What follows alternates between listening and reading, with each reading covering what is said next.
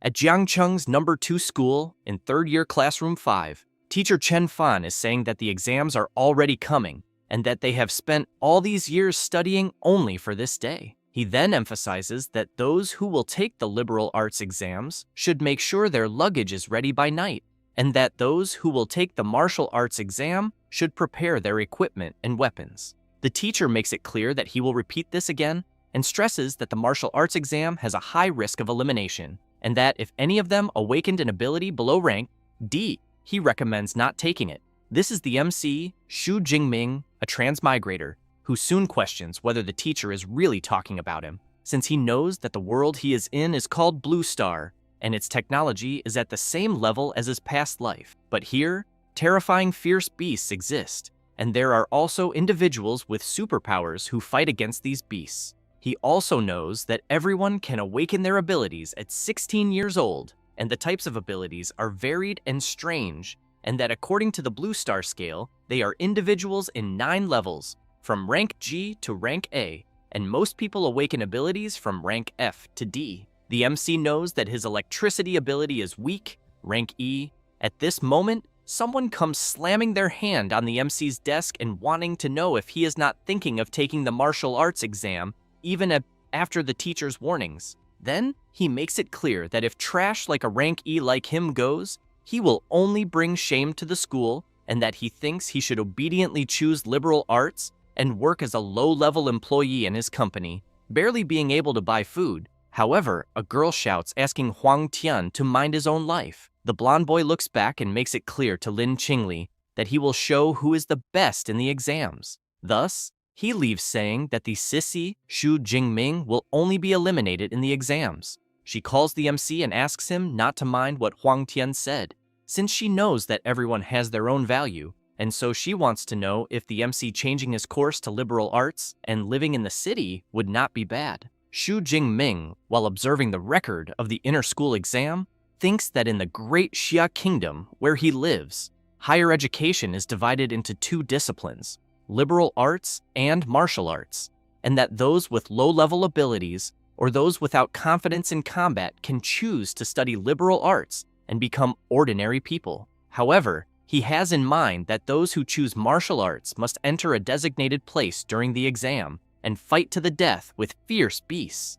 And only after passing the exam can the person enter a university of awakeners, and after many years of training at the university and with its mentors, the person can stop being someone without rank and become a powerful ranked awakener. Then, after reflecting on this, he takes a deep breath and thinks that the teacher and Lin Qingli are worried that something could happen if he chooses the martial arts exam. But he knows that in a world full of dangers like this, even if he could avoid the martial arts exam, which has a high elimination rate, he cannot escape from the beast that can invade at any moment. He then thinks that his parents of this era were eliminated because of a beast tide, so he does not want to go through something like that again and not have the power to resist. Thus, he concludes that he will still choose the martial arts exam. After deciding about his future, already in another place, the MC is training and continues doing this with his spear and his electricity power, but soon gets very tired and falls to the ground thinking that he cannot move anymore.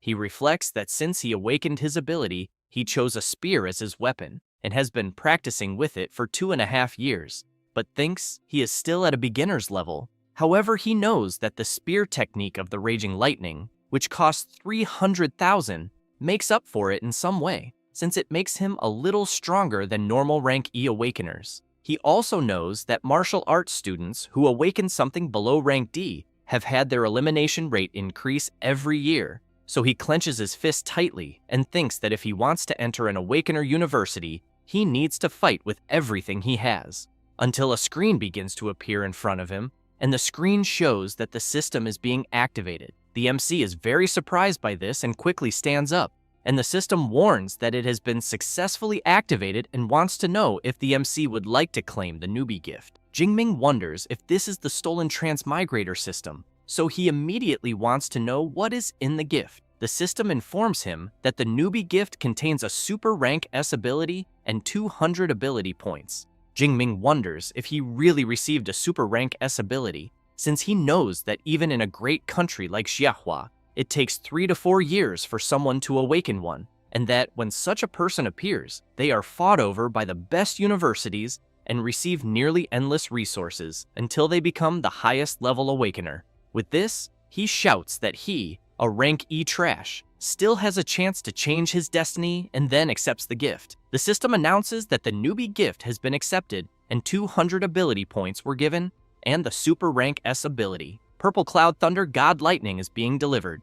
At this moment, the MC's heart begins to suffer a strong electric shock, and soon his entire body starts releasing a high voltage. While he keeps enduring it, the system announces the progress, and as soon as it reaches 30%, an explosion happens in the MC's room, visible from outside. People are frightened, and a child in his mother's arms points his finger upward and wants to know what is happening. Other people notice where the explosion was, and quickly grab their phones and call the fire department saying that something happened to the Shu family's son. Meanwhile, the MC, as the completion rate keeps rising, thinks that it hurts too much. Outside, people notice that the sky suddenly became dark and a huge electric dragon emerges.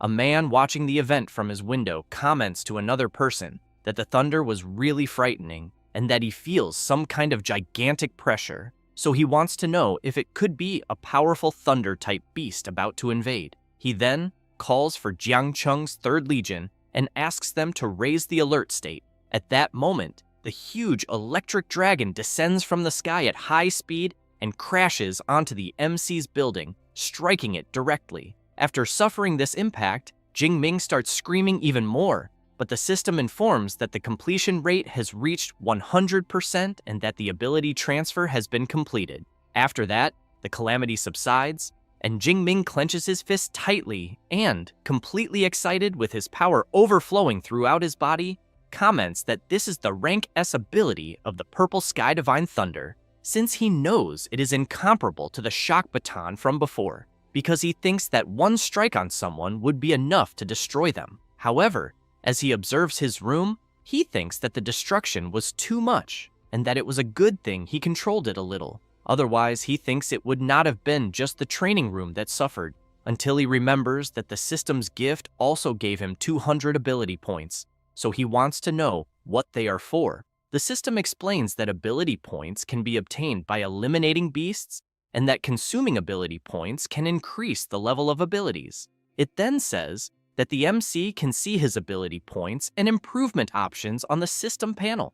Jingming laughs and thinks that he loves this broken and simple thing, so he does not waste time and asks to open the system panel. The MC carefully observes all of his status, and as soon as he does this, he gets excited and comments that the next day is the unified exam, and he needs to use the ability points wisely to maximize his combat power. So he asks his system to put the points into himself, since he knows that the essence of superpowers is in the body and mind of the human being, and therefore he will improve these 2 basic attributes first. So, while the points are credited, his body begins to release intense energy. The MC is surprised and wonders if this is what it feels like to have an improvement in blood power and mental power. He then prepares and makes some movements, then realizes that after improving his attributes, it doesn't matter if they are combat techniques or ability control, both will improve. Thus, he sees on his system panel that he placed 20 attribute points in each,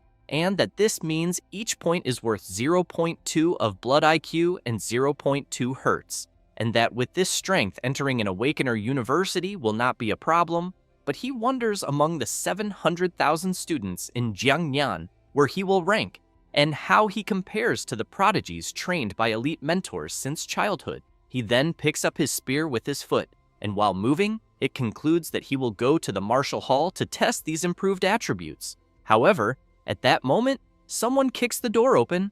It is the firefighters. One of them says they received a rescue call from there. Jingming explains that it was probably caused by fluctuations in his training, but emphasizes that everything is resolved at the moment. The firefighters take a deep breath, and one of them comments that he understands and that since everything is resolved, they will return. The MC thanks them for their concern, but before leaving, the firefighter looks at Jingming and comments that such a big commotion in the end was just a student training his powers, and that he thinks the next generation is truly incredible. After the firefighters leave, Jingming goes outside and while walking down the street, people get curious wanting to know if he is fine after the incident. The MC replies that everything is under control and that he is going to a certain place to train a little. Jingming, while walking through the city, thinks that for an awakener to become a complete superpower user, he needs to train his body and mind to extract more from his powers. And that is why martial halls providing training spaces and instructors become famous.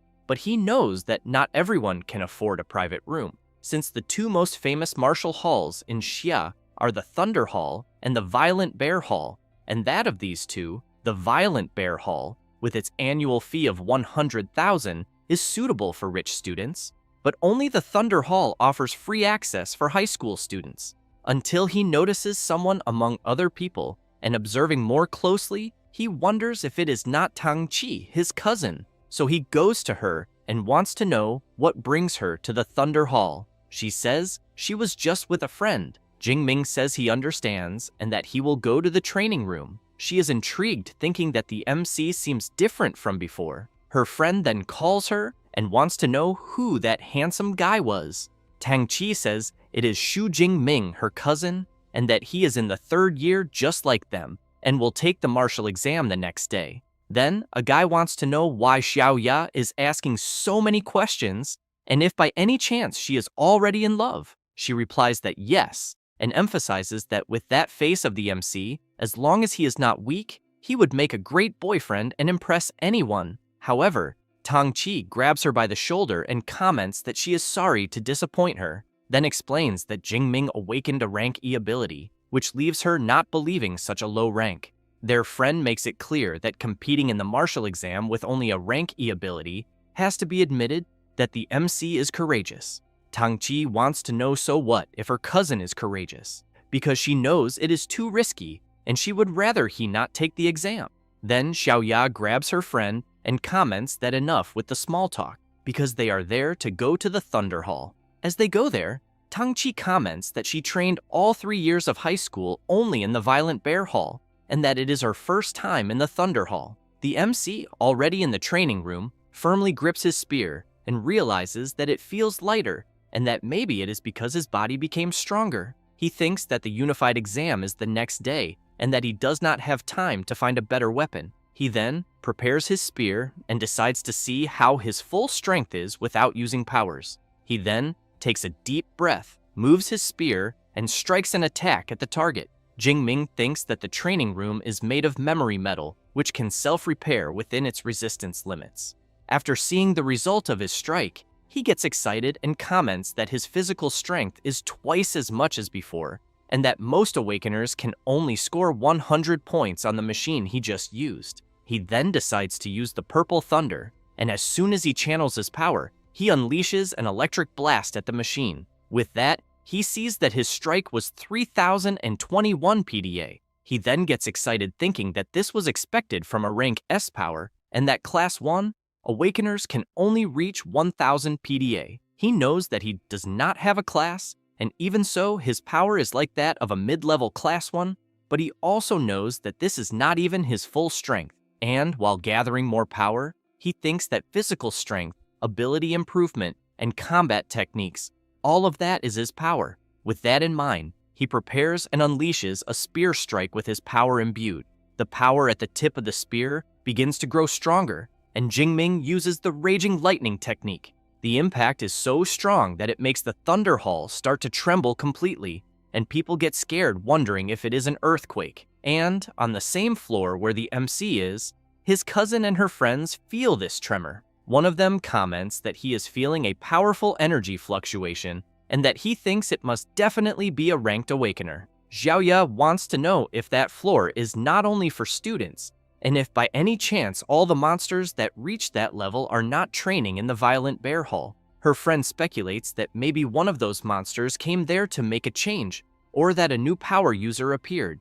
Tang Qi calls her friends to see this, and while the MC is coming from one side, they are going in the direction where the energy seemed to be close. She soon sees her cousin and wants to know if he is already leaving. Jingming replies that yes, and explains that he just wanted to return and prepare a little more. Tang Qi wishes him good luck for the exam the next day and asks him to be careful. Her friend then shouts, asking them to forget about Jingming, because he thinks the energy fluctuation they felt is very close. And as soon as they arrive at a room, they comment that it can only be from there, and as soon as they open the door, they see the place completely destroyed, and they are all very surprised, wanting to know what the hell happened. Xiaoya is even more surprised to realize that even the memory metal was destroyed, so she wants to know how powerful that attack was, and if there can be such a strong student in Jiangcheng. Her friend observes the place a bit and comments that he thinks it probably was not a student, because he can still feel a violent energy from the wreckage and fears that this person must be a Class 2 awakener who accidentally went to the floor they are on and tested his strength in the training room. Another guy comments that he knew there was no way a student could have that much power. The other guy agrees and emphasizes that even in the capital, there is no one who can do this. However, Xiaoya remembers that only Xu Jingming passed by there, so she wants to know if it was him who did all this, and if perhaps he is a genius who has been hiding his power waiting to make a grand appearance in the exam the next day. Her friends comment that they think she is reading too many novels about weaklings who hide their powers, and that even if Jingming is hiding his strength, they think there has to be a limit, because he only awakened a rank E ability. 300 attack power would already be incredible. Another guy comments that he knows there are 2 corridors that lead to the exit, and that he thinks the person who did this must have left through the other side.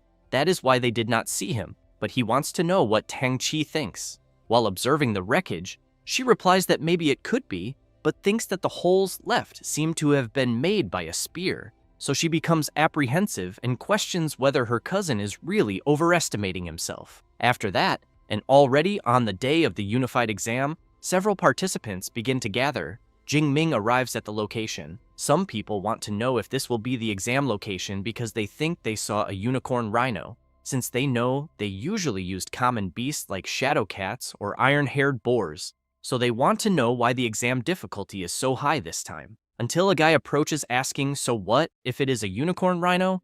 Then makes it clear that if they cannot handle beasts of that level, even if they enter an Awakener University by luck, they will still be nobodies. Seeing this, Jingming asks his friend who that guy acting all tough is. Liu Jia says it is Zhou Mingyang from school number 1, the guy of the Windstorm Sword, then says there are rumors that he has a rank B power called Swift Gale, and that he has already advanced to Class 1. Jingming is happy to know and remembers that this is the guy he heard is a big competitor for this year's exams. So he wonders who will be the strongest. At that moment, someone shouts loudly asking for the attention of all the candidates.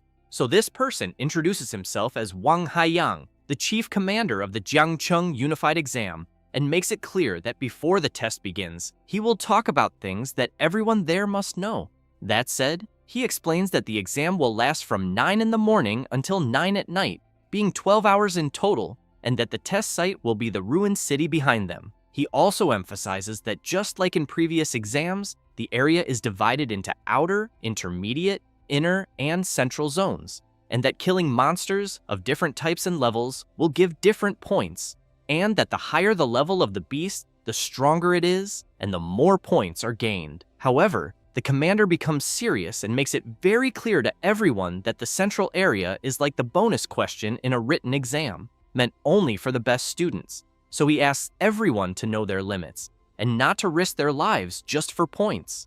Jingming thinks that even the day before he would only dare to walk through the outer zone, but now he wants to go to the inner or even the central one. After that, everyone forms a line, and teacher Chen Fan informs that he will be distributing supplies for the exam. As soon as Jingming approaches, the teacher says there are 3 items in total, being the smartwatch that records the number and types of beasts eliminated and logs everything in real time, the tactical backpack containing 3 energy bars, 1 energy drink, and 1 medical kit, supplying the candidates for 12 hours, and the safety sphere, which when activated creates a high-voltage electric barrier that normal beasts cannot break. Chen Fan stresses to the MC that as soon as he uses the sphere, the exam will end, but that he should remember that his life matters more than anything. Jingming thanks the teacher and says he understood. At that moment, Xiaoya appears calling the MC. She wants to know if he wants to join them. The MC's best friend, who recently awakened a rank C ability,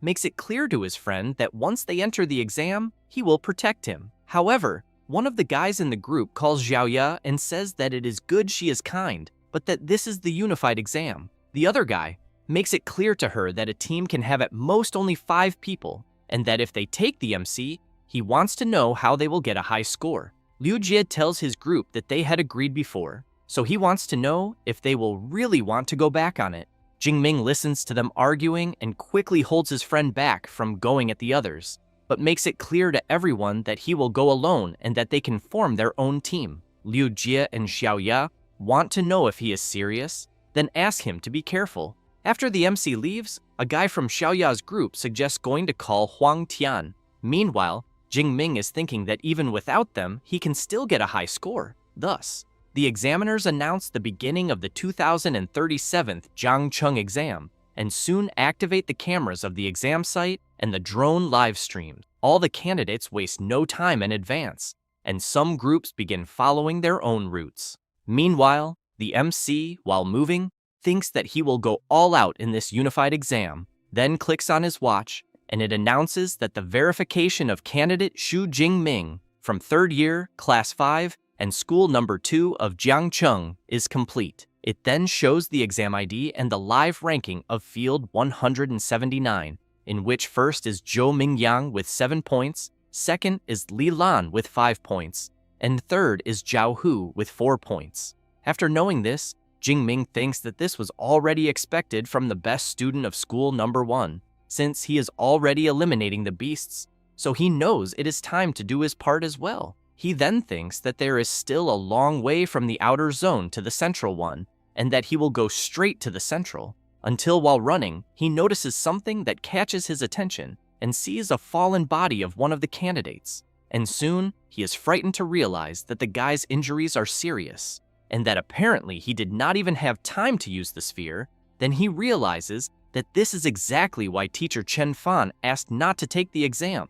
And looking at the body of the fallen candidate on the ground, he thinks that if he had not awakened a rank S ability, he would probably end up the same way. He then crouches and clicks on the guy's watch, which immediately calls a doctor, and thinks that he still has no regrets, and that he knows the unified exam is brutal, but that opportunities always come with danger, since not everyone has the chance to change their destiny, until he gets scared by hearing a sinister noise, and, as soon as he turns, he sees a dark creature slowly approaching. Then he concludes that the creature left someone alive to ambush whoever came close, being precisely a trap. The wolf begins to growl at the MC and soon leaps. Jinming dodges the creature's attack and observes that the wolf is agile, has sharp claws and fangs, and a bite with a pressure force of 1 ton. Knowing that the creature deserves the title of Rookie Eliminator, the wolf starts growling at the MC, and he keeps thinking that the reason fierce beasts are called fierce is because they possess a special wild aura that intimidates their prey. And it is said that most awakens who encounter a fierce beast for the first time will be completely subdued by its aura, and he knows they cannot even use 30% of their strength, and some will just stand still and be eliminated. He also has in mind that this is why rich families hire high-level awakens to take their children to wild areas and act as their bodyguards, all so they get used to fighting these beasts from an early age. However, while thinking, he knows he did not have that kind of luxury. This is his first time facing a fierce beast. The wolf leaps again, and about to be attacked by the creature's sharp claws, he grips his spear firmly and without hesitation impales the wolf with it. He then concludes that apparently the creature's intimidating aura has no effect on him. With that, the system warns that the MC eliminated a shadow cat and gained 3 more skill points. Jinming knows that fierce beasts are ranked from 1st to 9th class, totaling 9 levels, and that beasts below the 1st rank are called unranked fierce beasts and are equivalent to newly awakened humans. However, the MC knows that eliminating a fierce beast grants skill points that can be used to make him stronger, but that unranked beasts give very few points. So, while following his route, he keeps thinking that since the aura of the beast does not affect him much, staying in the outer area is not very good, as he needs to reach the central area as quickly as possible. Thus, on the way there, he begins to face and defeat several unranked creatures and always gains skill points upon defeating them, until he stops for a brief moment and thinks that he has gained many skill points and that at the moment, what he lacks is combat experience, because using the Purple Sky Divine Thunder can instantly eliminate those unranked beasts he has faced before, but that will not make him stronger. Not to mention that the higher the skill level, the more exhausting it is, and he fears that if he uses the Purple Thunder with full power, he will not last even 1 hour, since with his former rank E skill, Weak Electricity, he could endure more than 3 hours. And while moving again, he thinks that the exam lasts 12 hours, and therefore he cannot waste his skill before entering the central area, and that he thinks for the rest of the exam, he will use the strategy he is using and his spear skills to eliminate fierce beasts and gain more combat experience. Until a huge unicorn rhinoceros appears on his path, and the creature hits a car and throws it away as if it were nothing. Then it charges with everything toward the MC, who in turn leaps upward, dodging the charge of the powerful creature. Jingming, while in the air, prepares his spear and lands, driving it into the beast. As soon as he defeats it, he breathes in relief and thinks that he is eliminating the beast much faster than before, then questions if his spear skill has leveled up. With that, he opens his system panel and sees that, as expected, his spear skill advanced to intermediate level, and knows this proves that using only the spear in these real battles helps make him stronger. While clicking somewhere on his system screen, he thinks that with spear skills at this level, he can already feel he can do everything, and that if he raises the level even higher, he wants to know what will happen. Thus, after clicking to increase them, several movements begin to emerge in his mind. Then he thinks it is pretty amazing, as several advanced spear techniques are entering his mind.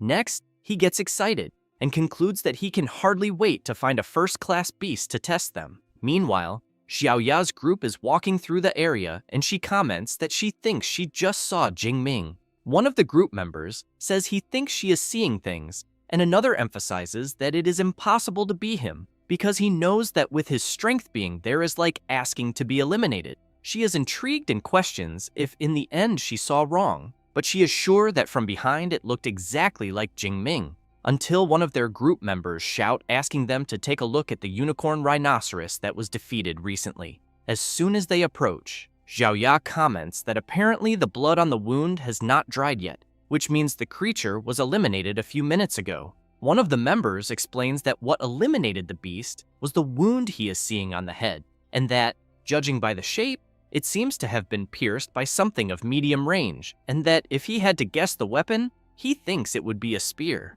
Thus, Xiaoya is even more surprised and questions if it was really Jingming she saw at that moment. Her friends want to know if she really thinks the MC defeated the unicorn rhinoceros alone, but then one of them has an idea and says that if everyone there wants to know if it was really Jingming, they just have to look at his points in the system. Xiaoya wastes no time and soon sees that the MC is among the top 50 of the exam, so she concludes that it was indeed him who defeated the huge creature, and that she really had seen him. Her friends cannot believe it and comment that it can only be someone with the same name, because they want to know since when awakens with rank E abilities are that strong. Meanwhile, in the observation room of the exam, several superiors are carefully watching the performance of the contestants, and one of them comments that school number 1 is as strong as always, and that he thinks it is basically dominating the top 10. And that especially Zhou Mingyang, ranked first with 412 points, already seems to have the title of City Champion decided. Zhang Washan, director of the Jiangcheng Education Agency, comments that Zhou Mingyang is the best in the city and that his swift gale is powerful. Even in the provincial martial exam, he would not lose to anyone, so he makes it clear that if everyone there asked, he would say that Zhou Mingyang can reach the top 100 of Jiangnan province. Then, he calls Director Liu of school number 1 and emphasizes that he has always been satisfied with the education of the school, and that the education of school number 3 is also not bad, because at least they managed to reach the top 10 this time. The director of school number 3 comments that it is all thanks to his help and asks him to continue supporting them. However, Zhang Washan turns and emphasizes that school number 2 needs to improve since the best student of the school is only in rank 18. Zhao Yao, director of school number 2, thinks that only 8 students from his school managed to reach the top 50, so he hopes Li Ming, Yang Jian, Tang Ju, and Xu Jingming give their all in the exam. Then he is intrigued by the name Xu Jingming and questions if he feels he has heard that name before and if by chance there is someone like that in the Hall of the Ascendants. Professor Chen Fan cannot believe that the MC managed to reach the top 50, so he questions if he is not a rank E awakened and if by chance he was hiding his strength,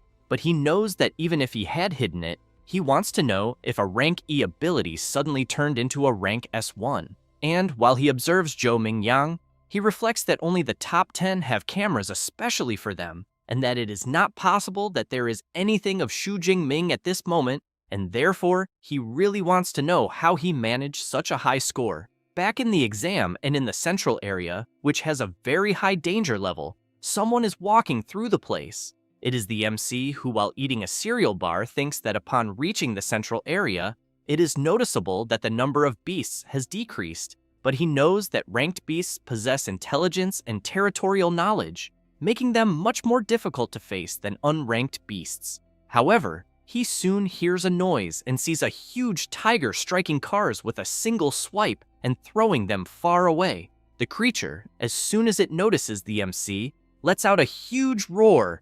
Jingming realizes it is a first-class beast, the blade-clawed tiger, and thinks he is lucky since he just entered the central area and already found a first-class beast. Then he gets excited and, while charging forward, thinks it is the perfect scenario because he will test his new abilities. The huge tiger does not stay still and charges forward as well. Jingming quickly stops, prepares his spear, and strikes at the creature's paw. The tiger feels the MC's attack on its paw, and he notices this and questions if the strength of a first-class blade-clawed tiger is only that, as he thinks that only the Tiger King could give him some trouble. With that in mind, he charges at the creature, and, as soon as he dodges its lunge, drives his spear straight into the tiger, which lets out a loud roar from the wound. Jingming watches the creature while preparing again. Then, both stare at each other briefly, and the tiger leaps at the MC, who has to move quickly to dodge the creature's multiple attacks.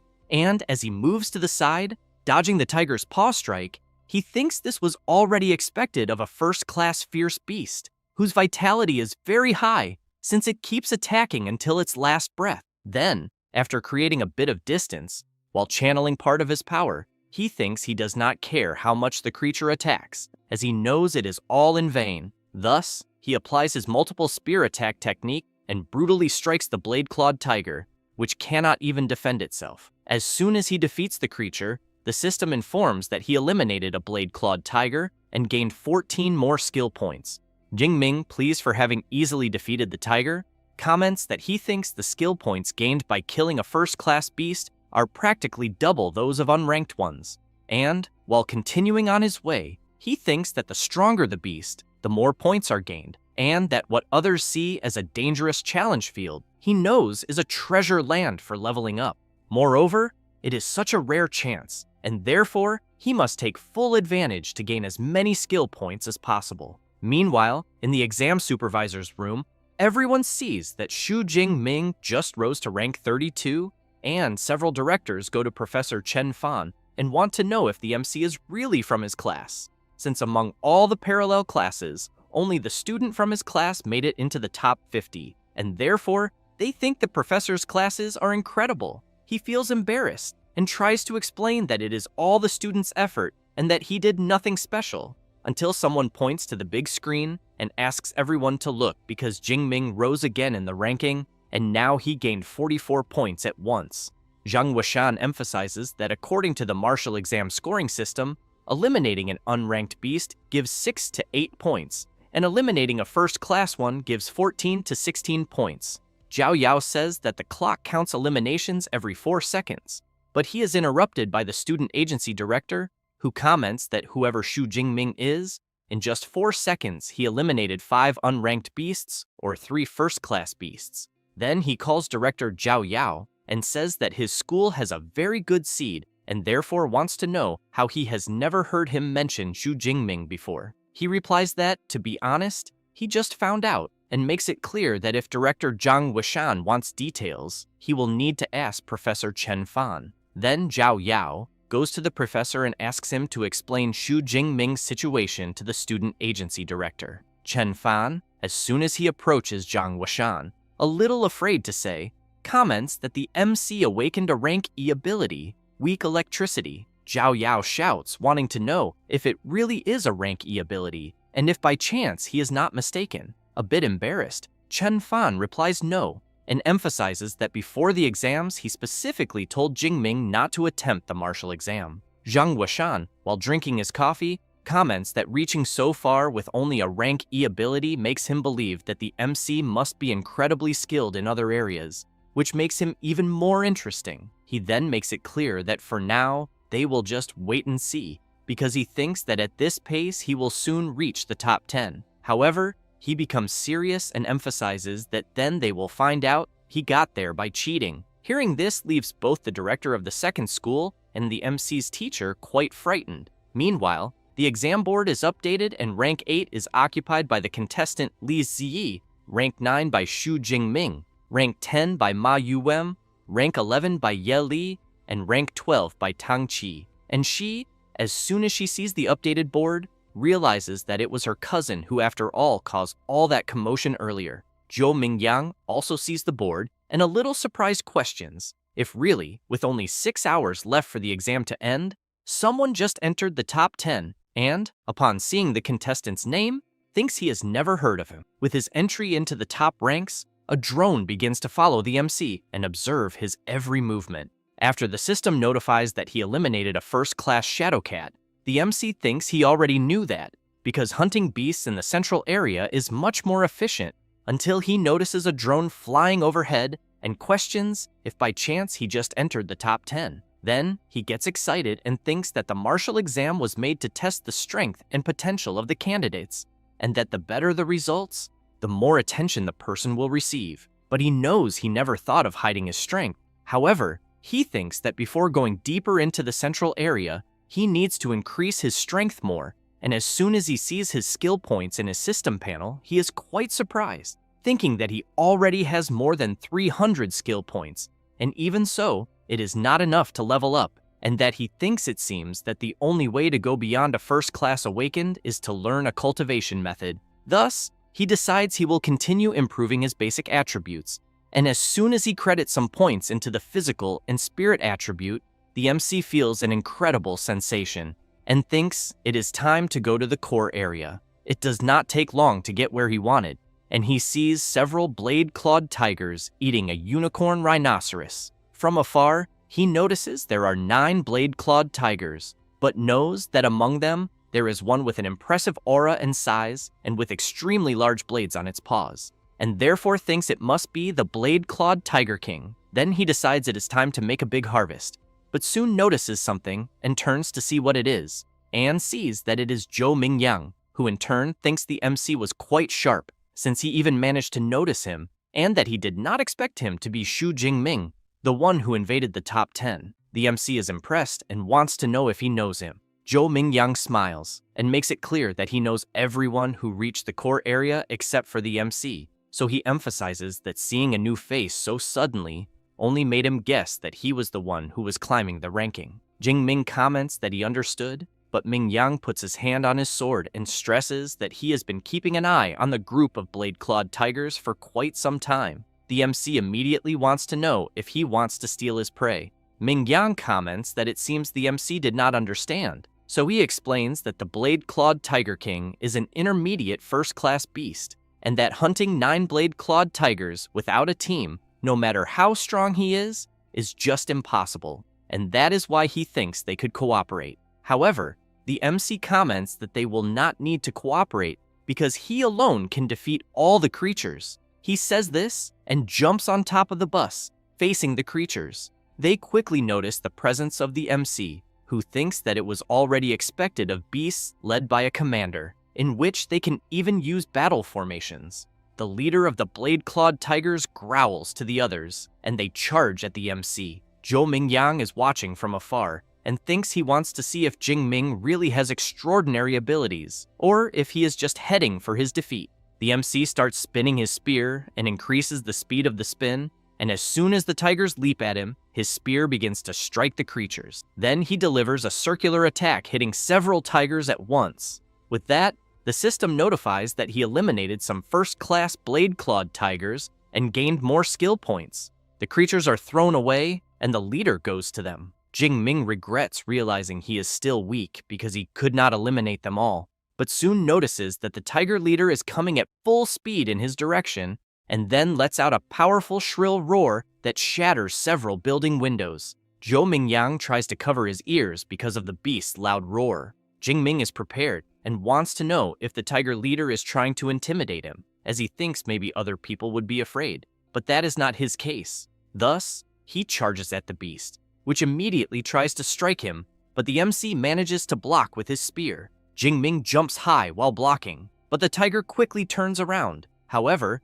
the MC was already prepared and lands a powerful spear attack on the tiger leader. After pulling the spear out of the beast's head, the system notifies that he eliminated an advanced first-class blade-clawed tiger and received 20 skill points. Zhou Mingyang is stunned, unable to believe that the MC managed to finish them all at once, so he wants to know what kind of monster he is. Jingming comments that it was a great harvest of skill points and that he thinks at the pace he is going, it will be impossible to know how many skill points he will have by the end of the exam. But he knows the more the better, and therefore needs to hurry and find another group of beasts.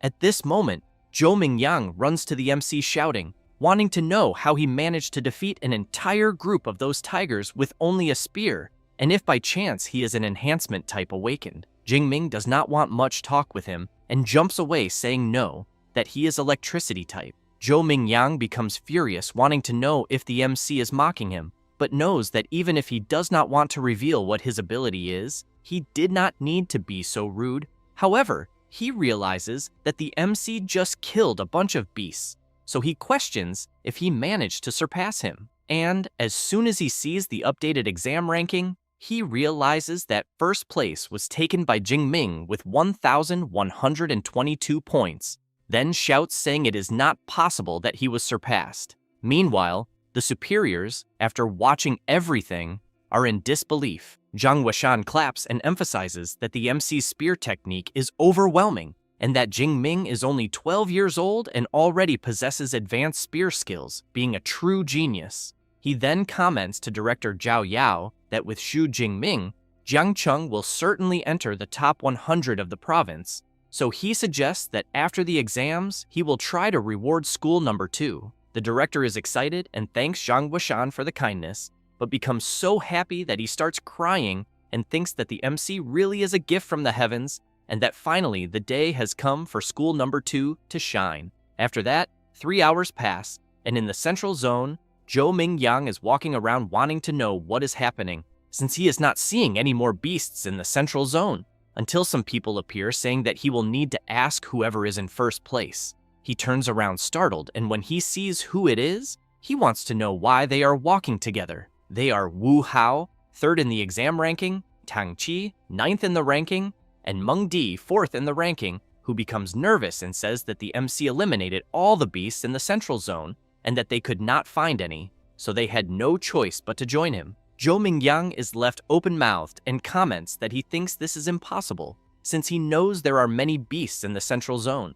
Tang Qi goes to him and comments that apparently he thinks he has not looked at the updated ranking and asks him to take a look. As soon as she shows it, Zhou Mingyang sees that the MC has more than 3,000 points, 2,000 more than his own points, so he is completely shocked. Tang Qi takes a deep breath and asks if he now understands, because if they removed the MC's points before he entered the central zone, he would still have 2,500 points, which means he eliminated almost 200 beasts in the central zone alone. Zhou Mingyang comments that this was why Mingjing was so afraid of them killing the beasts he was targeting, since he had thought of that from the beginning. Tang Qi emphasizes that with only a few hours left before the exam ends, they thought about joining together to challenge the core zone. Zhou Mingyang is surprised and wants to know if she is crazy, because he knows that the beasts there are at least advanced first class, and that some are even second-class beast kings. Meng Di makes it clear that this is why they will join together, and then wants to know if he will be left behind. As night falls, the MC is sitting on top of a pile of defeated creatures, and, while eating another of his cereal bars, thinks that he knows he is almost out of supplies, and that the exam is almost ending, but that he still wants more points and needs to go deeper. However, he keeps in mind that the core zone has second-class beasts and that he needs to become stronger. Then he sees on his system panel that he has 2,413 skill points to distribute. Thus, while adjusting his system, he questions what he will evolve. After spending some points on certain attributes, he gets up and thinks that now he believes he can face the final challenge of the martial exam. And while the top-ranking contestants continue heading to the core zone, Jingming wonders what kind of second-class beasts the organizers prepared for the exam. After a while, the group that joined to go to the core spots something that leaves them in disbelief as they see ahead a violent and bloodthirsty bear that, with just a simple movement, causes enormous destruction in the area. Zhou Mingyang comments that now they are screwed. Meng Di, worried about the situation, says that it seems to be a rare ferocious beast and that, judging by the creature's fur, it is comparable to a low-rank metal, and she thinks that not even missiles could pierce it, and one blow from the creature could eliminate them all. Tang Qi emphasizes that it would be better to give up on the plan, since knowing that the bear would be the least of their concerns, as the moment they step on the ground, they will be annihilated by advanced first-class beasts. Therefore, he says that he is leaving, because points are not more important than his life. Zhou Mingyang becomes furious and yells wanting to know who the bastard was that made such an exam, until Meng Di points down and says that it seems like someone is there. As she comments that she thinks it looks like Xu Jingming, Tang Qi turns around startled. Then, from the top of the building where they are, they see the MC quickly approaching the creatures. Meng Di gets excited, wanting to know if the guy they are seeing is really Xu Jingming, because he is very handsome. Zhou Mingyang makes it clear that being handsome is useless, as attacking a group of beasts down there is asking to die. However, they soon see the MC drawing the beast's attention, and he starts eliminating them without much difficulty. But more and more creatures begin to appear, and it doesn't take long for them to completely surround the MC. As soon as the beasts all attack the MC at once, everyone thinks he has been exterminated. Wu Hao wants to know if Jingming will really die like that. Zhou Mingyang comments that he was an idiot and that if he dies, it is his own fault. Tang Qi turns around startled and runs off saying that she has to help him, but is held back by Meng Di, who wants to know if Tang Qi hadn't said that her life wasn't worth more than that. She replies that they don't understand and explains that Jingming is her cousin, and that's why she cannot stand still watching him be eliminated. However, amid the creature's pause, a strong electric current begins to form, and an explosion of power occurs in the area. Zhou Mingyang, seeing the strong thunder in front of him, wants to know if it could be the power Yingming had mentioned. After completely eliminating the beasts that were surrounding him with his electric power, Jingming thinks that using only physical strength to deal with the beasts around him is overestimating himself too much, and that therefore he will need to use his abilities. Then, the MC looks at the power in his hand and reflects that this was already expected from an S-rank ability, being very dominant and destructive. However, he realizes something, and as soon as he looks up, he sees the enormous bloodthirsty bear very close, which soon lets out a powerful, thunderous roar. Jingming thinks that he knows the violent and bloodthirsty bear is gigantic, but on the other hand, it is not fast, and that's why he believes that with his purple heaven divine thunder, he can finish the creature. But, seeing more creatures approaching as well, he knows that while he is fighting the enormous bear, the other creatures may end up interfering. So he takes a deep breath, releases his powerful power, and concludes that he will first get everything ready before the fight against the violent bear. Thus, he quickly leaps and charges with everything, eliminates the first beast, and while the system notifies that he has defeated an advanced first-class beast and obtained ability points, the MC easily eliminates many beasts around him. All excited, he questions if this is how an S-rank ability enhances the body, but he knows that unfortunately, having lightning running through his body is dangerous, so he cannot maintain it for too long. However, while eliminating more beasts, he knows that the time he has is more than enough to deal with them. But as soon as he finishes defeating a unicorn rhinoceros, he realizes that the violent bear is coming at him with everything. and the creature delivers a powerful attack with its enormous paw.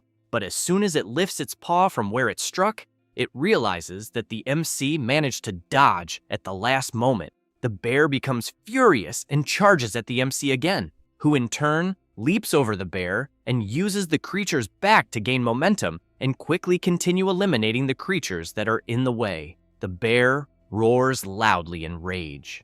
Jingming looks at the creature and wonders if the bear got angry after seeing its minions being defeated one by one. He says this, and while advancing against the last creature in front of him, the MC makes it clear that he will only eliminate one more and then give his full attention to the enormous bear. However, the ferocious bear appears right behind the rhinoceros that the MC was about to defeat and strikes with its claws.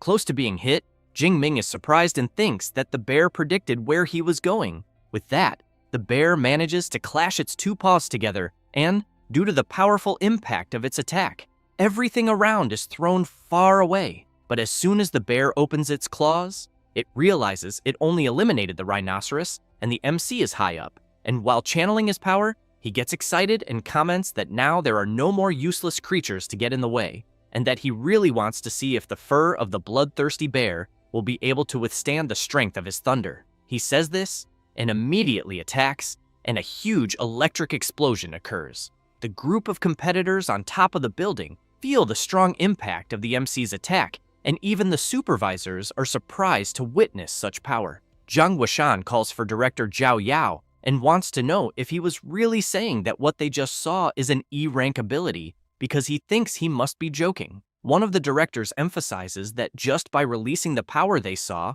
the MC can annihilate an entire group of advanced first-class beasts, and could even face a second-class boss on equal terms, meaning he thinks not even an A-rank ability could handle that so easily. Zhao Yao wonders if it could be a mutation. Zhang Wuxian laughs and emphasizes that regardless, after what they just saw, he thinks perhaps the entire country will be watching Xu Jingming. Back to the battle. After the dust settles, the bear's skin barely suffered a scratch, and the creature becomes even more furious and lets out a loud roar. Jingming is thrown back and questions whether he really only caused a small scratch, and as soon as he hits the ground, he thinks that this was already expected from a rare second-class beast, since it is fully covered in thick fur, so he knows no blade will penetrate, and most importantly, it does not conduct electricity. He also thinks that with the power he currently has, trying to jump 2 levels to defeat the violent bloodthirsty bear is asking too much. At this moment, the enormous bear begins to release a dark power, which leaves the MC quite frightened, wanting to know what is happening. The bear leaps into the air, and where it lands causes enormous devastation, and Jingming is thrown back. Then, he observes the damage the bear caused, and questions whether it has already activated the Fury ability, as it seems the bear really hates him. The enormous beast then stares at the MC and soon lets out another of its loud roars, then charges at him, trying to hit him several times. But Jingming keeps dodging all the attacks and runs to try to gain some distance. And while doing this, he thinks the bear is very impressive, as he knows that when a beast enters a fury state, its physical strength increases absurdly. At that moment, the bear tries to hit at the MC, but he manages to dodge and thinks that, in compensation, the little intelligence it had is gone, turning into just a killing machine driven by instinct. But he keeps in mind that it is better not to go for a direct confrontation, as it would be foolish to face it head-on, and that the ideal is to use agility to wear the bear down little by little. After gaining distance, he begins to channel his power and concludes that he should just take the opportunity to paralyze the bear for a while. Thus, he quickly moves to the creature's back and strikes with his energized spear at one of the bear's legs, and, due to the impact of the MC's attack, the creature crashes hard to the ground. Jingming takes advantage of the time he has and activates his Purple Heaven Divine Thunder ability, and a lightning strike hits the bloodthirsty bear directly. The MC intensifies his ability even more, and the enormous bear ends up fainting. Jingming smiles and thinks that after more than 30 seconds of Purple Heaven Divine Thunder, he believes not even the thickest defense could withstand it. However, the bear opens its eye and takes advantage of the MC being distracted and tries to strike him, but the enormous creature ends up under the effect of paralysis. Jingming laughs and comments that finally the time has come. Then he prepares his spear and activates his storm lightning rupture ability and hits the bear head on, sending it flying far away. And as soon as it crashes into some cars, a huge explosion occurs. After the dust settles, it is possible to see a huge hole in the middle of the creature's chest. With that, the system notifies that the violent second-class bear was eliminated and the MC received 24 more ability points. While one of the drones positions itself right in front of Jingming, he thinks that it is finally over and that, to defeat this monster, he had even evolved the storm lightning rupture technique from basic to advanced before the fight. However, visibly tired, he also knows that even though it lasted only about 2 minutes, it was the most exciting battle of his life. Then, he questions himself about how many points he will be able to get if he eliminates all the beasts in the central zone. After that, the supervisors see that the MC has more than 10,000 points in the exam and go crazy shouting that this is truly surreal. Zhang Weishan, completely excited, emphasizes that the MC not only broke the school record, but also that of the entire province, and that he thinks he is a genius among geniuses. He says this while looking at Xu Jingming's image on the big screen. Meanwhile, he is looking at his watch and seeing that the exam time is ending, so he thinks that he has already killed all the beasts in the inner zone and the central zone, and that now he will return to the middle zone, because he knows that the more he eliminates, the better, since even a mosquito leg is still meat. And as soon as he starts running, the group that was watching him comes out of hiding. Tang Qi, looking around, is impressed and wants to know if her cousin really defeated a second-class beast alone, since no one expected that. Zhou Mingyang wants to know why the MC is returning, because he knows that he is already comfortably in first place, and that he just had to finish the exam. Meng Di emphasizes that, judging by the direction he is going, it looks like he is heading to the middle zone, until she realizes something and, very impressed, wants to know if he could be crazy, because she thinks he is going back to sweep the entire field. This leaves everyone in the group in disbelief and frustrated, since there will be no beast left for them. However, Zhou Mingyang points out that, with the speed they saw from Xu Jingming, he thinks it is quite possible that he can do it, so he makes it clear that if they don't leave immediately, in the last hour, they might not get any more points, and therefore suggests that their alliance end there. As soon as he finishes saying this, everyone quickly heads to the central field to try to eliminate whatever remains. With that, an hour passes, and the examiners announce that the Jiancheng martial arts exam has been officially closed, and that eliminations will no longer be counted, and that all competitors must return immediately. Tang Qi, very tired, really wants to know if the exam is over. Other competitors cannot believe the exam ended, as they were only one beast away from passing. Jingming, surrounded by several defeated beasts, comments that it ended so soon, as he was still in the mood. It doesn't take long for the competitors to return, and some are very happy, while others are very disappointed. Xiaoya, as soon as she sees her friend, wants to know if Xu Jingming is really her cousin. She gets irritated and makes it clear to her friend that she has already asked that 3 times, then says that he is indeed her real cousin. With ulterior motives, Xiaoya wants to know if Tang Qi could give her his contact. She crosses her arms and emphasizes that the day before Xiaoya had said she was no longer interested. She gets embarrassed and tries to explain herself by saying that the day before Jingming was just a nobody, but after the exam, he is number 1. At that moment, the other competitors see the MC and start running toward him. It doesn't take long for chaos to erupt, with everyone wanting to see him, and as soon as he appears,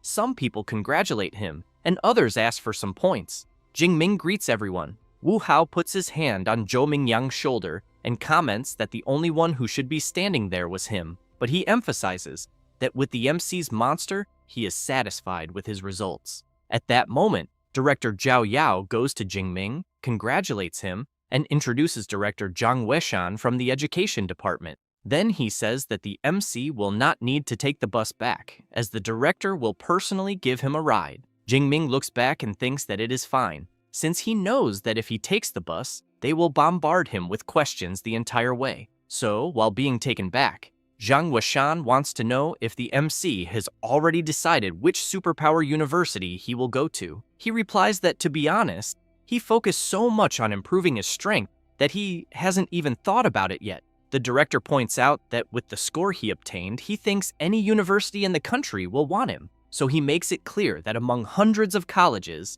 half of the high-level superhumans come from the 3 main ones, and therefore strongly recommends those 3 in particular. Having said that, he talks about the Qingjing Superpower University, located in the heart of Great Xia, managed by the government, and that graduates there go straight into the system, in addition to the fact that the current 9th level National Guardian came from there. Then he mentions the Magic City Superpower University, located in a prosperous port city, with great resources and elite clubs, more focused on those who want to reach the top individually. And finally, Jincheng Superpower University, which is more than 200 years old, full of ancient heritage and high-level professors.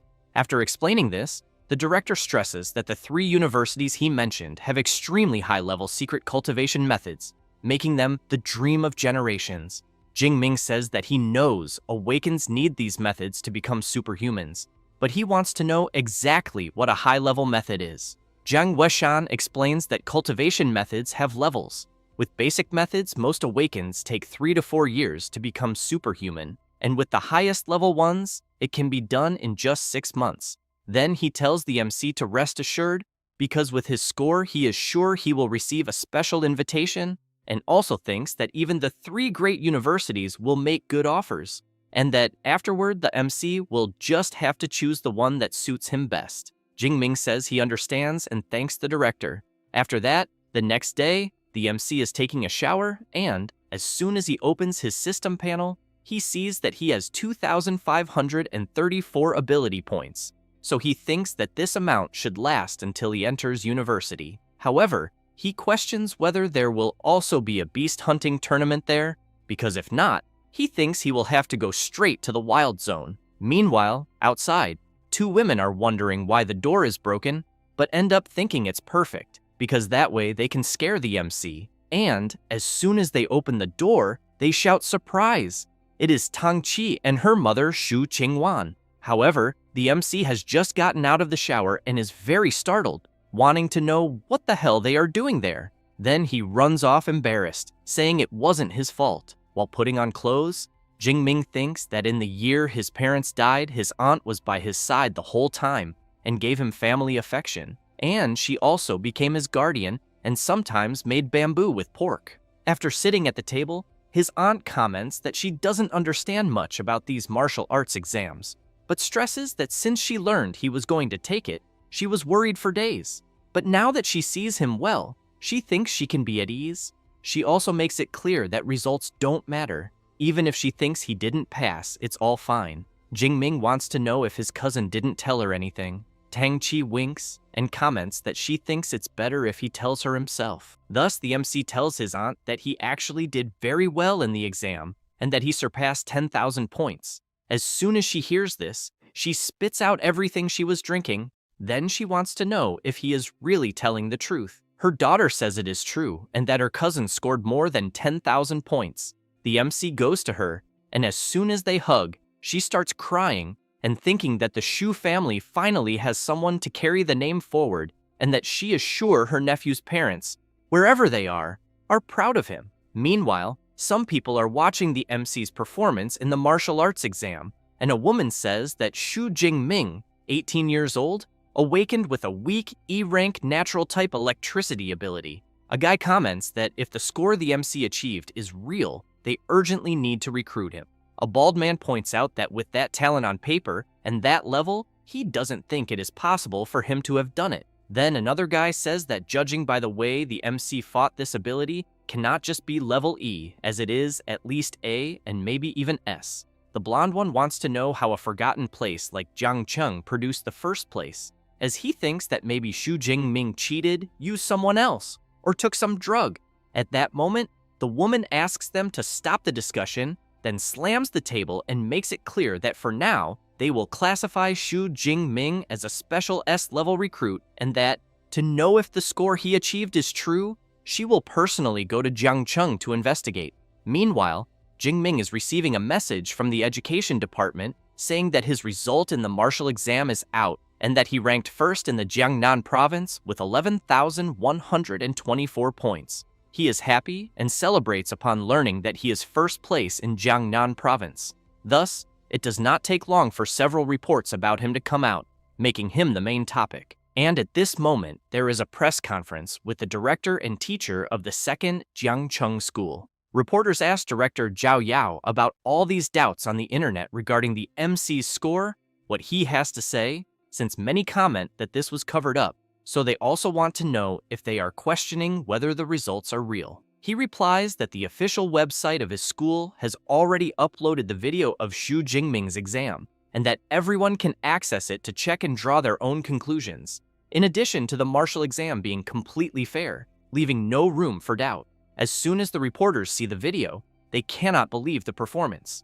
Zhao Yao laughs and comments that the MC's score is legitimate, being the first student from Jiangcheng to reach the top of the province. Then, Professor Chen Fan shows Xu Jingming's prize, and director Zhao Yao says that it is the cash prize from the city's education department, along with a great gift. Also a complete manual of training techniques for Xu Jingming, in addition to the city hall, also giving the same amount in money and a luxury mansion in the city. While the director asks everyone to be quick and take pictures, as this will be the newspaper cover, someone observes all this from afar. It is the woman who was watching the MC's performance before, who comments that even with Jiangcheng releasing the video of the exam, she thinks that does not prove that Jingming did not use doping, since she knows that the main thing at the moment is to know what Xu Jingming's ability level really is. Meanwhile, the director, a little embarrassed, is asking Professor Chen Fan where the MC of the day is. He says he just called Jingming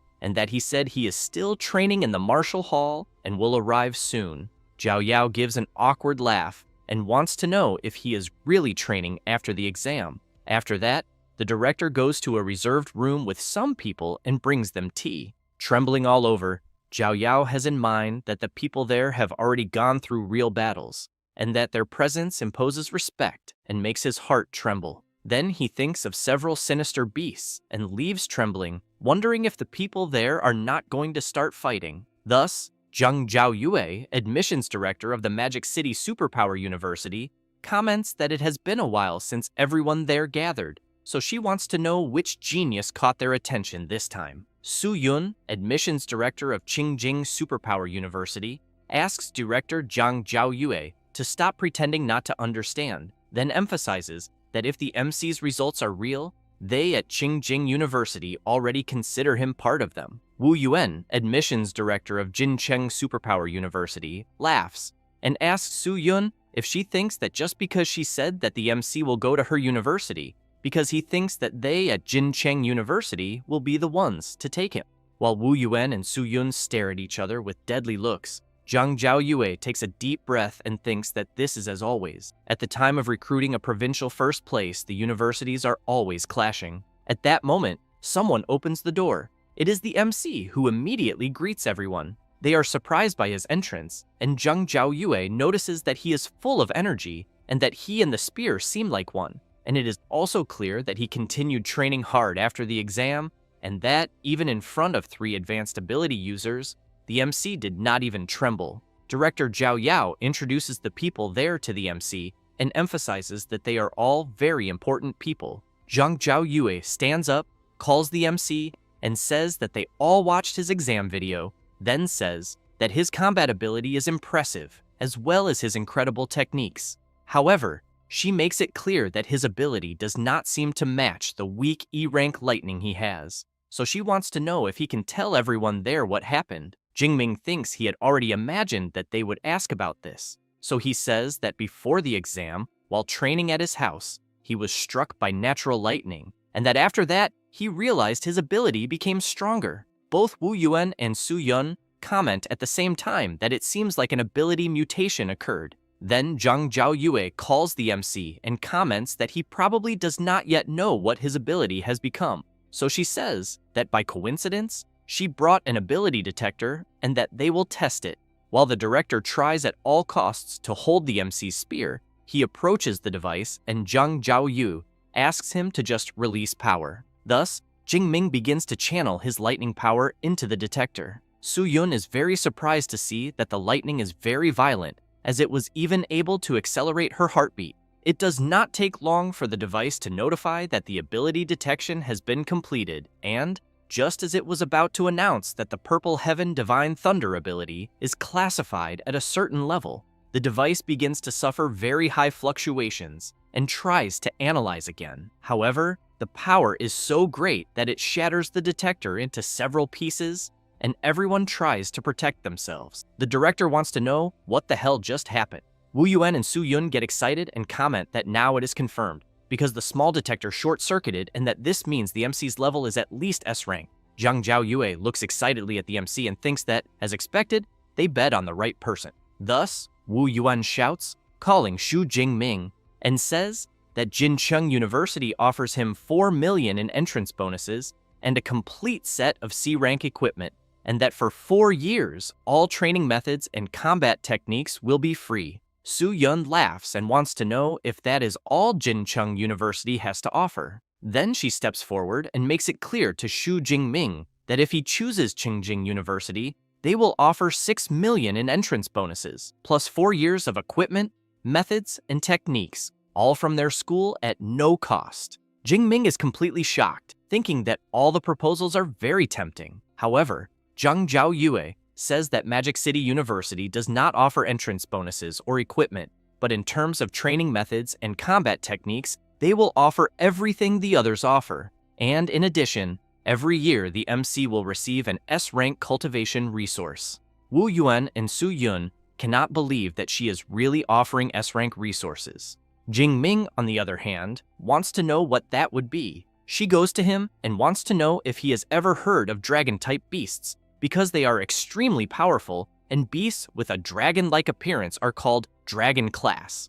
Then, she emphasizes that these beasts are already born at the 4th or 5th rank, far above the others, being much superior to any other beast. Zhang Zhaoyue continues saying that among the S-rank resources, there is the vital blood of an adult dragon class beast, rank 8, in which, after ingesting this blood, the MC's body will undergo a very brutal transformation, becoming as resistant as one of those beasts she mentioned, and that all S-rank resources are at this same level. Soo-yun comments that she was even tempted, and that she thinks Magic City is really absurdly rich. Wu Yuan comments that those resources Zhang Zhaoyue mentioned are reserved for veteran students, and that she wants to give one right away to a freshman, and for that reason he cannot compete. Thus, Director Zhao Yao comments that it is time for a decision, so he asks the MC that among the 3 top universities, he should decide which one he wants to go to. Jingming smiles, and very excited, says that he wants to go to the Magic City Superpower University. Then he thinks that he knows Magic City University not only has the best conditions, but also their level of practical training is the highest, and that half of the champions of the inter-university tournaments came from there. After deciding, he goes to Soo-yun and Wu Yuan and says that he sincerely thanks them for their interest. Zhang Zhaoyue takes an invitation from her magic ring, and as soon as she gives it to the MC, says that they are looking forward to his arrival, and that freshman classes start on the 1st of September, but emphasizes that since he was specially recruited, he can show up earlier, and they will arrange his accommodation. Jingming wants to know if he could access the training methods and combat techniques from the library beforehand. She replies that it will not be a problem, and informs him that the library can provide him with a study room of his own, without interruptions, and makes it clear that her contacts are on the card, and that when he arrives in Magic City, he just has to call her. Jingming looks at the invitation, and comments that he can hardly wait to start. After that, the next day, the MC goes straight to the train station, which soon announces that train G91 bound for Magic City will begin ticket inspection. Jingming says goodbye to his uncles and his cousin. Qingguan begins to cry and comments that her nephew really has grown up. Tang Daolin emphasizes that with this trip, little Ming is destined to reach the heavens. Then he looks at his daughter and wants to know if she will fill out the college application form soon, because since her cousin will study in Magic City, she should also try to choose a university there. Qingguan agrees with her husband and comments that this way, the two will be able to help each other in the future. Tang Qi gets a little embarrassed, but replies that she knows very well.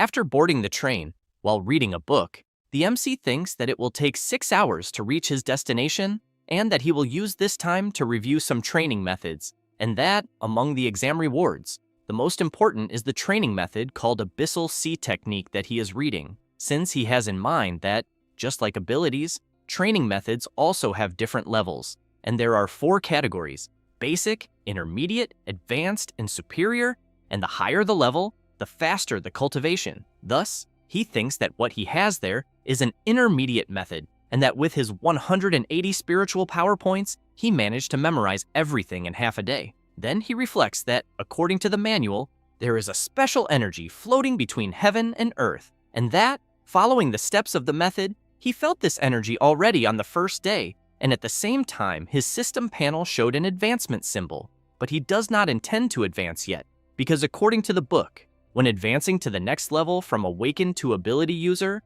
the better the method, the greater the gains after advancement. And as soon as he enters the university, he will have access to higher level methods. So he cannot waste this chance with an intermediate one. After arriving at his destination, he is very impressed to see that just the gate is more than 100 meters wide, and he can hardly imagine what it must be like inside. At that moment, Zhang Zhaoyue arrives by car, greets the MC, and welcomes him to enrollment, then asks him to get in the car because she will take him to register. While they go to the registration place, she wants to know if Magic City University is not impressive because it covers 26 square kilometers, with an average of 2,600 square meters per student, and that some visitors cannot even explore everything in a single day. Jing Ming comments that seeing it up close is even more incredible. After registering, she hands him his badge and campus card, and informs him that he only needs to swipe the card to enter the dormitories. Jing Ming, very impressed, comments that he has seen several, even back when he did his doctorate in his past life, and that there are 4-person rooms, single rooms, and even 3-bedroom apartments for doctoral students. But in front of the dormitory he will stay in, he knows he has never seen villas being used as dormitories. Zhang Zhaoyue says that at Magic City University everyone lives in a villa, and that the higher the score, the more luxurious it is. And as the provincial first place, he will stay in the most luxurious one, being more than 800 square meters. However, she asks him not to worry about loneliness, because the villas are shared by 2 students, with 2 floors, and that he and another colleague will share 1 floor each. Jing Ming thinks that a double dormitory is not so bad, as it is better than being alone, and that being an orphan before and after transmigrating, he always preferred the lively atmosphere of a 4-person room. As soon as they enter the dormitory, Zhang Zhaoyue says that all the MC's enrollment paperwork is complete, but emphasizes that she will explain a few things he needs to know there. Thus, she says that there are 2 main things: the credit system and the exclusive mentor system. Then she says she will start with the credit system, in which at Magic City, credit is everything: to eat, buy equipment, or rare treasures, and that the purchasing power of 1 credit equals 10,000 of Great Xia's currency. Then she emphasizes that there are several ways to earn credits, and that one of them is through fixed annual distribution based on his evaluation. For example, his entry classification is S, so this year he will receive 100 credits. Having said that, she claps her hands and asks Eva to appear. Quickly, a robot appears, calls the MC by name, and informs him that he currently has 100 credits. Zhang Zhaoyue says that the robot's name is Eva, and that it is the AI assistant installed in each dormitory,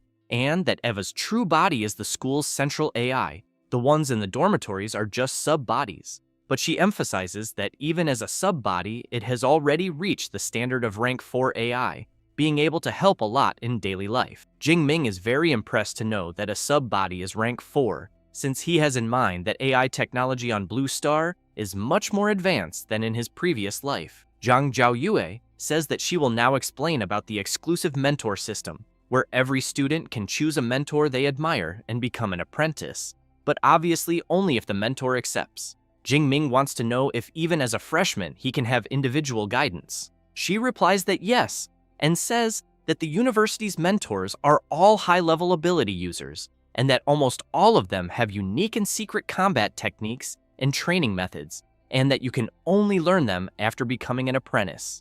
Then she makes it clear that in Magic City, there are 4 mentors with lightning abilities.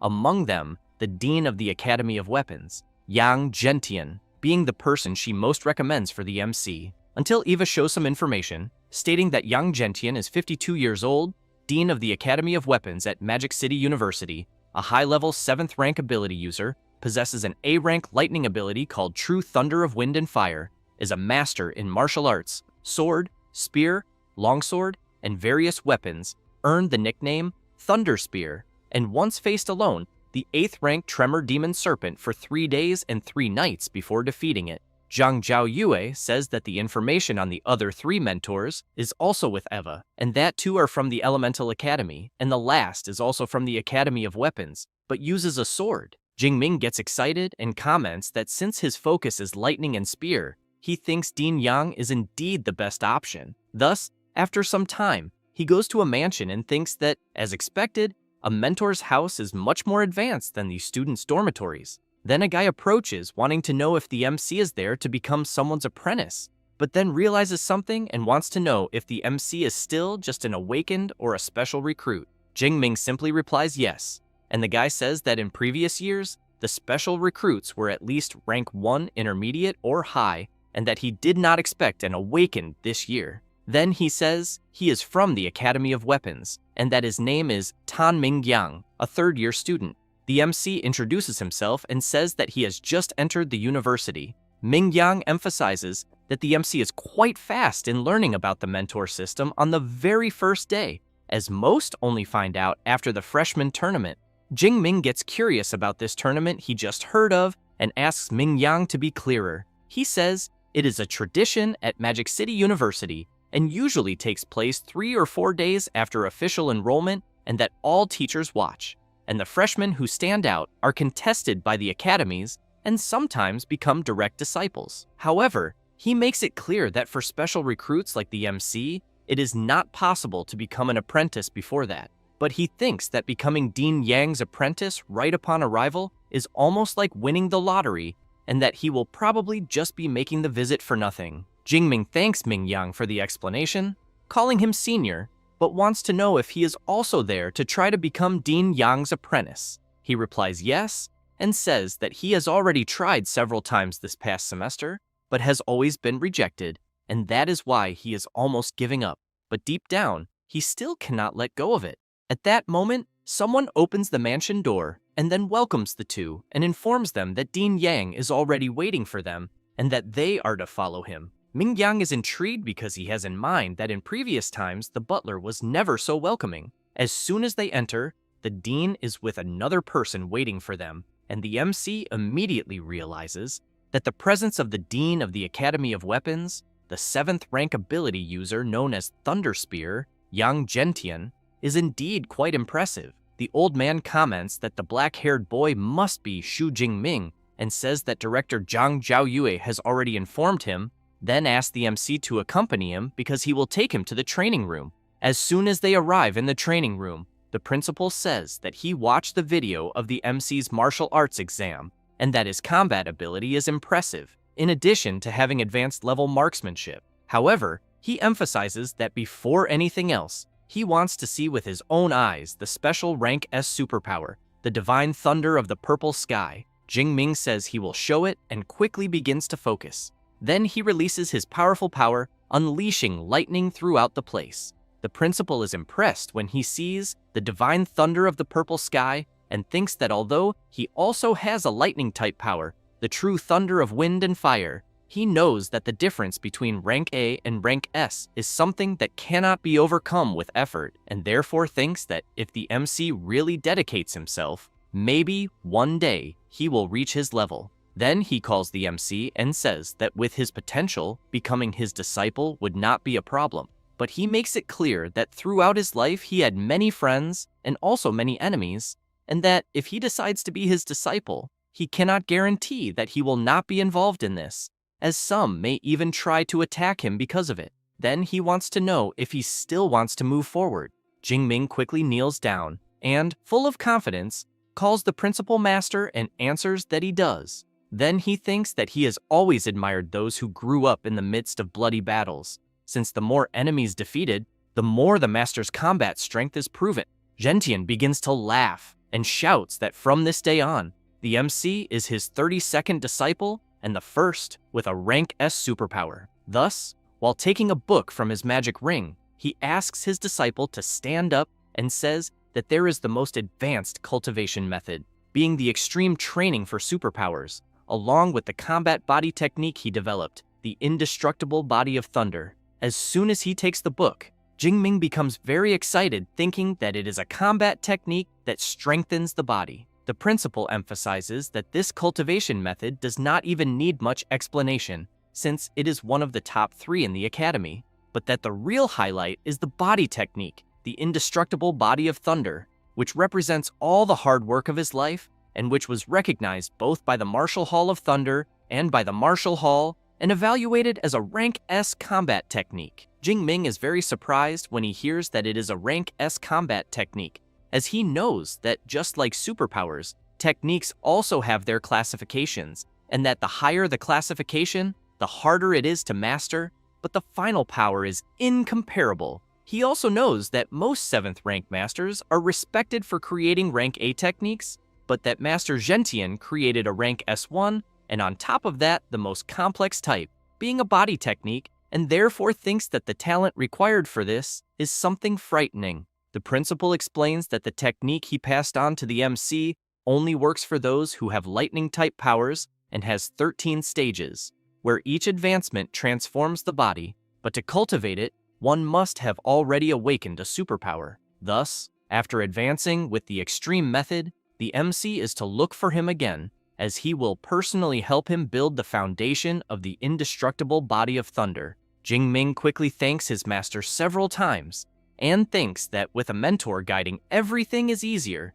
since he knows that if it were on his own, he would get completely lost. The principal watches the MC leave and thinks that personally, he only reached the 10th stage of the indestructible body of thunder, and that the last 3 are still beyond his reach. So he knows that if he cannot reach the peak as a 9th rank martial saint in this life, the MC will be his greatest hope of proving the value of this technique. After all, according to his assumptions, by mastering it completely, he thinks that the body may achieve true indestructibility. After saying goodbye to the butler and going outside the mansion, Mingyang is sitting with his head down. Jingming quickly wants to know what happened. With his body and face completely beaten, Mingyang wants to know if the MC saw the guy who was with the principal, because that was Senior Lu, disciple of Principal Gentian, and that to qualify him as an apprentice, he would have to defeat him while he only used 1/10 of his strength. But he has already given up on that idea. Then he turns and wants to know if the MC was also rejected, because joining Principal Gentian's team is not easy. Jingming says that is not the case and that he passed, now being a disciple of Principal Gentian. Mingyang cannot believe he passed and thinks that he has never heard of anyone being accepted by a mentor of that level before the freshman tournament. Then he stands up and begins to question who the MC is and what he did to be accepted. As soon as Jingming returns to his dormitory, he goes straight to the training room on the 2nd floor and begins his training. While trying to keep focus, he thinks that indeed the cultivation method he is learning is on another level, because the energy he feels at the moment is much greater than with intermediate methods. And as soon as he masters it, he knows he does not want to go step by step, since he will use points and level up directly. Thus, he begins to spend his available points to level up.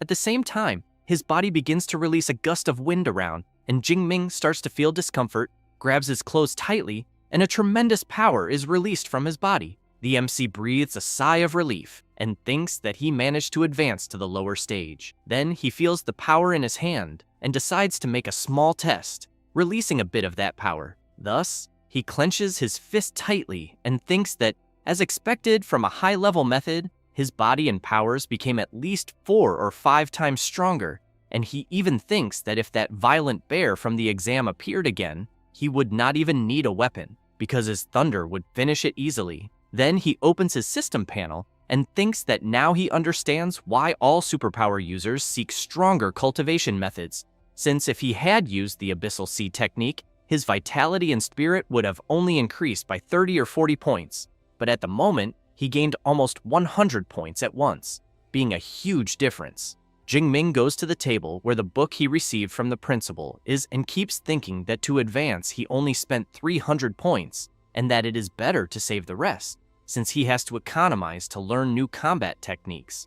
And before the manual, he knows that this indestructible body of thunder technique is even more important than the cultivation method itself. But being a rank S technique, the stronger it becomes, the more points it consumes.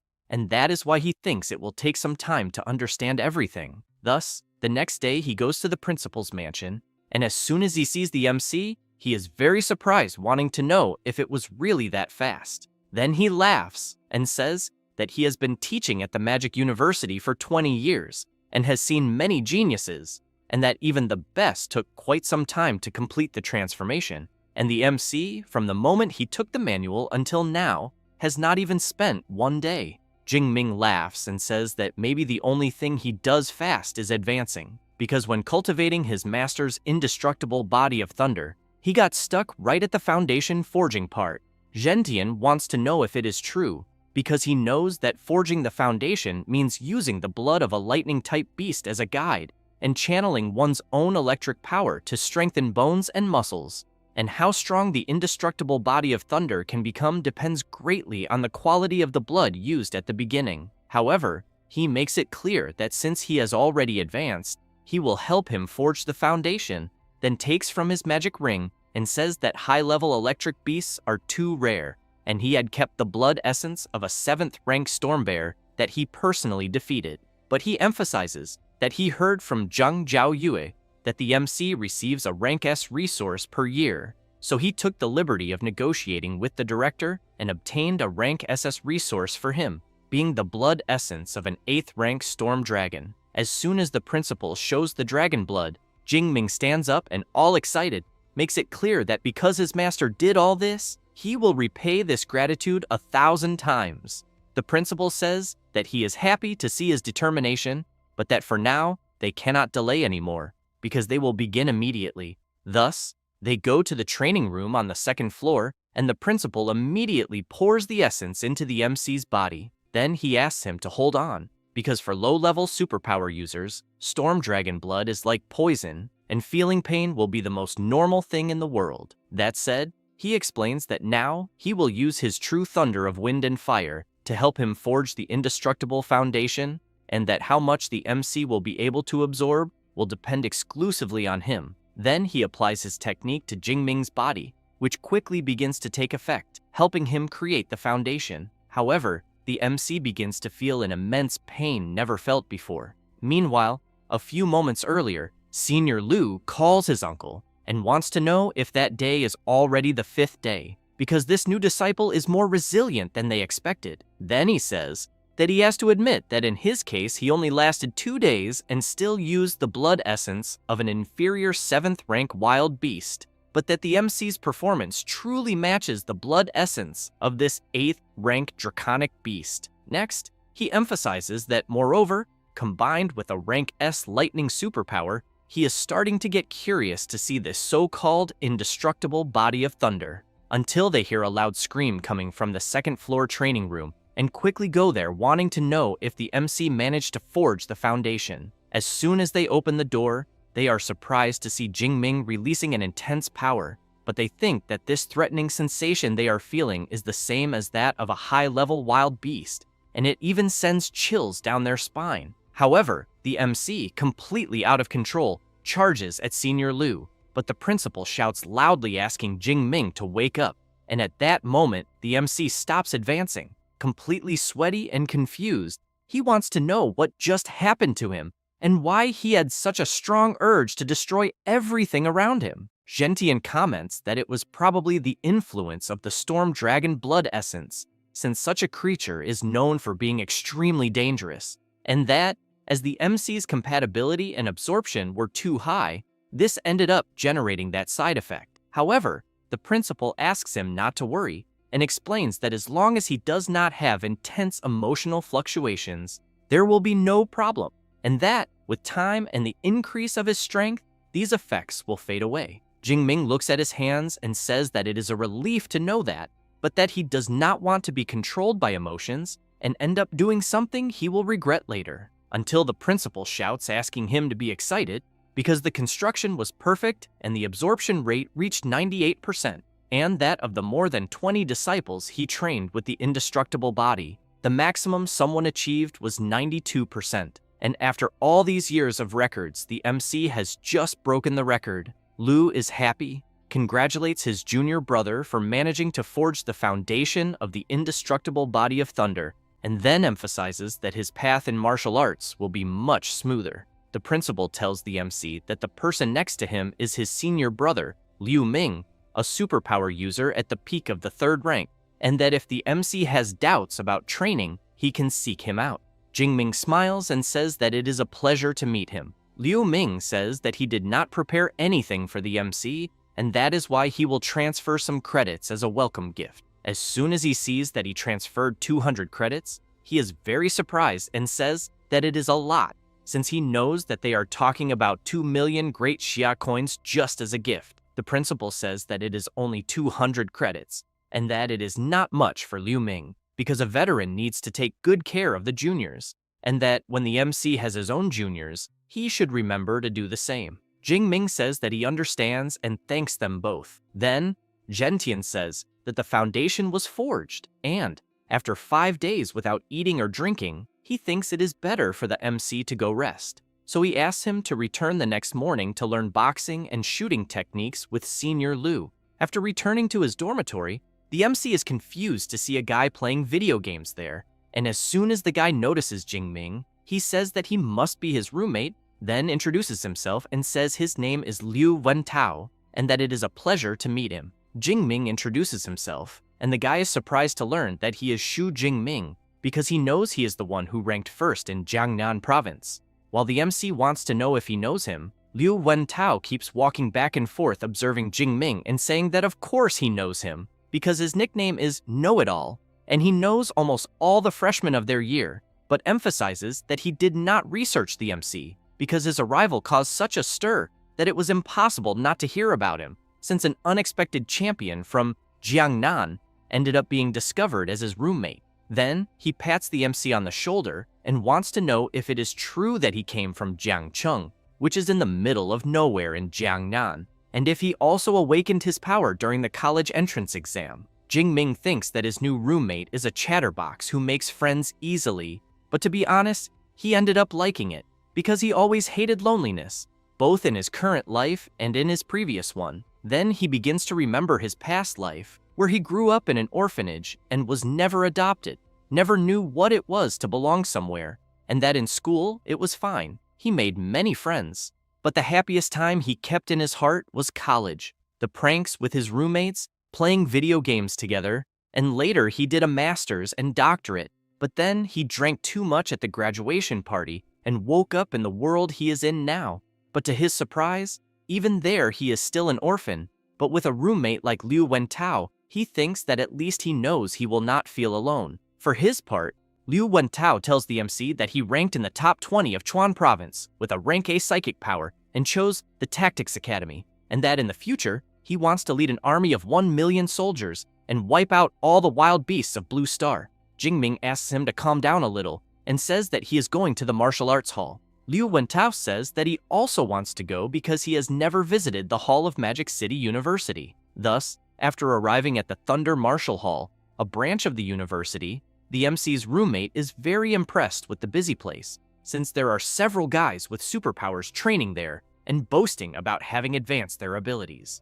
Until Eva tells the two that this is the collective training room of the hall, and that it accommodates up to 300 people at the same time, and the entire hall is made of a grade C metal alloy mixed with memory metal, and therefore they can use powers and techniques freely without worrying about damage. Then she also says that if they want, there are individual rooms. Jingming says that for now they will stay there. Meanwhile, Liu Wentao is very excited, commenting that it looks like people are competing to see who is the strongest, but the MC thinks that Noisy is him. Liu Wentao asks Eva what the numbered columns they are seeing are for. She says that they are the punching strength challenge columns, with 5 rankings corresponding to skill levels 1 to 5, and then wants to know if the two want to try, because if they get into the top 3,000 in the ranking, they win a reward of 50 credits. He wants to know if doing that will really earn such an easy prize. Then he thinks that the entire university has only about 4,000 students, and therefore he thinks he will try. Eva explains that he just has to swipe his student card on the column for the challenge to begin, but asks for attention because the punching strength challenge does not allow the use of powers or techniques. He does not want to know and quickly swipes his card, and a voice announces that student Liu Wentao has started the punching strength challenge. It does not take long for several people to approach to watch him do it, and he, in turn, feels a little embarrassed when he realizes that several people started watching and that he knows he cannot embarrass himself. Then he prepares his punch and soon strikes the column, while the voice announces that his punch strength was 476 kilos, being a great result. He breathes a sigh of relief and thinks that it is good he did not embarrass himself, because he thinks that entering the top 3,000 will not be difficult. But he is completely shocked when he hears that his position is above 100,000 and then wants to know how the hell that is possible, since he knows the university does not even have that many students. Eva explains that this ranking includes the students in the history of Magic City University, which is more than 100 years of records. He gets nervous and says that was a low blow, and that now he understands why everyone was staring at him, because they were just waiting to laugh at his face. The people around burst into laughter when they see that Liu Wentao ranked above 100,000. Jingming tries to comfort him, asking his friend not to take it personally, since his power is psychic and physical strength was never his strong point.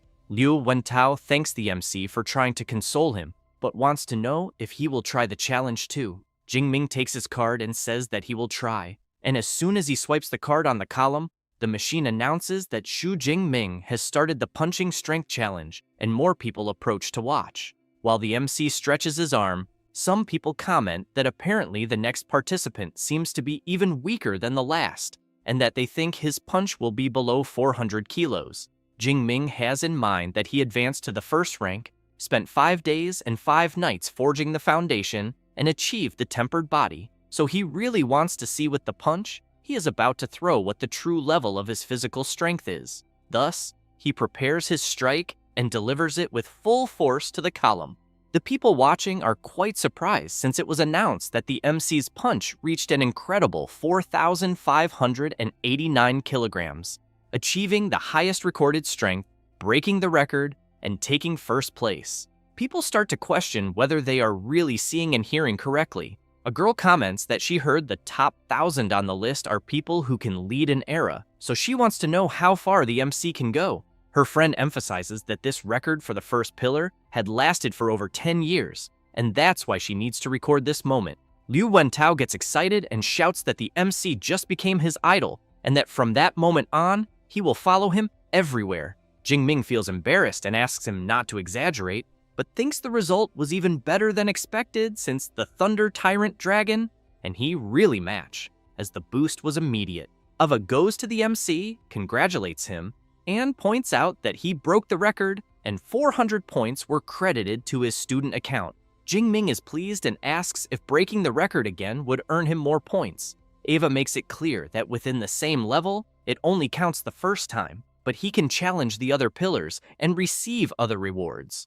Therefore, the MC looks at the remaining pillars and thinks that the other 4 are for students from ranks 2 to 5, so he decides to wait and break those later. At that moment, the MC is surrounded by several girls asking if it's his first time there and offering to help him use the equipment. However, he gets embarrassed and leaves, calling Liu Wentao and saying he needs to train in a private room. Meanwhile, Liu Ming is on his phone, calls the principal, and says that junior brother Xu is very popular on the campus forum because he broke the record with over 4,500 kilograms, and that he thinks the boy's physical strength is absurd. Zhentian comments that he should be resting, so he wants to know why he went to the gym to break a record. Liu Ming takes a deep breath and thinks that when he was at the advanced stage of rank 1 and had the first level of the indestructible thunder body, his punch barely exceeded 3,500 kilograms. But the MC easily surpassed him. Meanwhile, somewhere else,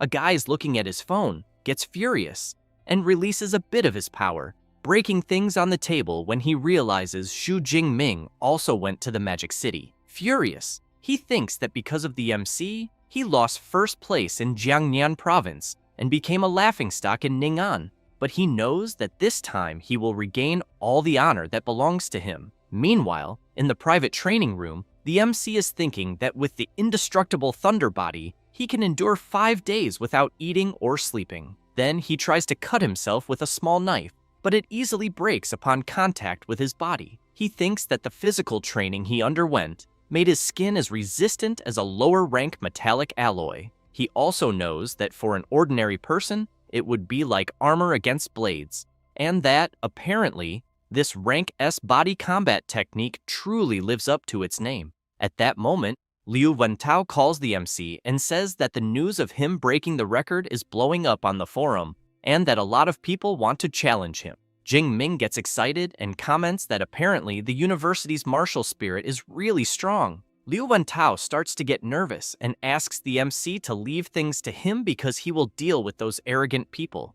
Jingming tells him to forget it, because it's not worth the effort, and emphasizes that he needs to go to the combat technique library and that he should return to the dormitory. After arriving at the combat technique library, as soon as he tries to enter, a barrier stops him. Then he is impressed and thinks he heard that the library is protected by a vice director with spatial ability, and apparently, it seems true, because with that level of security, he believes not even a rank 9 martial saint could steal anything from there. Then, he swipes his student card, and as soon as he enters, some girls appear, welcome him, and ask if he will need anything. Jingming wants to know if they know him. One of them explains that students with S access can consult all the techniques in the library and that they received the notice as soon as his card was scanned.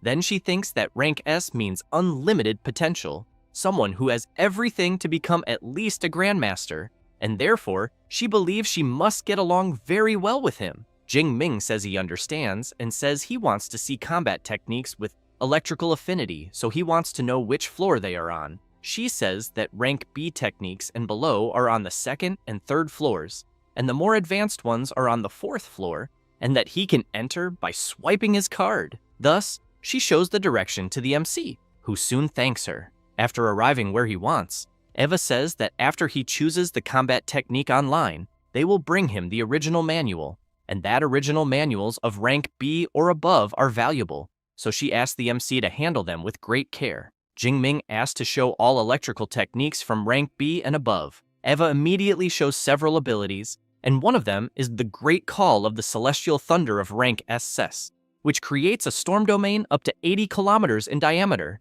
but requires superior rank B electrical ability and being at least rank 5. The other ability is the Wrath of the God of Thunder of rank SS, which summons a divine lightning of punishment with colossal power, and also requires superior rank B electrical ability and being at least rank 4. Jingming is very impressed with the high rank techniques and realizes that the library there is truly on another level, but he wants to know if he can really look at all that for free. However, he comments that he still has skill and rank limitations since he knows he can only learn rank A techniques at the moment. Then he reflects on attack, defense, movement, support, and body reinforcement, since there are many rank A technique options. However, he knows that it's a good thing he has a good teacher, otherwise it would be difficult to choose. Thus, he takes a paper and remembers that he had already been given some recommendations before, and that this will save him time. Then he walks around looking for the abilities that make the most sense. After observing for a while, he says he will go with 4, the Thunder Spear, which concentrates lightning in the shape of a spear that can be thrown, the Chain Thunder Spear, which hits several vital points with an electric spear accumulating energy in the enemy that explodes at the end of the technique, the Thunder Step ability, which uses an electric burst to move a certain distance, and finally, the Thunder Prison ability, which creates an electric prison that prevents the enemy from moving. Then the MC thinks that the Thunder Spear is for ranged attacks, the Chain Spear for heavy offense, the Thunder Step for mobility, and the Prison for control, and that with these 4 techniques and the indestructible Thunder Body, he will be practically without weaknesses. Eva says that the 4 techniques the MC chose have an average learning time of up to 6 months to reach the initial stage, so she recommends that he combine them with lower-level techniques. He says it's not necessary, that it's already great this way. It doesn't take long for the teacher to arrive with the techniques the MC chose. As soon as she places the ability manuals on the table, Jingming thinks that on the market, rank C or B techniques are worth millions, and rank A ones are priceless. But at that moment, he has 4 at once, a true luxury. Thus, he prepares to start learning and reflects that the depth and impact of the techniques there are impressive, since they cannot be compared to copies, as only the original manual allows this type of learning. So, he wastes no time and starts reading. Time passes, and he realizes how difficult things are. But he gets excited with some discoveries he makes, until, after a few hours, he takes a deep breath and thinks that he has finally read everything and asks his system to allocate the points. Thus, he allocates 200 skill points to the Thunder Spear, learned up to the beginner level, 200 points to the Chain Spear, 200 points to the Thunder Step, and finally, another 200 points to the Thunder Prison. Then he opens his status window and sees all his current information and abilities. After that, he clenches his fist tightly and thinks about the combat techniques he obtained, wondering who will be the first unlucky one to taste them all. After some time, Jingming returns to the dormitory, and Liu Wentao comments that Eva just informed him that the freshman assembly will be the next day at 9 in the morning in Training Field 1, and that they created a large group for freshmen, so he thinks the MC should join as well. Then he wants to know which levels of combat techniques he chose. Jingming says they were just 4 rank A combat techniques.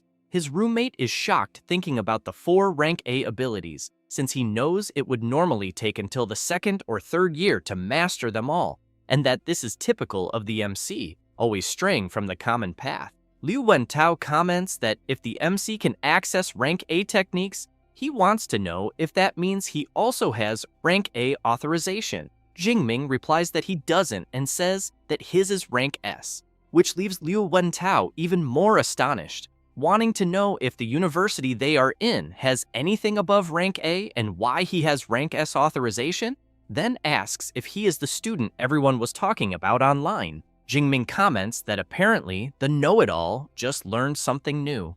Liu Wentao thinks that's amazing and admits he even imagined his friend's authorization matching his classification, but never thought rank S truly existed, since the top students from other provinces are only rank A. Then he smiles and thinks that luckily he bet on his friend from the start, since he can now say he's an old-time fan. After that, the MC goes to the training room on the 2nd floor and, while looking at the free training spear, thinks that he already has combat techniques and that now he needs proper equipment since he knows his old level F black obsidian spear was discarded, and that's why he didn't even bring it. But even if he had, he knows it wouldn't withstand his current power. So, he calls for Eva and asks her to open the school shop and look for spear-type weapons. While she shows several varieties, the MC thinks there are spears of ranks F, E, and D with various options, and that it seems possible to adjust their length and weight. But he knows that the higher the level, the heavier and more expensive they become. So he decides to go with a rank E spear that weighs around 210 kilograms, along with a low-rank combat suit and boots. As soon as he completes the purchase, Eva says that he bought a long spear, a combat suit, and low-rank combat boots, with a total cost of 237 credits, leaving 383 credits remaining, and that the MC's purchases will be delivered the next morning. Jingming realizes that credits disappear too quickly since almost half of them are gone at once. Then he grips the spear firmly and thinks that until his new spear arrives, he'll have to make do with the one there, and that it will be his training partner for his 4 new rank A combat techniques that night. The next day, at the freshman assembly, people get excited when they see the MC and wonder if it was really him who broke the school record the day before. Then a guy named Lei Zhou shouts, calling the MC and saying he wants to challenge him. The people around are surprised to see who's shouting since they know he's the 2nd place in the Jiangnan combat exam, scoring more than 9,300 points.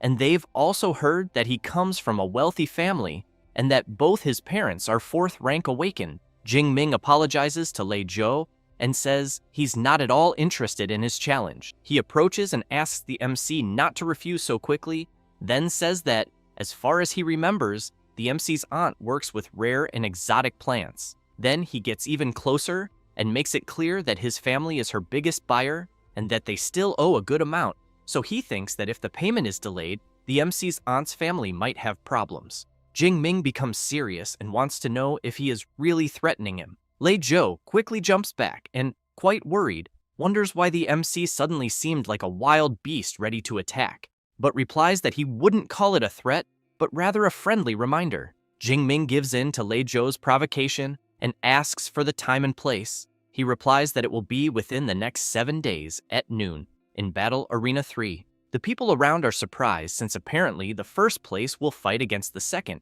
and they think it's going to be quite a show, so they plan to arrive early to get a good seat. At that moment, someone calls for the students and welcomes everyone to the Magic City University. Then he says that the assembly is not the official opening ceremony and that they gathered everyone to clear up doubts about the credit system, exclusive mentors, and other things.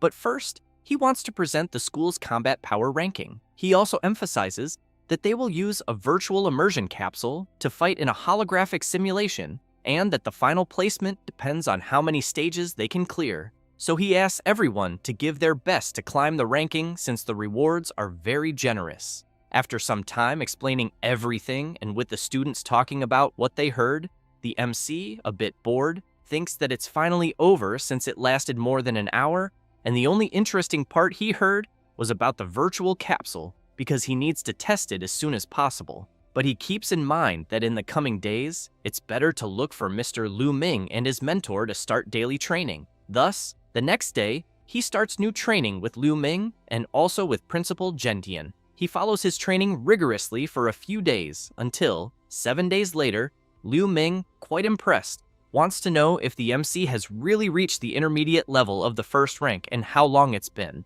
Jingming replies that it was just luck. But he knows he waited a few days on purpose since it only took 386 skill points to advance from the initial to the intermediate level, and he thinks that if he hadn't waited, he probably would have scared his mentor. Liu Ming wants to know if the MC has a duel with another freshman at noon. Jingming replies that yes, and he's ready. Liu Ming smiles awkwardly and says he will hold 3 minutes of silence for his opponent and that he's going with the MC because he wants to see with his own eyes how strong his junior brother really is when he fights seriously. After a while, as the time approaches, Lei Zhou is already in Arena 3 waiting for the MC. Some people nearby, and a blue-haired guy, Tioe comment that the big freshman tournament is in a month, and that the fight they are about to see is a good preview to measure the strength of the province's best. The chubby one says he checked and saw that Xu Jingming only got first place because his exam location was easier, so he bets that Lei Zhou will win. At that moment, the MC appears wearing his new purchased outfit alongside his senior brother. Liu Ming observes the MC's new look and wonders how many senior and freshman girls he'll charm once he becomes famous. Lei Zhou notices that Xu Jingming's rank has increased, but thinks it's fine since he also made his own preparations. Then he calls Jingming and says that just fighting to see who wins is kind of boring, so he wants to know if he's up for a bet.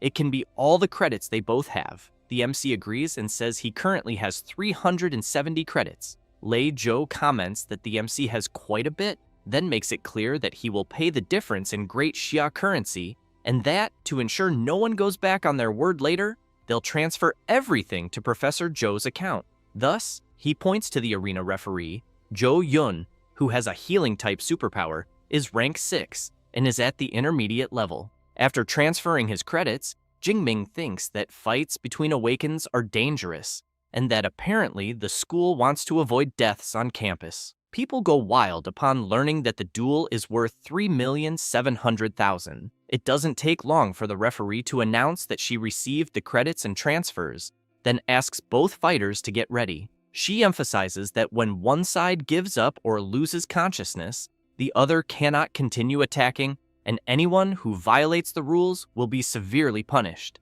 Both acknowledge and prepare. Lei Zhou releases his power and shouts to Jingming that he will reclaim all the glory he took away. The students are astonished to see his power and comment that this was expected from a rank A fire elemental ability. Lei Zhou wastes no time, leaps forward, and uses his flaming slash technique. Jingming waits for the attack to come within his range and blocks his opponent's strike. People are shocked to see that the MC easily blocked Lei Zhou's technique. Lei Zhou himself can't believe it and wants to know how that's possible. The MC releases a bit of his power and tells Lei Zhou that nothing is impossible and that he's weak as hell. With that, he delivers his attack, which hits his opponent directly, making him feel the impact and sending him flying backward. While he's lying on the ground, the students wonder if the fight is already over since they know Lei Zhou was stronger than the MC. They also comment that most freshmen there couldn't even block the flaming slash attack. Liu Ming looks quite bored, thinking that Lei Zhou couldn't even force his junior brother to use 10% of his strength. Then, Zhou Yun enters the arena to announce the winner, but Lei Zhou calls out to her and asks her to wait a moment because he hasn't given up the fight yet. He then takes out a red pill. Zhou Yun notices this and shouts, asking if it's really a blood fury pill, and if he's trying to kill himself since it's just a duel and not a fight to the death. The crowd starts yelling when they see Lei Zhou about to swallow the pill, because they know it temporarily boosts strength but has heavy side effects. Struggling to stand, Lei Zhou says it's fine, and makes it clear that he'll take the consequences, since he's going all out against the MC and fully accepts the result. At that moment, Liu Wentao, among the crowd, shouts asking if the referee will allow Lei Zhou to use the pill since he knows that's like cheating on a test. She replies that the duel is unofficial, without strict rules, like an open book test, and that weapons, combat gear, and medicine any material support are allowed, and if the MC had pills, he could use them too. Lei Zhou swallows the pill and quickly gains an unbelievable surge of power. Zhou Yun is astonished because she knows the pill he took is high grade and that it raised Lei Zhou straight to the second rank of the initial level. She thinks the MC is in serious trouble. However, upon seeing Jingming's expression and how he releases his power, she realizes his spirit has only grown stronger and thinks that with such resolve, he has the soul of a commander. Jingming readies his spear and thinks that now it finally feels like a fair fight. He leaps forward and prepares his attack. As soon as the MC strikes, Lei Zhou tries to block with his sword but is thrown backward by Jingming's strength. He doesn't like it one bit and thinks that even with second-rank power, he still can't match Jingming's strength, wondering what kind of monster he is. As he gets up and launches his fireball attack, he concludes that he can't face him head-on, so he'll attack from a distance. However, with a simple movement of his spear, Jingming completely dissipates his opponent's attack and asks if that's all he has to offer. Lei Zhou becomes furious and wonders what kind of electric ability the MC is using, but realizes that he can't get close either, so he figures that if he can endure until the MC's lightning runs out before the pill's effect fades, he still has a chance.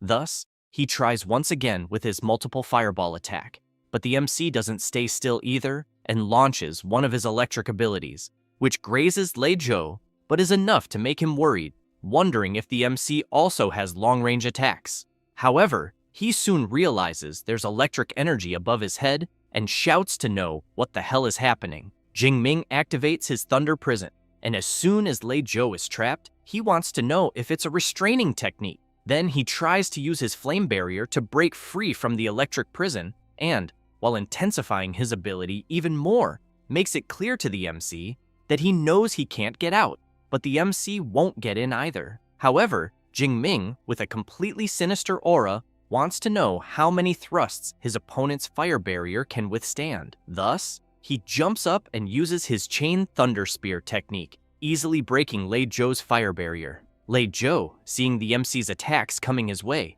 thinks that if he gets hit, he will definitely die. Terrified and with his eyes closed, he screams that he gives up, and as soon as he opens his eyes, he sees the tip of a spear right in front of his face. Jingming gives a strong flick to his spear and impales Lei Zhou in a non-vital spot.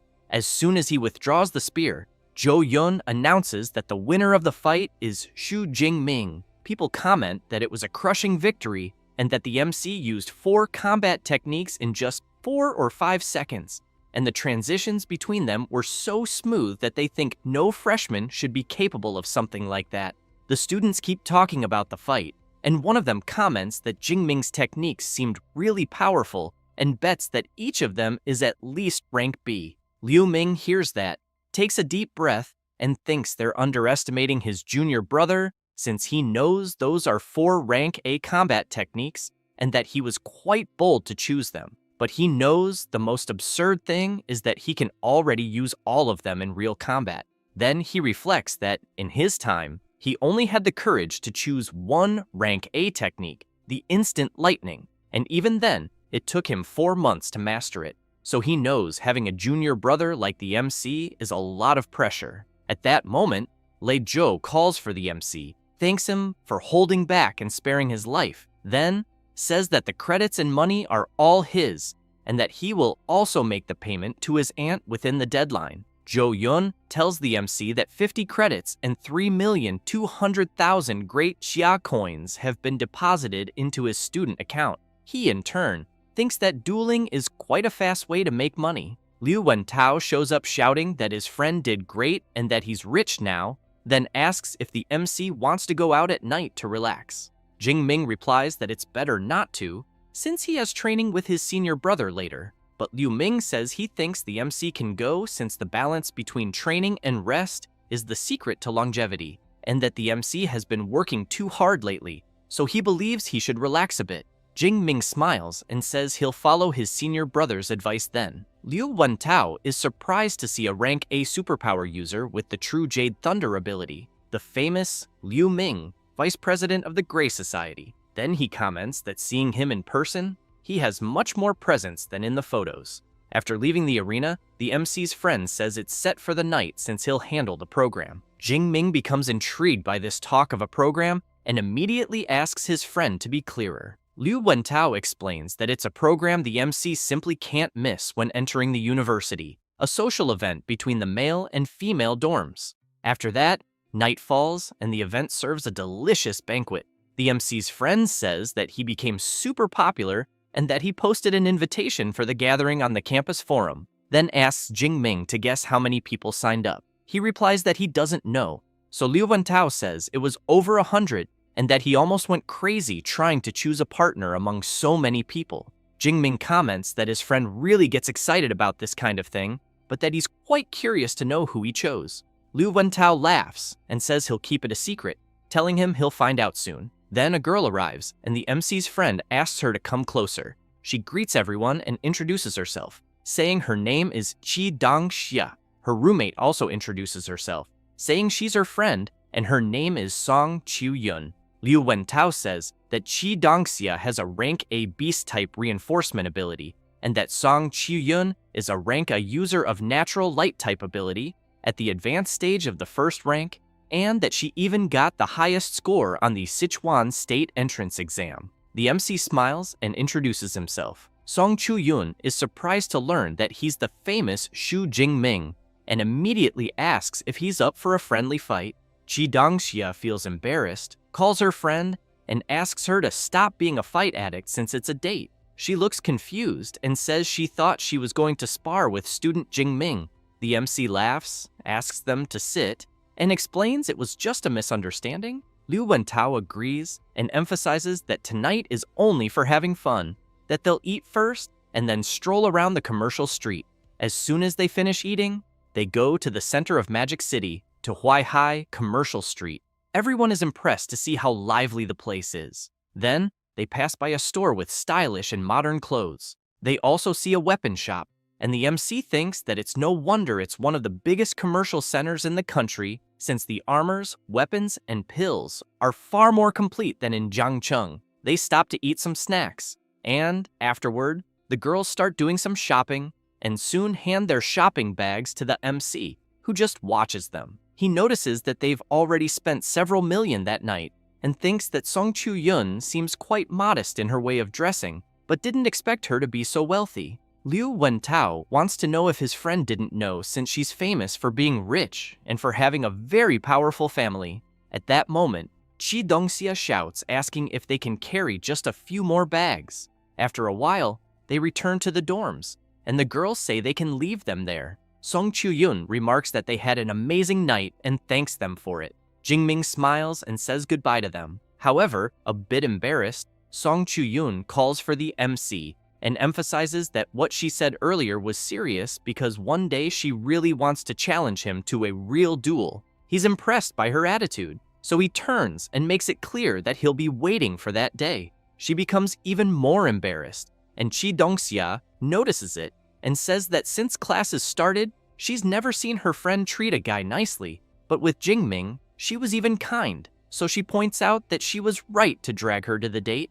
Song Chu-yoon says that her rank A ability, Dawnlight, gives her very sharp perception, and that she can sense the malicious thoughts of men when they stare at her. But she makes it clear that with the MC, it's different because he only looked at her with admiration, without any malice. Chi Dongxia thinks it seems her friend's heart has started to beat differently. As they walk, Liu Wentao takes a deep breath and says that going out for a walk once in a while is actually nice. Jingming agrees, but still thinking about Song Chu-yoon, he comments about the advanced stage of the first rank she's in, and that he still has to work hard to get there. With that, 15 days pass, and after a lot of training, the MC says that he thinks the time has come to advance again. So he calls his system and asks it to distribute the points. As his power overflows through his body, the system notifies that 456 skill points were spent, and that the MC advanced from the intermediate to the advanced stage of the first rank. Then the system notifies that he spent another 354 skill points, and that now his indestructible thunder body is at level 2. Jingming takes a deep breath and thinks that, as always, leveling up improved his overall strength, and that the second level of body strengthening still focuses on bones and muscles. But he keeps in mind that according to the book in front of him, if he manages to reach the third level, he will unlock a special state called the Extreme Thunder State, gaining an absurd increase in strength and speed for a short period of time. Then he opens his status window and thinks that he's quite excited about the Extreme Thunder State, but knows it's a shame that his skill points are almost gone. So he considers that it might be time to ask the professor for permission and go to the wild zone to hunt some beasts and gather more points. After visiting Principal Gentian and telling him that he evolved, the principal can't believe it and wants to know if the MC really evolved again in such a short time. Jingming says that's what he was about to say, that it happened the previous night, and that his indestructible thunder body also advanced to the second level. Very impressed and excited, Gentian thinks that advancing in rank and body strengthening are two huge milestones, and that his student speaks as if he had just drunk a glass of water. So he believes that with a rank S ability and the MC's effort, it's impossible for him to fail. Liu Ming appears saying that he had already said before that his junior brother is a complete monster, since it took him more than 6 months to go from the initial stage to the advanced stage of the first rank. The principal points out that it's not only evolution that matters because combat training is also essential, so he asks the MC to fight his senior brother Liu Ming to show how far his strength has come. Thus, both go to a combat training room, and Liu Ming makes it clear to the MC that he will use the power of the initial stage of the second rank. Then, both get ready, and as soon as the principal asks them to start, they move at incredible speed. As soon as their weapons clash, Liu Ming is surprised and thinks that his junior brother's strength is truly amazing, and that he seems to be on the same level as his own.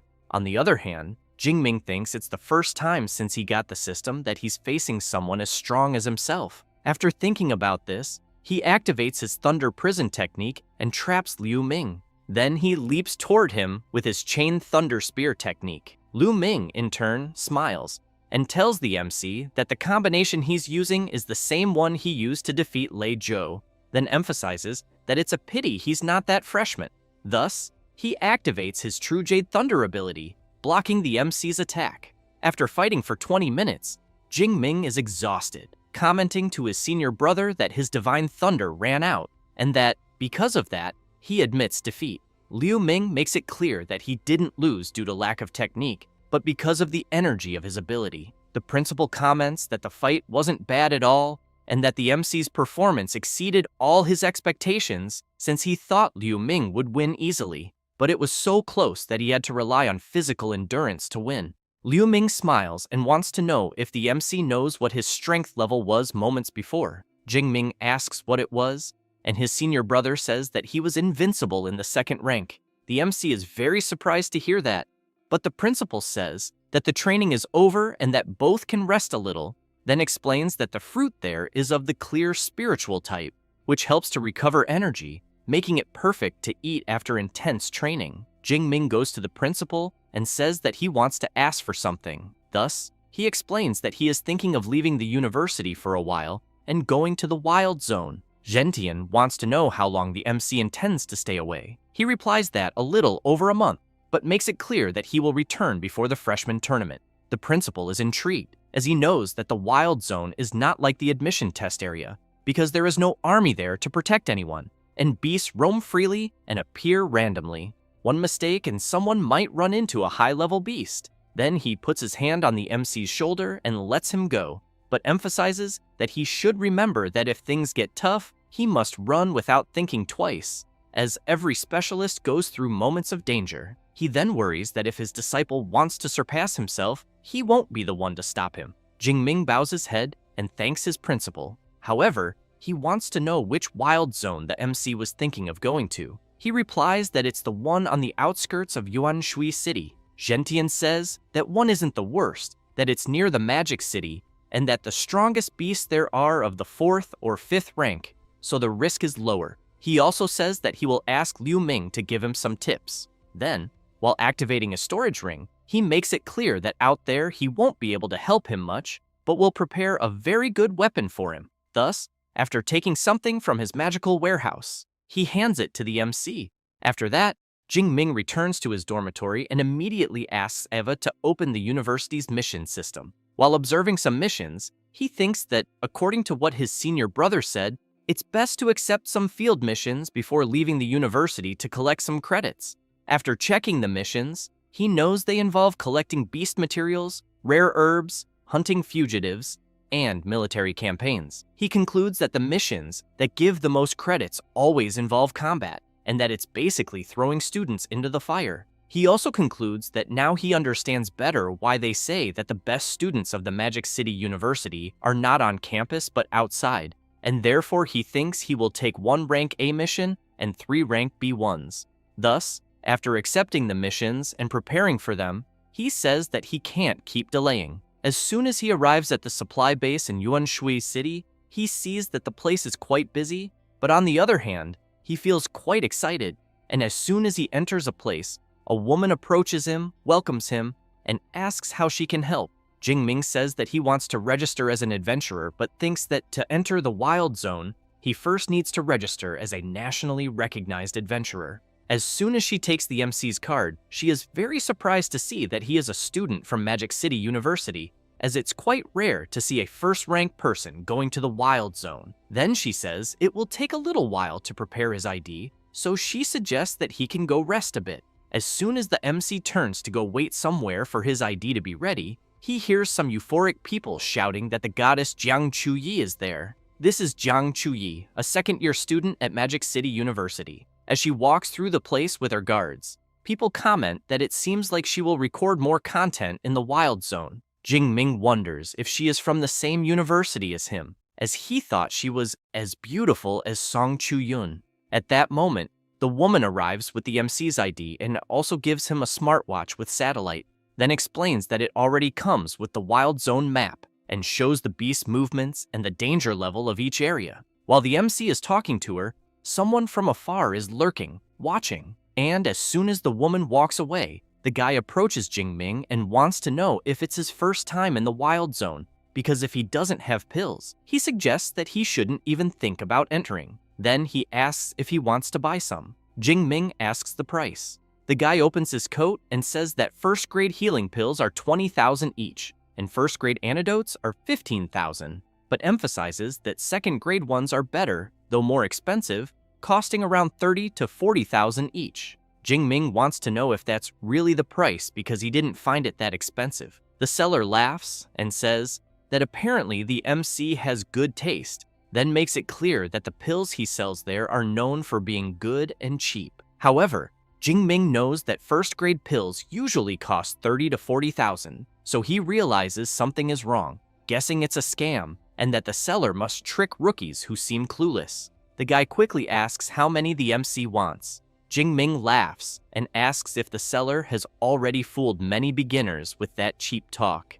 The man doesn't like it and asks if the boy noticed from the beginning and was just mocking him. Jingming asks what he thinks. The seller gets serious and makes it clear to the MC that it's the first time anyone has dared to mess with him there at the supply base. Until a girl shouts calling Zhao Chunlin and wants to know if he's trying to scam another rookie there. The seller gets embarrassed when he sees it's Wang Qian, but tells the MC that he got lucky this time. Then he warns that it's better if he doesn't leave the base for the next few days. People around notice the commotion, and a girl comments that things got bad for the MC because he messed with Zhao Chunlin. Another person says they heard that he's already in the intermediate stage of the second rank, and that the MC seems to still be in the advanced stage of the first rank, having no chance. Wang Qian tells Jingming that Zhao Chunlin doesn't forget easily, so she suggests he stay in the base for a while. Jingming thanks her for the warning, but wants to know if no one does anything about someone who deceives others like that. She says that Zhao Chunlin has ties with the black market, so she thinks no one is crazy enough to go against him. Then she emphasizes that if the MC wants to buy something, he should do so in official stores, and remember not to leave the base for a while. Jingming thinks she was kind to warn him, but keeps in mind that first he will buy everything he needs for the month he'll spend outside, such as healing pills, antidotes, fury pills, and many other things. Thus, he wastes no time and goes after everything he needs. And as soon as he finishes preparing his things, he leaves the base and immediately runs into Zhao Chunlin, who makes it clear to the MC that he had warned him not to leave the base, and that even so, he had the audacity to show up outside. Jingming smiles and asks what he wants. While cracking his knuckles, Zhao Chunlin replies that the MC embarrassed him, and that because of that, he's going to break his legs and leave him in a wheelchair for the rest of his life. At that moment, Wang Qian appears shouting, saying that she had warned the MC not to leave the base. Her friend tries to stop her, saying it's good for the boy to learn a lesson so he'll stop acting on impulse. While Zhao Chunlin activates his metallic skin superpower, covering his entire body, he makes it clear that if he can't teach a rookie a lesson, how will he manage to assert himself? Then he states that with his metallic skin and D-rank combat suit, he's sure the MC's strength won't even scratch his defense. Jingming begins to unleash his power and tells Zhao Chunlin to shut the fuck up. The seller can't believe the boy's courage, but the MC, not wanting to waste time, uses his Thunder Step ability and delivers a powerful strike, and unable to react, the enemy is brutally hit and thrown far away, crashing into a wall. People can't believe what they see, and Jingming just turns around and walks away. Everyone watches the MC in shock, wanting to know who he is and how Zhao Chunlin was defeated with a single blow. Wang Qian, very impressed, wants to know how he did that, because she couldn't see it either. Her friend says it was a spinning kick and that Zhao Chunlin's hip was completely destroyed, thinking that even if he survives, he'll end up in a wheelchair. Then, she points out that it's no wonder the MC is from the Magic City Superpower University, being someone strong and merciless. Wang Qian wants to know how her friend knows all that. The blonde says it's because of the outfit the MC is wearing, since she's only seen that type on students from there, and thinks it must be exclusive to their equipment department. Wang Qian comments that only that university could create monsters like him, but wants to know from her friend if she agrees to invite the MC to the team, because they're in need of someone for the front line anyway. The blonde gets annoyed and asks if they hadn't agreed to form a group only with women. The other girls on the team want to know if Wang Qian is interested in the MC. After that, Jingming swipes his card and is informed that the information has been confirmed and his entry into the wild area has been authorized. With that, the MC enters the Yuanshui Wild Zone. He soon hears several roars from beasts and thinks that the roar he heard is a territorial warning, guessing it must be at least a 4th-rank beast. But that's not what he wants today. As he walks through the forest, he thinks that the Yuanshui Wild Zone is divided into 2 areas, the Ruined City and the Mountainous Forest, and that the beasts in the Ruined City are weaker, so he concludes that he'll start earning skill points there. Then, looking at the map on his smartwatch, he observes that Ping'an County seems like a good choice, since it has more 2nd-rank beasts and rarely 1st-rank ones, almost none above that. and he notices that the area is quite large and should have around 500 or 600 beasts. Thus, he rushes full speed toward Ping An. As soon as he arrives, a wild beast appears. It's a shadow cat. Jingming grabs his weapon and thinks that apparently skill points are coming to him for free. Then, he begins to release his energy and reflects that all this time, because of the influence of the Thunder Tyrant Dragon, his fighting spirit has only grown, and the more he suppresses it, the stronger it becomes. Jingming becomes completely excited and overflows with energy throughout his body, shouting that, at this moment, he doesn't need to hold back anymore. The Shadow Cat, seeing such power before it, becomes completely terrified. After that, a month passes, and some adventurers ask the captain what's going on in Ping An County, because they've been wandering all day and haven't seen a single beast. The captain wants to know how they even dare to ask that. Another guy says there should be at least 600 beasts there, and thinks that even if they were migrating, they wouldn't just vanish like that. Then a sharp-clawed tiger comes out of the alley. The captain and his subordinates get excited because they finally found a beast. However, an electric attack is launched, and as soon as it hits the tiger, it completely destroys it, causing a huge explosion at the site. One of the adventurers wants to know what the hell is going on, and if, by any chance, it's some new laser weapon. The captain replies that it's not because he knows laser weapons are faster, and thinks that what they saw looked like a lightning combat technique. Then he orders everyone to get out of there, because he fears there's probably someone very strong dominating the area, and that the attack they saw was a warning. As they run away, one of them comments that now it makes sense why there are no beasts left because they were probably all killed by this lightning expert. The captain yells at everyone to stop the nonsense because they need to get out of there before they anger that guy. From the top of the building, the system notifies the MC that he has defeated a second-ranked Blade Tiger and gained 19 points. Jingming thinks that his Thunder Spear currently reaches over 1,000 meters. And as soon as he opens his status window, he realizes that in 1 month he earned more than 8,000 points, advanced from the advanced stage of the first rank to the advanced stage of the second rank, and that his indestructible thunder body reached the third stage, besides having improved several rank A techniques to the intermediate level. Then he wonders if anyone else could have achieved such a feat. After that, he thinks that he's already done what he needed to do there, and that the next day he'll return to the supply base and then go deeper into the jungle. As soon as he arrives at the Yuan Shui supply base, people are astonished to see him and want to know where the MC got the huge tactical backpack and if by any chance he's carrying a rhino's body in it. Jingming knows that it's a good thing he bought the reinforced version of the backpack. Otherwise, he thinks it wouldn't even fit half of the more than 400 kilos of beast materials in it. Thus, he goes straight to the base hall, and the clerk asks him to put the items on the scale. As soon as he opens the bag and places everything on the floor, he says that they're materials from second-ranked beasts and that they weigh more than 400 kilos.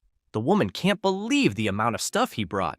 Then she notices that there are blade tiger tendons, horns, and many other valuable things. Feeling a bit awkward, she asks the MC to wait a moment because it's a lot and she needs to call more people to help with the inventory. It doesn't take long before a man shows up, introducing himself as Zhao Yi, the supervisor of the acquisition department. Jingming shakes his hand and introduces himself as well. Zhao Yi comments that the MC is quite promising since hunting all that at his age is very impressive, but emphasizes that he'll call the team to count the materials and therefore asks if the MC can accompany him for a moment. Thus, while the acquisition team inventories the materials, they go to a more private place, and Zhao Yi gives the MC a platinum member card from the base, explaining that the card grants a 5% discount on purchases. But he thinks that a young second rank with such potential as the boy in front of him is someone he needs to maintain good relations with. Jingming thanks the supervisor,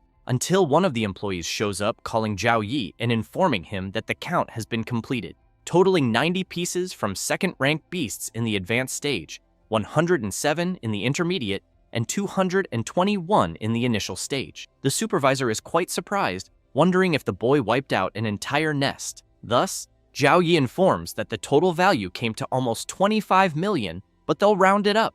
Jingming feels happy and thanks him, It doesn't take long before a message arrives informing him that 25 million has been deposited into the MC's bank account and that he now has a new balance of 29 million. Jingming thinks that now he can truly say he's become rich. Then the MC says goodbye to the supervisor and comments that he'll soon bring more materials. He asks the MC to take his card and call him when he has time. As Jingming leaves, Zhao Yi thinks that the boy will go very far. Then he notices his phone ringing, and when he sees it's Zhao Chunlin, he answers and wants to know what he wants. Furious, Zhao Chunlin yells, saying that he saw who attacked him at the base and that the supervisor needs to avenge him. Zhao Yi wants to know if it's the second-ranked boy he mentioned and how he plans to take revenge. Zhao Chunlin yells, asking the supervisor to send the Shark and Tiger Squad because he wants to see the MC beg to die. Zhao Yi replies that fine, the squad is under his command, but makes it clear that after this, he shouldn't call again. Zhao Chunlin tells the supervisor to relax because as soon as it's done, he'll leave the city of Yuanshui. After hanging up the call, the supervisor starts wondering why he feels strange and if perhaps he's overthinking it, since he knows that the Shark and Tiger Squad is elite and that all its members are second rank, believing that taking down someone at the advanced level of the second rank shouldn't be a problem. Meanwhile, the MC sneezes and wonders if someone is mentioning him in a conversation. Zhao Yi, after going to his office, calls Supervisor Wang and says that he has just discovered a very impressive superpower user named Xu Jingming, and that he brought in more goods alone than a dozen squads combined. This is the head of the base, Supervisor Wang Chuang, who replies that he will take a look at Xu Jingming's record.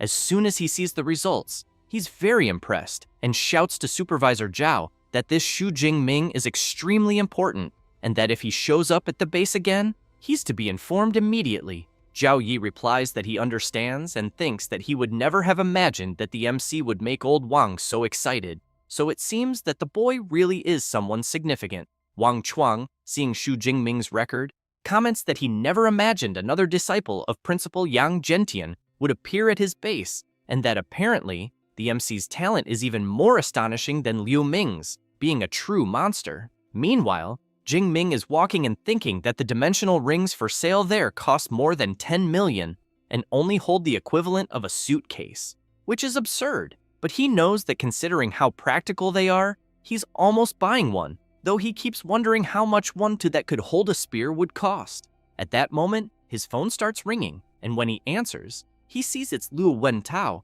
asking when he'll return to campus. Jingming says he might come back in about 2 weeks but wants to know if something happened. However, while talking on the phone, a group led by Zhao Chunlin is lurking, watching the MC from a distance.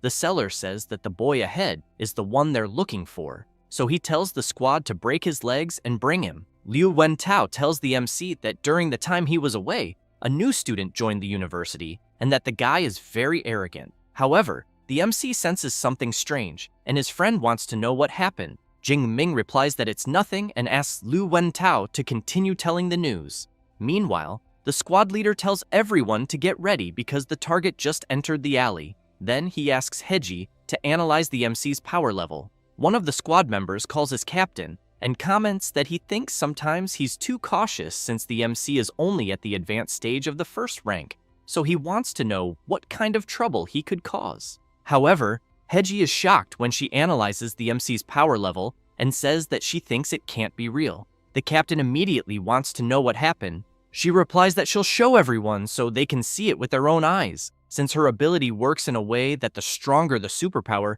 the more intense the light the person emits. And, as the MC walks toward them, everyone is stunned to see the size and intensity of the power surrounding the boy and comments that someone at his level could easily wipe them all out. Then the squad captain says that apparently Zhao Chunlin pushed them straight into a trap because the information was wrong. He then announces that the mission is canceled and that they'll deal with Zhao Chunlin later. As Jingming gets closer, everyone in the squad retreats, and the MC wants to know what happened and why they suddenly ran away. He then makes it clear that he's the only one at the base who has issues with Zhao Chunlin, and knows that he definitely tried to take revenge in secret and that some people never change, and that the next time he sees that guy, he'll have to be tougher. As soon as the squad returns and finds Zhao Chunlin, the captain punches him square in the face knocking him hard to the ground, and he, in turn, wants to know why the hell he's being beaten. The captain wants to know if he still has the nerve to ask because the information he provided was completely wrong, and they almost died because of him, since the target isn't at the advanced stage of the first rank, but at the advanced stage of the second rank. Zhao Chunlin is confused and wants to know how that's possible, since it's only been a month since the boy appeared. The captain turns and makes it clear that it doesn't matter anymore because he canceled the mission, and they'll report directly to Supervisor Zhao Yi. As soon as they meet him, Zhao Yi wants to know if the captain and the squad solved the problem. He replies that they didn't, and that they aborted the mission. Then he says that Zhao Chunlin gave them false information and that the target is actually at the advanced stage of the second rank. Moreover, according to Heji's observation, in practice the target has the strength of someone at the third rank or even higher, which is why they abandoned the mission. Zhao Yi gets nervous and wants to know what the hell Zhao Chunlin was thinking because he knows that kind of person shouldn't be provoked. However, when realizing it's someone at the advanced stage of the second rank, he turns pale and asks for the target's name. The captain says Zhao Chunlin didn't give a name, but the description fits. About 1.90 meters, strong, with a spear on his back. Zhao Yi becomes terrified because he knows the target in question is the MC.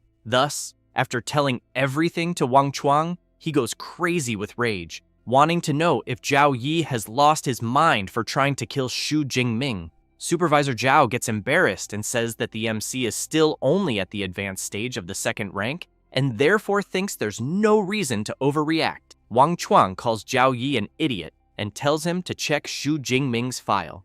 He's shocked to discover that the MC ranked first in Jiangnan province and is a freshman at Magic City University, and that at 18 years old, he's already at the advanced stage of the second rank. Then, he says he's never seen anything like that, because at that age, at best, the most promising should only be at the initial stage. Furthermore, the director of the Armament Academy, Yang Zhentian, is his exclusive mentor. Thus, he says, they're truly screwed. Wang Chuang emphasizes that someone at that level, even if he destroyed the entire base, the government wouldn't say a thing. Zhao Yi immediately apologizes repeatedly and makes it clear that he won't cause any more trouble there. Then he orders them to bring Zhao Chunlin. With his face completely beaten, he apologizes and promises he'll never go after the MC again. Zhao Yi puts his hand on his head and emphasizes that apparently just a beating won't be enough because the main culprit has to die. And if he wants to blame someone, he should blame himself for messing with the wrong person. Saying that, he completely eliminates Zhao Chunlin without any mercy. After that, he turns to Mr. Wang and wants to know what he thinks. The chief asks if Supervisor Zhao thinks what he did isn't too little. Then he turns and stresses that he might pretend not to have seen the crap Zhao has done at the base before, but this time, he went too far. Saying that, he makes it clear that everyone involved in this must be punished, both him and the Shark Squad, because they can't leave room for gossip or make it seem like they disrespected the MC. Sometime later, at the entrance of the supply base, Chief Wang and several other supervisors are gathered there. Some people comment that the man in front must be the base chief and that, except for Supervisor Zhao from the acquisition department, everyone else is present. So apparently, for everyone to be gathered there, someone important must be arriving. Then the blonde looks to the side and asks Wang Qian if that isn't the boy from Magic City University. It's the MC, who is quite surprised to see so many people watching him. Mr. Wang immediately approaches him and says that he's glad he returned, then introduces himself and explains that he's the head of the base. Wang Qian is very surprised to realize that all the supervisors are gathered there to personally welcome the MC. The blonde emphasizes that she thinks this boy is not just a simple student. Wang Chuang says that he heard what Zhao Chunlin did to him, then makes it clear that the base takes full responsibility. He also says that Zhao Chunlin was executed on the spot and that the others involved have already been punished, promising that they will spend the rest of their lives in prison. And, as a way of apologizing, the base has prepared a special gift for him. Jingming thinks that it's no wonder Mr. Wang is the chief since he handled everything so quickly. Thus, Wang Chuang shows the black member credential of the base, the highest level, and from that moment on, lodging there is free for the MC, in addition to all his purchases having a 20% discount. Then, he emphasizes that he will also grant a dimensional ring with a volume of 1 cubic meter. Jingming is very surprised and thinks that it's exactly what he needed. As soon as Jingming takes the ring, the girl thinks that Mr. Wang Chuang was very generous. Meanwhile, the MC reflects that a dimensional ring of 1 cubic meter costs at least 50 million of the great Xia currency, so he comments that since the manager was so attentive, he will gladly accept it. Wang Chuang comments that this was to be expected from a student of Professor Gentian, but emphasizes that the MC's senior, Liu Ming, also trained there at the Yuan Shui supply base, so he wants to know if Jingming knew that. The MC answers that he did not know, and then they talk a bit more. After that, Jingming returns to his room and thinks that the luxury room unlocked with a black member card is on another level, as it is much more comfortable than his dorm at the university, and that after an entire month of training, he will finally be able to truly rest. Next, he remembers Mr. Chuang saying that if he has any problem again, he just needs to call him, since he has some influence there in Yuan Shui. He then thinks that this must be the power of connections, as he knows that a common second-rank genius would never receive the kind of treatment he is receiving. Therefore, he closes his eyes and thinks that the dimensional ring needs to be bound with spiritual power before it can be used, and he knows that his spiritual power is at 972 hertz, far above the average of awakened individuals in the advanced stage of the second rank, which ranges between 600 and 700. He then gets excited and comments that it seems he can take things out just with thought and store them by simply touching, and that apart from the fact that living beings cannot be stored, the ring is very practical. As soon as he senses and stores some things inside the ring, he quickly calls his master and tells him that he just left the wild zone and has something to say. After the MC tells him what happened during the month he was away, Zhentian becomes very surprised, wanting to know if, after Jingming was targeted for assassination, they gave him only a dimensional ring as compensation, then makes it clear that if anything had happened to Jingming, he would have destroyed the entire supply base.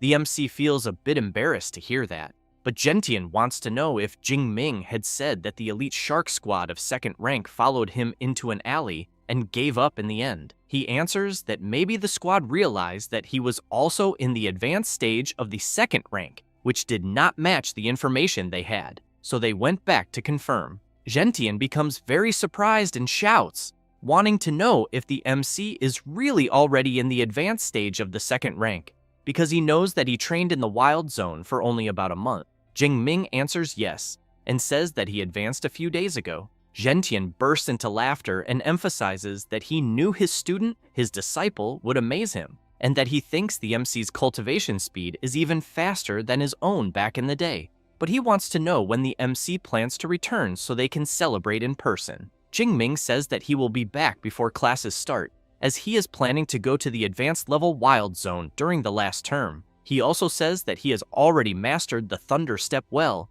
and thinks that 4th rank beasts should not be able to catch him. But even so, he believes that if he encounters a 5th rank beast, he can still use a Blood Fury pill to survive, and that's why he thinks it is worth trying his luck and gaining more experience. Gentian comments that the MC is right and that he seems to be handling everything very naturally, but even so, he makes it clear to Jingming to remember to always be careful. The MC smiles and asks his master to relax. After hanging up, someone arrives calling for Gentian and comments that it had been a while since they had seen him so excited. He laughs and says that not only did Jingming do well in training, but he also showed results in real combat, and that his progression speed is truly absurd, as he knows people say that life or death crises make the strong evolve, but for his disciple, it almost seems like cheat code. A few hours later, Jingming wastes no time and arrives at the wild zone of the forest mountain, and soon notices that there are beast roars everywhere, and he also knows that the beast resources in that region seem to be far more abundant than in the other areas he visited. However, as soon as he steps on a dry branch, an attack comes at him with everything, so he uses his ability and dodges at the last second. The attack hits the trees and cuts them as if they were nothing. Jingming sees that the attack was made by a terrifying windwolf, so he reflects that 3rd rank beasts usually have special abilities very similar to awakened individuals, and that the wolf in front of him is of the wind type, So based on the power of the wind blade attack he dodged moments ago, the creature should be in the intermediate stage of the 3rd rank, so he wonders how many skill points he will gain if he eliminates the wolf. However, he turns immediately upon hearing someone approaching and saying that the terrifying wind wolf is right ahead. Jingming sees that it is Jiang Chuyi along with her lackeys, who quickly comment that the gale surrounding the creature is nothing weak, and that they think the wolf must be in the intermediate stage of the 3rd rank, and they also know that a beast of that level is perfect to become a kill highlight for Miss Jiang. Then, while one of Jiang Chuyi's lackeys comments that he will do the usual, meaning they will block the escape route first, Jingming becomes alert and thinks that, aside from Jiang Chuyi, the others are in the 3rd rank and are trying to steal his target, as he knows that in the wild zone there is a rule that the beast belongs to whoever finds it first. Otherwise, it is considered provocation. Jiang Chuyi calls her captain and makes it clear that she has already told him several times that she does not like taking other people's prey just for filming. He asks her not to say that, because this is not stealing but helping for fun, and he also thinks that a 2nd rank adventurer facing a 3rd rank beast and being saved by a goddess at the critical moment gets many views. Jiang Chuyi emphasizes that she does not need that kind of fake and stage scene, and that the guy in front looks very calm and does not seem to need help. The captain does not like hearing that at all. The other warrior comments that since the money belongs to Miss Jiang, the decision is hers. The captain comments that since she was not pleased, he suggests they go after another beast. As soon as everyone leaves, Jingming thinks that Jiang Chuyi seems to be a good person because an influencer with tens of millions of fans must have something special. However, he thinks that her captain had a very hostile look and therefore thinks she does not seem to have much control over the team. But soon after, while dodging the wolf's charge, he keeps in mind that when there are 3rd rank awakened individuals nearby, he ends up becoming a dog.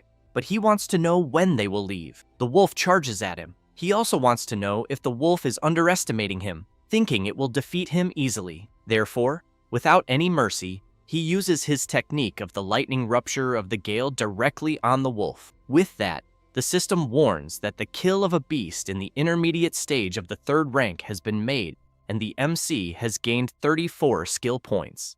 Jingming becomes excited upon learning that he can gain many points from 3rd rank beasts. He also thinks that there are 10 days left, and that he needs to farm until he drops. 7 days later, in the middle of the forest in the mountains, and with several creatures around, the MC throws his lightning spear at the beasts gathered there, and a huge explosion happens among them. After the dust settles, the creatures are all lying on the ground. Jingming goes up to them and thinks that a single thunder spear was not enough to eliminate the creatures, but he thinks that this was expected from the leader of the giant monkeys of the 3rd rank. But while releasing his power, he makes it clear for the rest of the creatures to stay quiet there, because he will send everyone to meet their family in hell. With that said, he goes on defeating the monkeys one by one.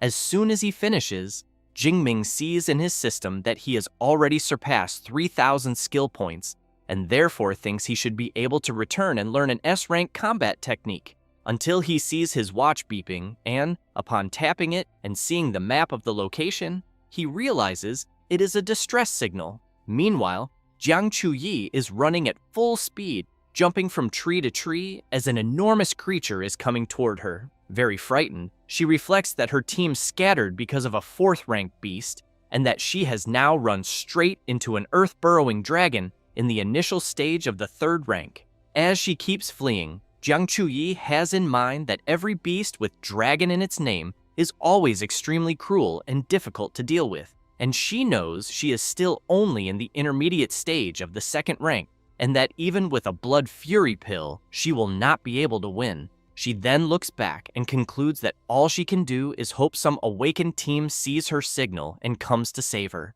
However, when she looks forward, she becomes very scared, because she is in open ground with no tree to hide behind, so she fears the beast will catch her. She then looks back and, seeing the creature quickly approaching, thinks she will have no escape, until a lightning bolt strikes between her and the beast. It is the MC with his power overflowing throughout his body. Jiang Chuyi shouts for him to run, because it is an earth-burrowing dragon of the 3rd rank in the initial stage. Jingming drives his spear into the ground with all his strength and Jiang Chuyi becomes confused, wanting to know why he is not listening to her, as she thinks that if she dies, it is fine, but she absolutely cannot let an innocent person get involved in this. Therefore, she runs and steps in front of the MC and shouts for him to leave. The earth-burrowing dragon lets out a loud roar that creates a gust of wind that surprises Miss Chuyi. However, the MC forms his thunder spear and throws it with full power toward the dragon. Jiang Chuyi becomes very surprised by the tremendous power she is seeing right in front of her eyes.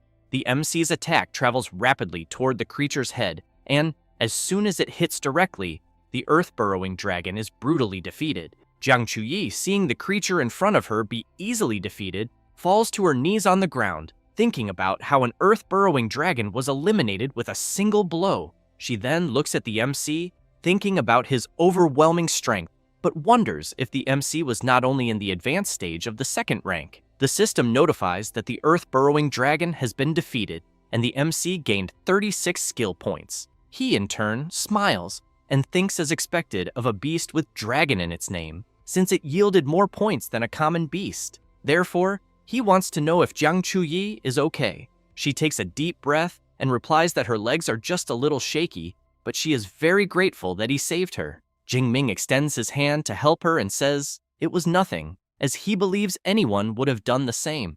As soon as she takes his hand and stands up, she emphasizes that not everyone would, then introduces herself and says she owes her life to him, and that if he ever needs anything, he just has to ask. The MC also introduces himself and says she does not need to exaggerate, but that if she can give him a signed photo, he will be very happy, as he knows his friend Liu Wentao is a huge fan of hers and keeps dreaming of an autograph. Jiang Chuyi says she does not have any photos with her at the moment, but wants to know if she can give him one when they return to the base. Jingming responds that it is fine. Next, Jiang Chuyi points to the MC's weapon and wants to know if it is the Shadow Cloud Swift Spear and if he is also from Magic City University. Jingming answers that it was a gift from his professor, but wants to know if she recognizes the spear. Jiang Chuyi replies yes, and says the spear is famous for being too heavy for first and second rank superpower users, and that third rank users only use equipment of rank C and above. She then says she is from the Ice Department of the Elemental Academy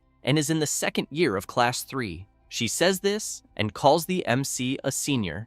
Jingming thinks about it and reflects that it seems reasonable, since ordinary students of Magic City University only reach the advanced stage of the second rank around the third year, so he thinks it is better to let her believe that. Therefore, he calls Jiang Chuyi a freshman. She becomes excited and starts shouting that the MC is truly an amazing senior, because the earth-burrowing dragon was only in the initial stage but seemed like an advanced stage beast, and that Jingming defeated it with just a single strike. However, when she sees the MC turning away, she wants to know if he is leaving. Jingming replies that yes, and she, a little embarrassed, asks if she can go with him because she got separated from the school group and thinks she cannot make it back alone. The MC takes a deep breath but answers that it is fine and that he will take her to the ruins of the city, and that from there, he thinks she can return by herself. Jiang Chuyi becomes excited and thanks him greatly. Therefore, she calls the MC and asks if he is up to taking a look at the earth-burrowing dragon's cave, because she thinks there might be something valuable inside since she believes the creature would not have attacked her for nothing. Jingming replies that it is a good idea, and as they walk through the forest, Jiang Chuyi wants to know which academy the MC is from. He answers that he is from the Weapons Academy. She also wants to know if his director, Yang Zhentian, has the nickname King of Hell, because she heard he is truly tough. Jingming says that he is his master. She becomes completely embarrassed and immediately apologizes for saying something foolish. The MC, however, wonders if she is not known as the Ice Goddess in her live streams, always so cold and distant. But in reality, she is a complete gossip. It does not take long before they arrive at the entrance of the earth-burrowing dragon's cave. As soon as they enter, Jingming takes his spear and comments that he thinks it may be dangerous, so he asks Jiang Chuyi to stay close. After walking a bit inside the cave, Jiang Chuyi looks at some flowers in front of her and comments that the scent is very good. Jingming becomes impressed, as he knows they are spirit-purifying herb of rank B, burning flame flower of rank A, and hypnotic herb of rank C, so he wants to know how a bunch of rare herbs grew there, until Jiang Chuyi notices a spring in front of her and shouts that it condenses the essence of the earth, heals any injury up to the 4th rank, being the earth spiritual spring of rank S. Therefore, she picks one and, while admiring it, says that the spring nourishes the plants around it and transforms them into rare herbs with its unique aroma, and that she is without a doubt sure it is the earth spiritual spring. The MC comments that it is very incredible and that he is impressed with how much she knows about those natural treasures. Jiang Chuyi says she earned her rank 2 alchemist certificate at school. Impressed, Jingming comments that beyond everything, she is also an exemplary student, as he heard that certificate is very difficult to obtain.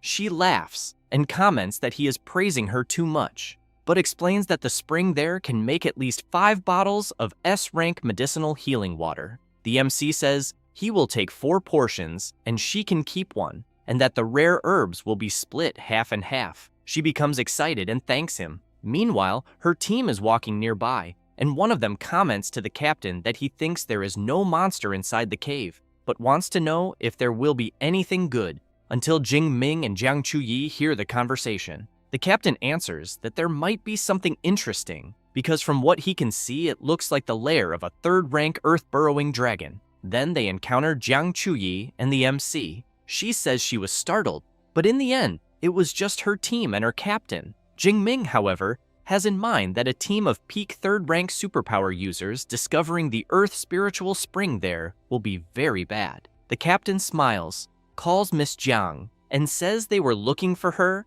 and did not expect to find her there. But one of the team members, with an unfriendly expression, wants to know what she is doing accompanied by the guy from earlier. She says the MC is a senior from Magic City University and that she met him on the way by chance. However, she emphasizes that the herbs there are good and that since they found them first, they will split them. The captain wants to know if it is true but thanks her. However, his friend comments to his captain that something is strange because he thinks the well ahead in the middle looks very much like the earth spiritual spring. At the same moment, all of Miss Jiang's team changes their expression upon learning that it is an S-rank celestial treasure, and the MC notices this as well and thinks that just mentioning a high-level resource already made the atmosphere tense. At that moment, the captain of Miss Jiang's team, while releasing his power, shouts that apparently she was not very honest. Jiang Chuyi becomes scared and emphasizes that since they discovered it, she thinks they can keep the spring and the herbs, then calls the MC so they can get out of there. But when she sees that he stayed still, she goes to him and very quietly tells him that Captain Wang and his team are all at the peak of the 3rd rank and that neither of them can deal with them. Jing Ming calls her a freshman and emphasizes that they are only at the peak of the 3rd rank and he does not think they are stronger. Therefore, he becomes excited and asks if she really thinks that if they hand everything over, they will let them go. The captain laughs and says that the boy seems very arrogant, but that he got the deduction right. He then says that Miss Jiang is famous and that if she goes back and plays the victim and posts something online, his group will not be able to live in the country anymore. So he knows it is better to finish both of them right there. Jiang Chuyi grabs a pill and thinks she has no other choice because she cannot drag the MC into this. Therefore, she puts the blood fury pill in her mouth, and as soon as she consumes it, she boosts her power and uses her natural ice element technique, Frozen Soul. The place where they are begins to freeze. But the captain says he will deal with Miss Jiang and that Zhou Chang is to deal with the MC, and the rest must guard the cave entrance. With that said, the captain uses his beast system strengthening ability and transforms into a saber-toothed tiger, then apologizes to Miss Jiang because she will not leave alive. The others ask the captain to go easy because they think it is a waste to eliminate such a beautiful woman. Jiang Chuyi thinks they are all monsters with human faces, and that she cannot simply accept being eliminated, until she becomes scared when she notices that the MC is not by her side. At that moment, the captain turns around in shock and sees one of his lackeys being brutally impaled by the MC. Then Jing Ming comments that it seems like the power of someone in the 3rd rank is not all that impressive. One of the captain's team members says the boy was too fast, and he could not even see him move. The captain says that Zhou Chang was in the intermediate stage of the third rank and was not someone easy to take down like that, and that apparently the one who was truly dangerous all this time was the MC. With that said, he grabs his enormous axe and unleashes his tiger-roaring strike. Jingming uses his thunder step and dodges the powerful attack. He then observes that in terms of raw strength, the captain of Miss Jiang's team must be at the peak of the third rank and is indeed stronger, and for that reason he knows he cannot hold back anymore. Everyone there becomes impressed with the power they are sensing, since the MC is releasing his terrifying power and using his extreme thunder state technique. Jiang Chuyi is impressed with the power she is sensing as well, and the captain immediately wants to know what kind of monster he is seeing in front of him. Jingming transforms into something and has his body surrounded by intense power. He then laughs and says that the feeling of his overflowing power is incredible. The captain becomes furious and shouts, wanting to know if he is just showing off, because he knows it is just a special state and nothing more. However, he soon becomes surprised because he sees the MC coming at him with everything. While Jingming attacks with his Gale Lightning Spear technique, the captain activates his hidden Tiger Stone body technique and shouts at the MC that his attack will be useless, because he knows no strike below the fourth rank can pierce his stone armor. However, as soon as the spear touches the captain's body, his stone armor is easily shattered, and he is thrown violently backward. Jingming laughs and says that his body is 3 or 4 times stronger than before, and thinks that not even if the captain were made of pure iron would he withstand it, until, while the MC is distracted, a powerful fire attack approaches his back. But Jingming fires his lightning at the flames behind him, completely dissipating the attack, then emphasizes that his control over his ability is also at its peak. The man who launched the attack is left speechless, wanting to know how his flaming demon claw was easily contained, because he knows it is a rank B technique and that he had already mastered it well. Jingming looks at the captain crawling on the ground, badly injured, and comments that this was expected from someone at the peak of the third rank because he still needs to deliver the finishing blow. The captain turns around scared and screams, begging the MC not to eliminate him because he will give him the Earth Spiritual Spring and many millions in money from his private fortune. Jingming replies that it is too late to beg. With that said, he eliminates the captain, and Jiang Chuyi becomes impressed, wondering if what she is seeing is a dream, because she knows that hiring the squad alone costs 6 million, and that people said the captain was invincible within the third rank, and even so, he ended up being eliminated. She then observes the MC and thinks that he is unbelievable, because she has never heard of any student from Magic City University with a battle record like what she just witnessed. So she wonders if he possesses some rank A or even rank S ability. At that moment, Jingming says that the blood fury, which had lessened with his rank advancement, is returning, and that now it is their turn to feel it. The squad members prepare themselves and call the MC a demon. Jingming becomes intrigued about being called a demon and comments that compared to a bunch of worms like them, who kill and rob, he wants to know if they do not think he is far too human. Therefore, the squad members take the blood fury pill and say it will be all or nothing. However, after some time, Jingming and Jiang Chuyi manage to defeat all the squad members, until Jingming gasps for air, loses balance, and thinks that the extreme thunder state works, but consumes far too much energy. He knows he used it for a little over 10 minutes, and is more exhausted than after fighting beasts for 2 or 3 hours. Jiang Chuyi holds the MC's arm so he does not fall, and, very worried, wants to know if he is okay. Jingming replies that yes, but he is just a little tired, then suggests it is best to quickly take the Earth Spiritual Spring and the rare flowers and herbs and get out to rest. Jiang Chuyi comments that fortunately the blood did not contaminate the spring. Therefore, they begin collecting some bottles of the spring water. Jingming says that he has half a bottle more than he expected, and that this bottle and a half will be hers, because he knows she worked hard in the fight. Jiang Chuyi smiles and thanks him, but as she tries to stand up, due to her physical exhaustion, she feels discomfort in her leg and loses her balance, thinking that the side effects of the blood fury pill are kicking in. Then she ends up falling right into the MC's lap, who immediately freezes in place. Very embarrassed, Jiang Chuyi thinks her body is too weak and that she cannot stand. and that she cannot even get clothes from her spatial ring. She then wonders if the MC will think badly of her seeing her like that. However, Jingming picks her up in his arms and comments that the side effects of the blood fury pill are very strong, and that for that reason, he will take her to rest somewhere nearby. Even more embarrassed, Jiang Chuyi wonders why her heart is beating so fast, and if it might be because it is the first time she has been this close to a man. Jingming carries her to a certain spot, sets her down, and asks her to stay there and rest a little, as he will look for the rest of the rare flowers and herbs. He then hands her a shirt, and as soon as he leaves, Jiang Chuyi starts thinking that Jingming is indeed a very considerate person in the end. Therefore, the MC goes to the fallen bodies of the squad members and takes their rings. He then thinks about money, rare flowers, beast materials, and rank C techniques,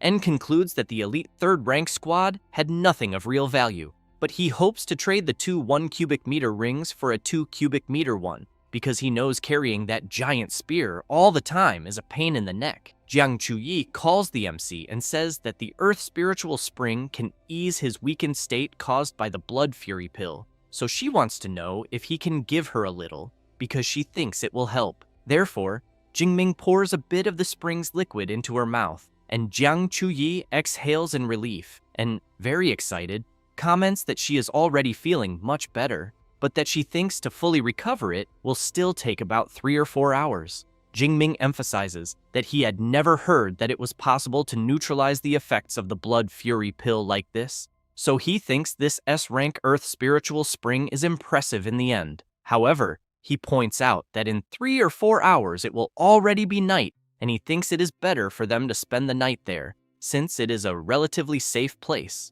Jiang Chuyi becomes surprised and embarrassed, thinking that it will be just the 2 of them alone, a girl and a boy, spending the night in a dark cave. Jingming wants to know what she thinks. A little shy to say it, Jiang Chuyi answers that it is fine and that she will do as the senior says. Therefore, the next day, as soon as dawn breaks, Jiang Chuyi gets up, stretches, and comments that the air in the mountain forest is so good that if it were not for the beasts around, she would love to live there for a month. But when she turns and sees the MC, she wonders what she was thinking the previous night, because she thinks there is no way the senior is the type of person she was imagining. But she questions why she feels disappointed, until she becomes startled when she hears the MC calling her and saying he will accompany her to the edge of the forest. Then both run out, but the MC quickly asks her to wait a moment. A 5th rank flaming tiger appears right in front of them, but only passes by. Jingming wants to know if the tiger noticed them there. Jiang Chuyi wants to know why the creature seems to be running from something, until she becomes frightened when she hears a strange noise and turns to look. A swarm of rats is running at full speed. Jiang Chuyi says they are iron-devouring rats, and that they are only 1st rank. But when they form a swarm, she knows that even a 6th rank specialist can be eliminated if surrounded.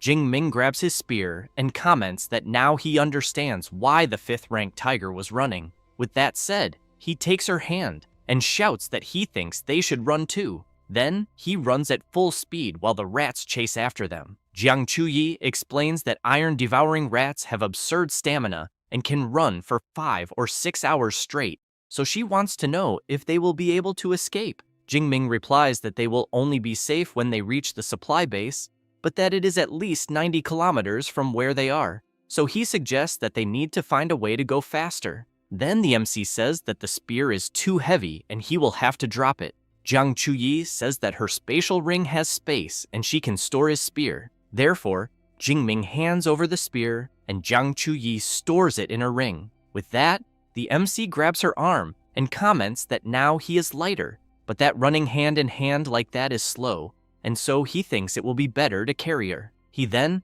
puts Jiang Chuyi on his back and starts running. After running a long distance, they reach the city ruins, but realize they are also filled with iron-devouring rats. Jingming comments that there will be no other choice, so he activates his extreme thunder state again, and then he asks Jiang Chuyi to hold on tight because he will accelerate. Then he charges through the rats with everything he has, and, due to his power, eliminates several creatures at the same time as he runs. Meanwhile, elsewhere, The head of the supply base is with another man and several soldiers and tanks. This man calls the supervisor and reports that, according to the data, the rat wave is enormous and that there are already more than 300,000 iron-devouring rats. Wang Chuang comments that this will cause a huge ecological imbalance in the Yuan Shui wild zone, and he fears that from the looks of it, they will need to enter a critical period for the next few months. While observing the map of the area, the supervisor's assistant comments that he feels sorry for the superpower users who went deeper into the forest, because he thinks most of them must have already been devoured. Wang Chuang becomes worried and thinks that he hopes the MC did not go too far, because if he did, he fears that only his master, Yang Zhentian, could personally intervene to save him. Otherwise, he thinks there will be no salvation, until one of the guards, upon seeing a sphere of thunder, shouts that something terrifying is approaching. The base chief shouts for the guards not to panic and to immediately assess the threat level of the creature approaching, and that the first unit is authorized to open fire and intercept on his signal. As the thunder sphere approaches the base, the guards begin to open fire, until someone jumps out from inside the sphere.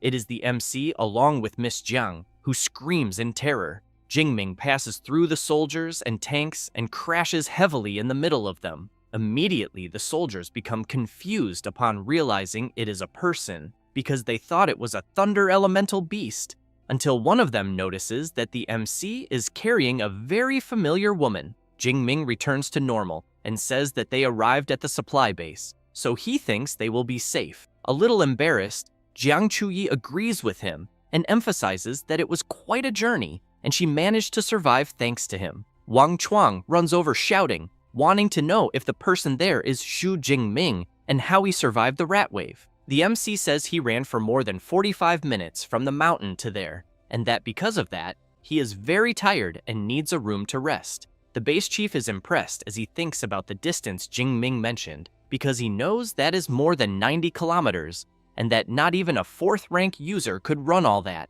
yet Xu Jingming managed it. He then says he will arrange a room immediately and someone to assist him, but Jiang Chuyi says it is not necessary because she will take care of him. As the two leave, the soldiers become very surprised to learn that the girl with Jingming is the goddess Jiang Chuyi, so they wonder what kind of relationship they have. After that, Jingming wakes up, and Jiang Chuyi says he finally woke up, then tells him he slept 2 full days and 2 nights, and that she almost gave him water from the earth's spiritual spring. Jingming gets up and asks if he really slept that long, but quickly changes the subject and asks about the current situation in the wild zone. Jiang Chuyi says the rat wave still has not retreated, and that because of that, the forest remains blocked, but she emphasizes that even when the wave retreats, she thinks it will take some time before beasts appear there again. Jingming says there are only a few days left until classes begin, and that he thinks it is time to return. Jiang Chuyi says she was also thinking about returning, until she remembers something and gives him a very sensual and autographed picture of herself, as the MC had requested. Jingming becomes completely embarrassed and says he wanted the autographed photo to give to a friend, but wants to know if the picture she gave is not a bit inappropriate and if by chance she has a more normal one. Jiang Chuyi becomes embarrassed and thinks she will die of shame because she thought Jingming was interested in her. But right after she gives him another photo and asks him to return the one she gave earlier, the MC says he wanted to keep the one she gave, but wants to know if she is okay with that. Jiang Chuyi smiles and says he can keep the photo. Then Jingming grabs his phone and, trying to change the subject, says he has many messages piled up from the 2 days he was asleep and that he needs to take care of some things, and that he also still needs to book the train tickets to return to the university. Jiang Chuyi says he will not need the train because she arrived there driving, and that when it is time to return, he can go with her if he wants. With that said, a few hours pass and they leave. Jingming says that internet celebrities are on another level because they even have limited edition sports cars that cost tens of millions, and that it is the first time he has experienced this kind of autonomous driving. Jiang Chuyi laughs and explains that even though it is only a level 5 AI, making a car drive by itself is very simple. It does not take long before they arrive at Magic City University. Both get out of the car, and while the MC walks with Jiang Chuyi, people start noticing and commenting that he has a strong body and a dangerous dominant aura. Jingming looks up and thinks that he is finally back, because he knows the change in his strength over the last month and a half he was away was absurd. Jiang Chuyi wants to know which district his dormitory is in. Jingming says it is in District 3. She says that hers is in District 2 and that apparently they will be parting ways there, then emphasizes that if the MC ever needs her help, he just has to call. Jingming says he will definitely do that. With that said, Jiang Chuyi walks up to him and gives him a kiss on the cheek, leaving him embarrassed. She then turns and asks him to consider what she did as a small form of gratitude for saving her life. Therefore, Jiang Chuyi says goodbye to the MC and says she eagerly looks forward to seeing him again. Jingming, still in shock, wonders if he actually just got kissed. After returning to her dorm, Jiang Chuyi thinks that someone as strong as the MC should not be a complete nobody, and that because of that she will search for information about him, until she sees something about a freshman breaking records, the strongest in the first rank, then wonders why everything is about freshmen, until she finds the detailed records of the MC and discovers that he is a freshman in the advanced stage of the second rank after all, then thinks that she had been calling him senior the whole time, and that the next time they meet, she will show him who is in charge. Meanwhile, Jingming is in his room thinking about the burning flame flower, dark wolf hide, and all the mission items gathered there, along with the spatial rings and more than 25 million on his card. He then looks at his status on his system and thinks that it really was a shame he ran into the rats. Otherwise, he would have gained even more skill points. But even so, he still has more than 3,700 points, and he thinks it should be enough to learn 2 S-rank combat techniques. At that moment, Liu Wentao appears shouting and calling the MC, saying he heard there was a rat wave where he was recently, and that he was worried about him. Jingming says that yes, there was, but explains that the army is already taking care of it. Liu Wentao senses his friend's aura and immediately wants to know if he advanced to the second rank. Jingming says he is in the advanced stage of the second rank to be exact, but emphasizes that he went through some life or death situations, but got lucky, and not only survived, but also gained an advancement. Liu Wentao, Ichiu, says he knew his friend was not someone ordinary, because he knows life or death situations increase strength at an absurd rate, and that it even makes him want to try it. Jingming asks his friend not to think like that, because his case was special, then stresses that the wild zone is extremely dangerous, and that if he ever goes there, he should only think about doing it after reaching the second rank. Liu Wentao says he was only speaking figuratively, because for now, he is not even thinking about going there. Then he says that Song Chuyin looked for him several times during the period his friend was gone, so he thinks that when the MC can, he should get in touch with her. Jingming says he will talk to her after finishing some things, and that he brought a present from the wild zone for him. As soon as he takes out the autographed photo of Jiang Chuyi, Liu Wentao instantly falls in love with her. Later, the MC goes to the university library and thinks about his 871 academic credits from 4 missions, and that doing missions is a very fast way to earn credits. He then calls Eva and asks her to filter all S-rank combat techniques of the Thunder type. She quickly presents the Thunder Tribulation Seal, which condenses the Thunder Elemental ability into a seal to attack, causing massive electrical damage,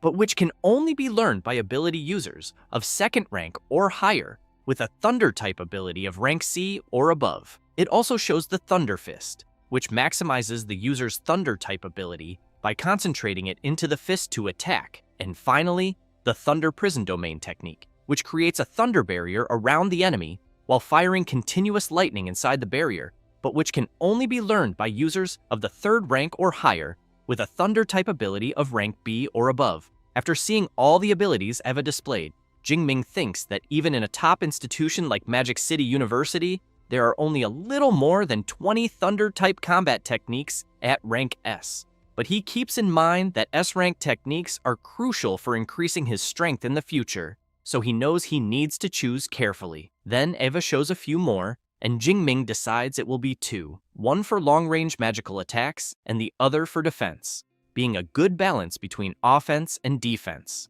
He also thinks that for close combat techniques, others might only be able to focus on one path, but since he has a cheat system, he does not need to worry about that, because he will get everything. Until, when reading the technique manual, he becomes surprised and thinks that the heavenly thunder art he is seeing is a prerequisite for the only SS rank technique in the Thunder Department of Magic University, which is called the Heavenly Guide of the Thousand Thunder Prisons. Then he concludes that it is truly profound, being far more than the indestructible thunder body, which is also an S-rank technique. He also realizes that the technique he is reading is so complex that it seems even more painful than spending nights studying foreign literature in his PhD in his previous life. Therefore, 6 hours pass, and the MC is quite discouraged, thinking that he finally managed to understand the basics, and that now he will leave the rest to his system. He then clenches his fist tightly and calls the system. Next, he raises his fist and shouts for it to apply the skill points.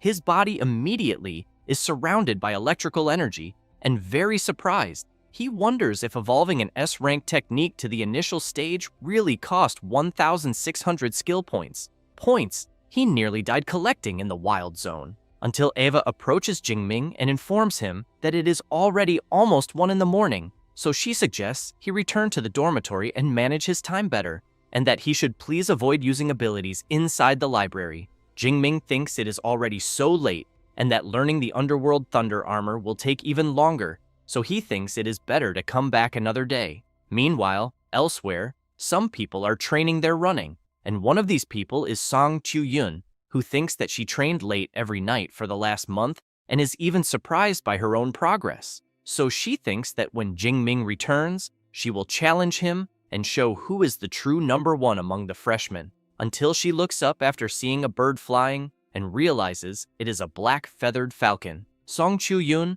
knows it is a wild beast that relies on speed and camouflage feathers to hunt in the city. Judging by its speed, she thinks it must be 3rd rank. However, she becomes puzzled when hearing thunder sounds despite there being no clouds in the sky. And then she sees a powerful ball of electrical energy hit the falcon directly, which is instantly destroyed. Song Chu-yun becomes impressed, wondering if it was a high-level superpower user taking action, and that, by the looks of it, whoever did it is right there on campus, so she wonders if it could be some senior or a professor. However, she has no idea that this was done by a freshman who, to be precise, is Xu Jingming and far away from the campus. Next, the system notifies that the MC defeated a 3rd-rank black-feathered falcon and gained another 34 skill points.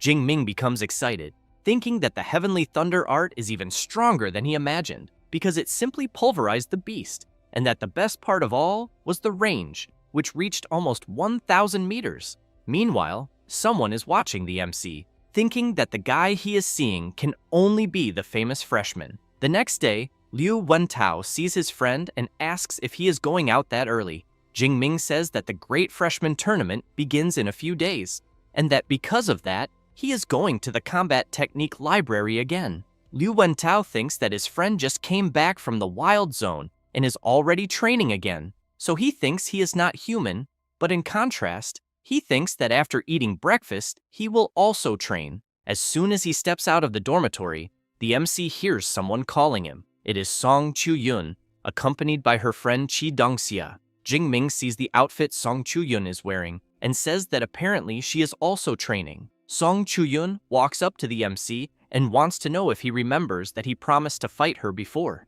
Jingming wants to know if she is sure she wants to have this fight. She answers yes, and emphasizes that she was the top scorer of the Chuan province, and that he should not underestimate her. He smiles and says he understands, and that they will arrange a time to fight later. But Song Chu-yun grabs his arm and says they can do it right now, because they can go straight to the training room on the 2nd floor of his dormitory. While being pulled along, Jingming thinks that she is very direct and decisive, typical of someone from the Chuan province, but wonders if fighting him is really that exciting for her. Meanwhile, Song Chu-yun is excited, thinking that she can't wait to see the MC's face when he finds out she has advanced to the 2nd rank. As soon as they arrive at the training room, both prepare, and Song Chu-yun emphasizes that she hopes the MC does not lose badly. Jingming says he thinks she will not win without using a weapon. She says she does have a weapon, Then she summons it from her spatial ring, spins it in the air, and slams it down on the ground. Jingming becomes impressed upon seeing that she has a halberd,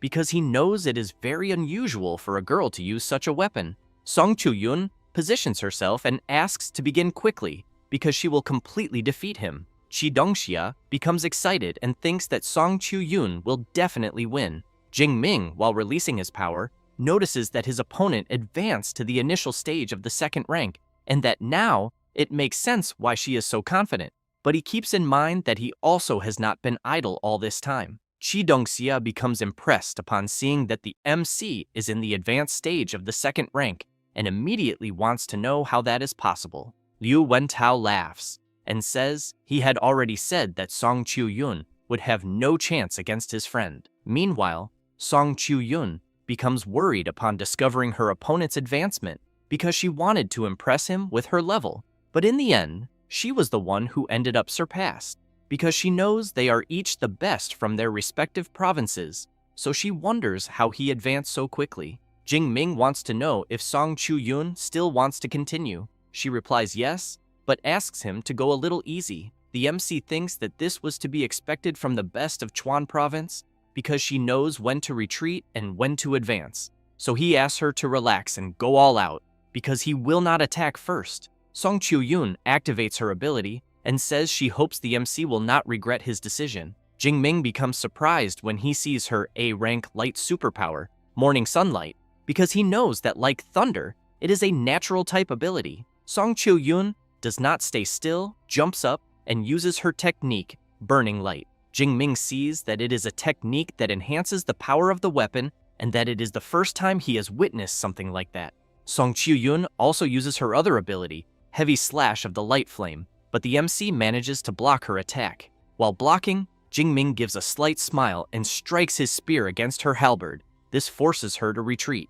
Jingming comments that using a light ability to create flames is quite impressive, but makes it clear that it still lacks power. Liu Wentao becomes impressed, thinking that he does not know how many people Song Chu-yun defeated in the Chuan province with the technique she just showed, but that his friend blocked it very easily. Song Chu-yun grips her weapon tightly and says she will try again. She then uses her Radiant Gale Slash. While blocking all her attacks, Jingming says that the halberd is too slow and the strike is also weak, and that she needs more practice. Song Chu-yun becomes very tired and nervous at the same time. Then she shouts that it is enough because she is exhausted and that the Radiant Gale Slash is an A-rank technique that, combined with Morning Sunlight, can attack hundreds of times in a few seconds. And the MC broke through all of that without even using a combat technique. She then wants to know his level of mastery with the spear. Jingming says that his current spear mastery is at the master level. Song Chu-yun becomes very surprised upon hearing that and immediately wants to know how old the MC is, because she has trained with a halberd since she was 8 years old, and after 10 years only reached the advanced level. However, she turns away and says she gives up trying to beat him, because she thinks there is no way to defeat someone with an S-rank ability, absurd talent in cultivation, and comprehension. Jingming wants to know if she will not try using other techniques. She answers that his rank is higher, his spiritual power is higher, and on top of that, he has an S-rank ability, so none of her techniques would penetrate his defense. Next, she thanks him for fighting and asks if he will accept lunch as payment for having won the match. Jingming replies that that is fine. Song Chu-yun smiles and says she will meet the MC at noon. Her friend walks away, saying it is a shame because it seems student Jingming really is the strongest. Liu Wentao says the MC is incredible and that even among the best he remains the strongest.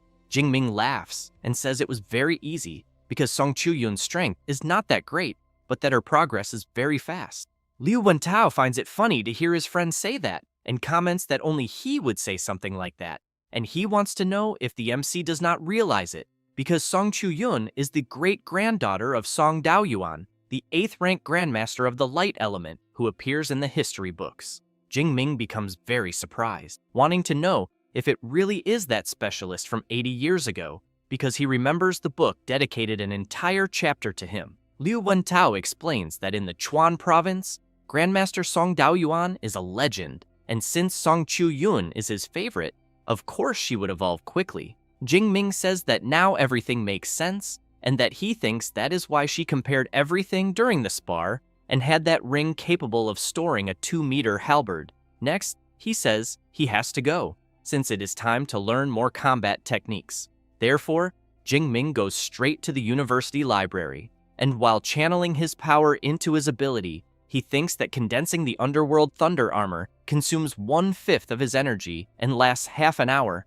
and that apparently it reduces up to 90% of impact and even counterattacks automatically, being a kind of reverse thorn. 4 hours later, Jingming decides to see how much will remain after investing in the underworld thunder armor. He then discovers that a little more than 700 points are left, and that because of that, he thinks he needs to go to the wild zones of Yagcheng or Tongxiang to recover afterward. Jingming becomes excited, thinking that from that moment on, he will fully prepare for the Great Freshman Tournament. Therefore, time passes, and the day of the Great Freshman Tournament arrives. Jingming sees Song Chu-yun and her friend and says that apparently the weapons of both of them are very different from what the other girls use. Chi Dongxia emphasizes that the stranger the style, the faster the victory, and that her goal is to place among the top 50. Meanwhile, Song Chu-yun says that her goal is a bit higher because she wants second place. The MC finds that strange and asks why. She answers that she already knows she cannot beat him, so she does not want to suffer again. Liu Wentao says that the best of Qinghai province, Li Chengji, also reached the second rank, and that he heard people saying he is very arrogant. Song Chu-yun says she cannot wait to see how strong he is. Chi Dongxia points her finger and asks everyone to look because she thinks they have arrived at the competition venue. Inside field number 3 of the Great Freshman Tournament, a friend of Jiang Chuyi comments that she did not expect to see her interested in the tournament and because she thought she did not enjoy watching these types of fights. Jiang Chuyi answers that it is because there is someone special she wants to observe. Her friend becomes curious and asks whether it is a man or a woman. Jiang Chuyi replies that it is a man and that she just saw him. As soon as Jingming enters the stadium with his friend and the girls, he becomes impressed and says that the arena is very large. Liu Wentao says he heard from his professor that the tournament will have a battle royale with 100 participants, and that because of that, he thinks it makes sense for the arena to be so big. Jingming looks around at the many people in the stands and quickly becomes excited thinking about the 100 participants, and that the tournament really promises a lot. Next, Liu Wentao becomes shocked when he looks up and asks why so many big shots from the clubs are in the stands. Because even the presidents of the 2 biggest clubs in the school, the Ash Club and the Meteorite Club, are there in person. Jingming becomes confused and asks if Magic City University has that kind of thing. Liu Wentao replies that of course it does, but emphasizes that the clubs at Magic City University are very different from electronics or chess clubs at humanities colleges, because the MC can think of them as combat teams formed by superpower users. He also explains that they usually organize expeditions to wild areas to hunt fierce beasts and also distribute training resources regularly every month, and that after graduation, a person can even be transferred to their main guild and become an official member. Liu Wentao makes it clear that Mr. Liu Ming is the vice president of the Ash Club, so he thinks it is a great day for the MC to shine, but he wants to know why he cannot see him. Jingming thinks about that and reflects that since he returned to school, neither Liu Ming nor his master has shown any sign of life, but he heard that they went to the southwest, and he does not know if they are okay. Meanwhile, a guy is calling his president and saying he heard that the situation in the southwest is tense, and that he is very grateful that he took time out of his schedule to return to the school, but emphasizes that recruiting newcomers is something they can handle, and that he did not need to personally supervise it. This is Wei He, president of the Ash Club, who makes it very clear that he is not there for anyone else, and that his only purpose in returning is to recruit Liu Ming's junior, Xu Jingming, no matter the cost. But when he turns around, he becomes intrigued, wondering why Wu Yuan of the Meteorite Club is also there, and whether his target could also be Jingming. This is Wu Yuan, president of the Meteorite Club, who upon seeing Wei He looking at him, makes a hand gesture. Next, a magic appears in front of everyone, and Liu Wentao says that apparently the directors are arriving and that the tournament is about to begin. A sort of room appears above the magic, and people begin wondering if it could be a spatial ability. Then, someone begins to step out, and a woman appears. Liu Wentao says that the woman is the vice director responsible for the combat ability library. Jingming, wide-eyed, says she is very young to be a vice director. Song Chiu-yun explains that superpower users have strong bodies, so they age more slowly, but she thinks the vice director is not even 40 yet. Therefore, the vice director says it is a pleasure and introduces herself, saying her name is Ling Shuang and that she is one of the 3 vice directors of the university, normally responsible for guarding the combat ability library. She then emphasizes that since the director is not at the university and the other 2 vice directors are busy with important matters, she will be the one conducting the opening ceremony for the freshmen this year. With that said, she says that first of all, she welcomes everyone to the Magic City Superpower University, and that this year's freshman class has 1,024 students, including the top 6 scorers from the provincial exams. She then says that there are 56 with A rank abilities, 832 with rank B, 135 with rank C and D, and beyond that, the class has a rare S rank superpower user. Liu Wentao immediately looks at his friend, as does Song Chiu-yun.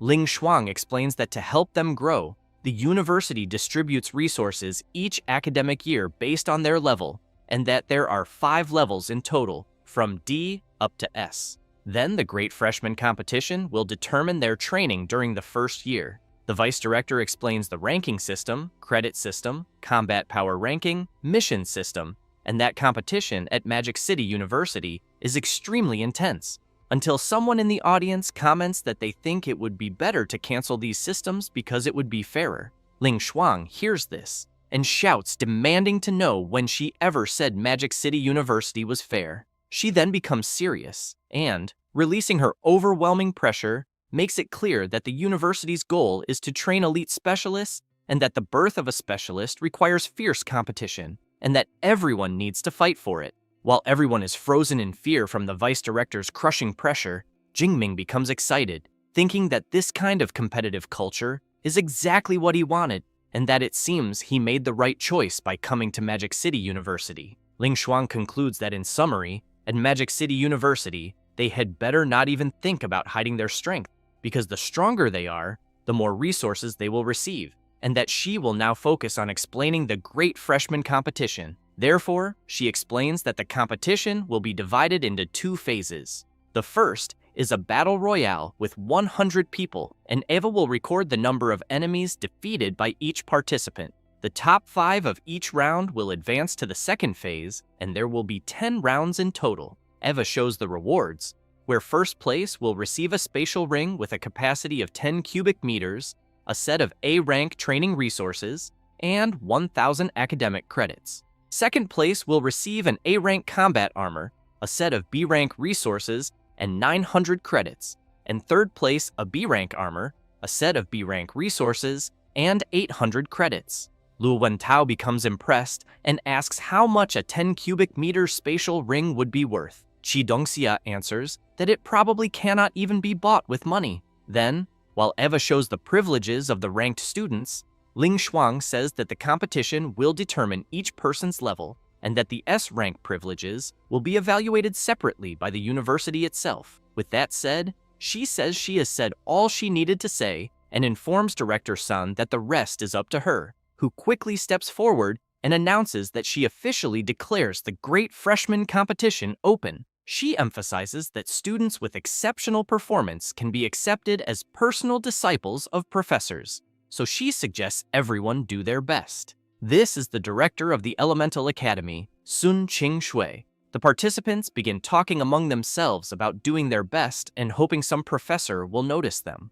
As the participants head to the arena, the organizers announce that the first phase has 10 rounds and that they will draw the students for the first round, so the students selected by Eva must go on stage. Liu Wentao becomes surprised to see that the so-called Li Chengzi will also participate in the first round, who in turn looks at the MC and makes a hand gesture implying that he is done for. Qi Dongxia tells the MC that Li Chengzi is trying to provoke him.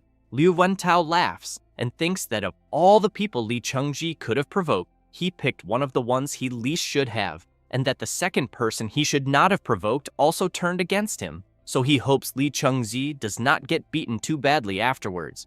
After all the selected participants climb onto the arena, Sun Ching-shui says that they do not need to worry about being killed, because if there is any risk to their lives, Ava will automatically generate a protective shield, then asks everyone to begin. The participants waste no time, and a frantic battle begins. Some people in the stands become surprised, and one of them wants to know who the guy with the saber is. The chubby one says he thinks it is Lee Chung-ji, the first place of Qinghai province. He, in turn, continues at high speed defeating the participants and calling them weaklings, until Eva announces that the first round has ended and that first place belongs to Lee Chung-ji, who defeated 36 people. While stepping down from the arena, he calls out to the MC and says that since he is an S-rank superpower user, he wants to know if his results in the first phase will surpass his own. Lu Wentao says that Lee Chung-ji is a lost cause, and that he has seen people wanting to die,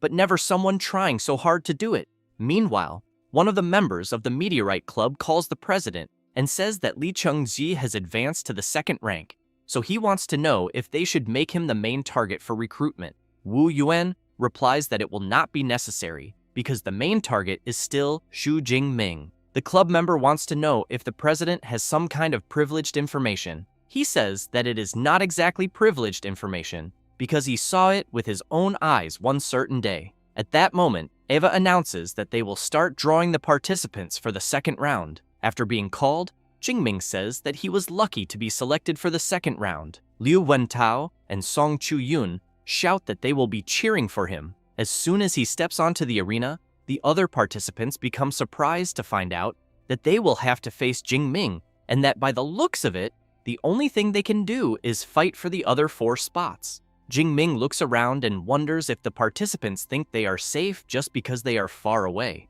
One of the directors wants to know if the boy he is seeing is the new disciple that director Yang Gentian accepted some time ago, because he thinks his aura seems very sharp, and he really wants to see how he will perform. Sun Qingshui replies yes, and says that he awakened the S-rank lightning ability, the Purple Heaven Divine Thunder. The other director becomes extremely surprised, chokes on his drink, and wants to know what is happening, because Jingming is already in the second rank, even though he was only an awakened when he entered.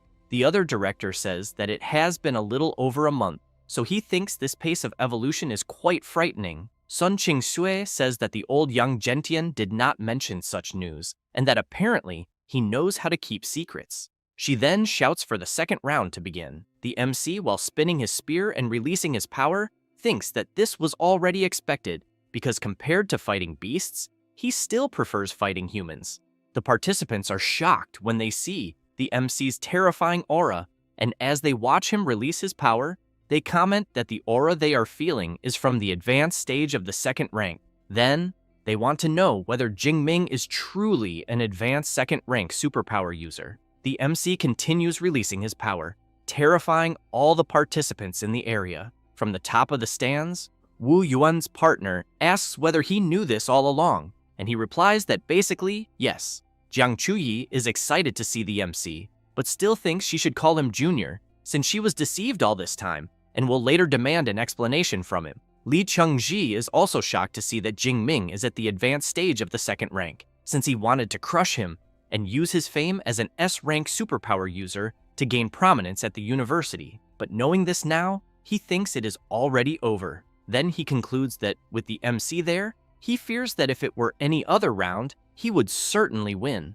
But he knows that unfortunately for Jingming, a certain guy also ended up in the second round. The participants are still in shock at the MC's power and soon begin to question what they can do, until one of the participants shouts to get everyone's attention and suggests that they all unite and advance against the MC. Immediately, the other participants think the idea is great. The MC notices something strange in the voice he just heard, as it almost seems to have a hypnotic tone, so he wonders whether the guy is a psychic-type superpower user. At that moment, the guy who suggested everyone join together introduces himself, saying that his name is Shi Liao, an A-rank psychic superpower user, then says that if everyone listens to him, everyone will win, since the chance to defeat an S-rank user does not appear every day. Thus, Through his psychic power, the participants become euphoric, willing to go all out against the MC, and soon want to know what they need to do. One of the directors comments that this Shi Liao does have presence,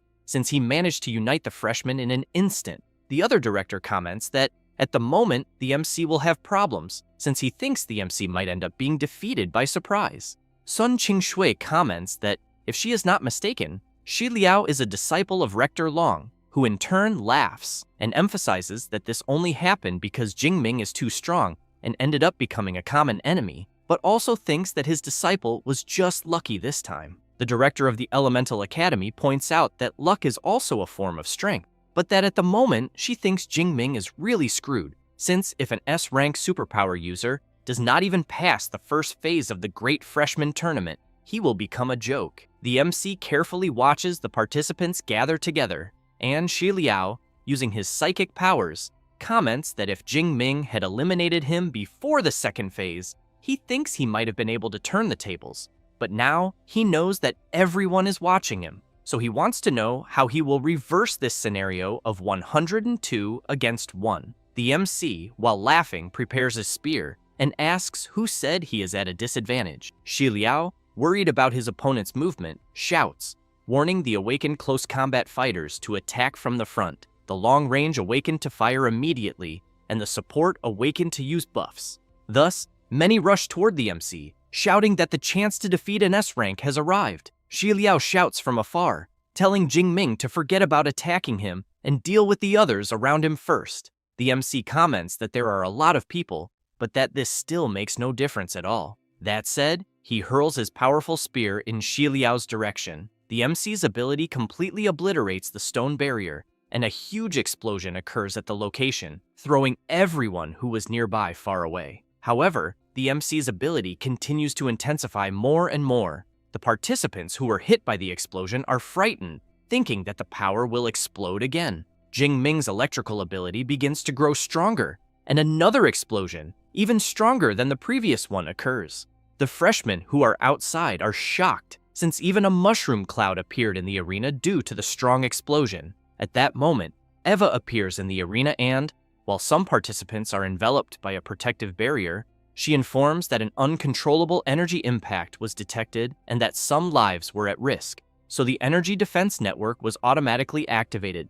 But she regrets to inform that the participants protected by the defense network were eliminated by the MC. Shi Liao, slightly injured, thinks that if he had not provoked the MC, he certainly would have advanced, since he ended up not defeating anyone and will no longer have a chance in the second phase of the tournament. However, he tells everyone not to worry about him, since the rest should continue attacking. And because of his hypnotic power, the participants soon get back up and charge at the MC again, who simply waits for the right moment to counterattack, then channels his power to the maximum. Meanwhile, Shi Liao is cheering, thinking that trading 1-for-1 to defeat Jingming is already worth it, until he is completely surprised by the power he is feeling, since Jingming is sending all the participants who were attacking him flying into the air with his ability all at once.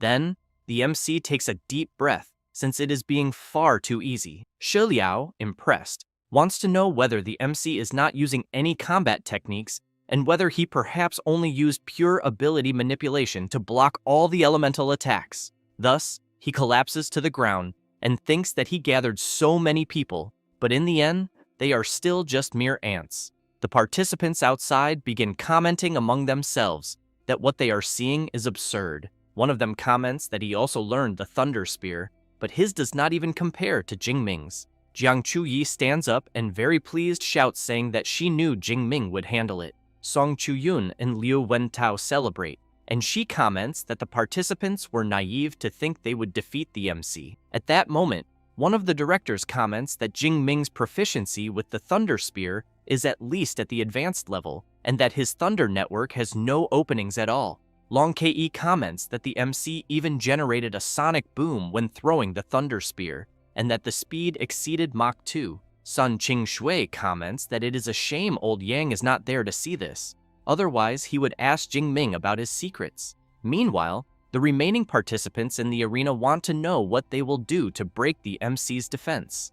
Jingming laughs and emphasizes that if they are afraid to attack him, he will resolve it himself. Thus, he leaps at high speed and with a simple movement manages to defeat several opponents without much difficulty, which leaves the rest quite frightened, shouting for them to maintain formation. That said, the participants close ranks as a group. Jingming comments that now it has become interesting and, while charging in and defeating them one by one, begins pointing out several of their mistakes. In the blink of an eye, he manages to crush his opponents. Then, he drives his spear with full force into the ground and says that they are all fucking weaklings. The freshmen, while lying on the ground, think that they were defeated easily and that the MC still calls them weak. At that moment, Eva goes to the MC and announces that the second round of the first phase has come to an end, and that the one who qualified is Xu Jingming with 102 eliminations.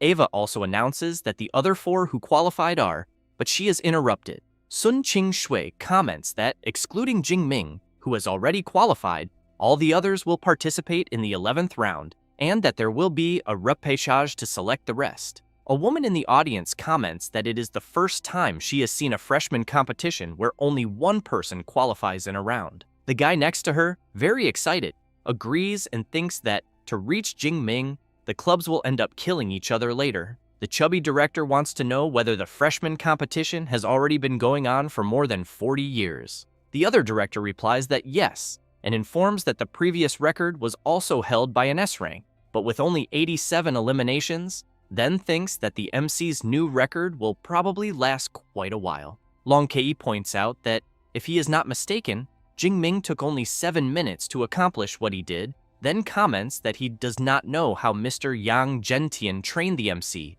but that his spear technique has truly reached the master level. Sun Qing-shui is surprised to hear about the level the MC has reached with the spear, then thinks that he really has absurd talent on the path of weapons, since she was considering trying to recruit him for the Elemental Academy, but now it no longer makes sense. Sun Qing-shui has in mind that, with Jingming there, they will not need to worry about the inter-school study excursion of the 3 academies this semester. Meanwhile, Qi Dongxia and Song Qiuyun are congratulating the MC. Liu Wentao, very excited, comments that his friend did not see Li Chengji's expression, then says that when the MC eliminated Xi Liao, Li Chengji's face turned purple like a pig's liver. Thus, the MC looks at Li Chengji and concludes that in the end, he is nothing more than a paper tiger who only knows how to bully the weak. However, he keeps in mind that Li Chengji's arrogant manner moments earlier irritated him, since he could not swallow that, but he knows he can let it go, since he will challenge him in the second phase. After thinking about this, Jingming comments that he is rooting for his friends in the next round, and while he bumps fists with Song Qiuyun, she thinks that later she will show Jingming that even if she cannot defeat him, she is still the strongest freshman after him. After some time, the 3rd round ends, and the 4th qualifier in this round is Liu Wentao, with 9 eliminations. In the 6th round, in 3rd place was Qi Dongxia, with 12 eliminations. The 8th round was about to begin, and, very excited, Song Qiuyun was thinking that her turn had finally arrived. The freshmen in the stands become enamored with her and shout that she is the first place from Chuan province, and that they also know she uses a halberd as her weapon. At that moment, the 8th round begins, and Song Qiuyun immediately prepares herself, and without thinking twice, charges toward her opponents. Some freshmen watch her fight and conclude that apparently she is also at the advanced 2nd rank. Then, from the top of the stands, Wu Yuan asks his partner to add Song Qiuyun as the 2nd recruitment priority, and that Li Chengji is temporarily 3rd at the moment. Back in the 8th round, Song Qiuyun activates her ability Dawn Phoenix Dance and goes on to defeat several freshmen. Then she uses the halberd technique Light Piercing, and with a single thrust, manages to defeat several at the same time, who fall to the ground complaining that they were defeated. Thus, Eva announces that the first place in the 8th round is Song Qiuyun, with 45 eliminations. She quickly stores her halberd in her magic ring and goes to her friends. Song Qiuyun asks the MC what he thought of her performance. Jingming replies that it was truly impressive, and that she combined magical combat and close combat abilities very well, then emphasizes that he is looking forward to her performance in the 2nd phase. After that, 2 hours pass, and Eva announces that the second phase of the freshman competition will be the free challenge, then explains that everyone has 3 chances to challenge anyone and take their higher ranking, and that those below the top 50 cannot challenge the top 50. That said, the arena platforms begin to move. Lee Chung-ji thinks that he needs to leave Jingming alone and wonders whether he should challenge the second place, Song Chu-yoon, until he is quite startled to hear someone asking Eva that they want to challenge the third place, Lee Chung-ji. Seeing that it is the MC making the request, Lee Chung-ji becomes furious and immediately comments that the MC is in first place, then wants to know why he is challenging the third place. Jingming replies that the rules never said that challenges must go from the lower rank to the higher rank, and also asks whether Lee Chung-ji really thought he was someone he could provoke at will. The freshmen around want to know what is happening, and whether the first place and the third have some kind of feud. One of the freshmen says that Lee Chung-ji made a throat-slitting gesture at Jingming earlier with the intention of provoking him. It does not take long for Eva to announce that she has designated arena number 74 for the battle, and soon asks the participants to enter. Lee Chung-ji comments that it is fine, and that he will see just how strong Jingming is with his S-rank ability. As soon as both step onto the arena, Eva tells them to begin. Lee Chung-ji does not waste time and immediately activates his bestial mode of the Furious Blood Lion King, an A-rank ability. Then he charges at the MC while shouting that the MC forced him to reach this point. Jingming focuses and replies that he forced him into nothing, since this is the consequence of his own arrogance. With that said, he also advances toward Lee Chung-ji and quickly appears behind him. However, with his transformation, Lee Chung-ji turns around quickly and unleashes the Furious Lion Slash. Jingming blocks the attack with his spear and, due to the powerful impact, sends the huge lion flying backward, who becomes terrified upon realizing that the MC's strength is greater than his own.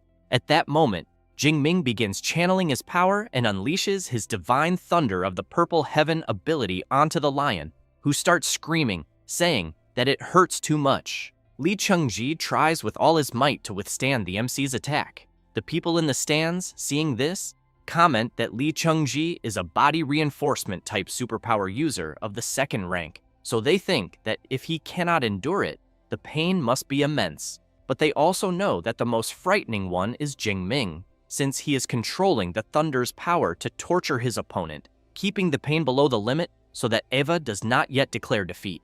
Until, after some time, Lee Chung-ji can no longer resist and collapses heavily onto the ground. Eva quickly announces that the winner of the fight is Jingming. After dissipating his ability, the MC thinks it is a pity, since he wanted to continue torturing him, but he knows that the time he tortured him should already be enough for Lee Chung-ji to remember it for the rest of his life. And he also hopes that Lee Chung-ji learns his lesson and controls himself more. Otherwise, he thinks that with his personality, he will end up in serious trouble. Then Lee Chung-ji wakes up in terror, thinking that for a moment he thought he was going to die. And when he looks to the side, he breathes a sigh of relief upon seeing that the MC has already left. However, Song Chu-yoon calls Eva and comments that she also wants to challenge the third place, which leaves him unable to believe what he is hearing, since he has just fought and was almost killed. And, after some time, Lee Chung-ji, with his bestial form active, is being brutally struck and thrown far away,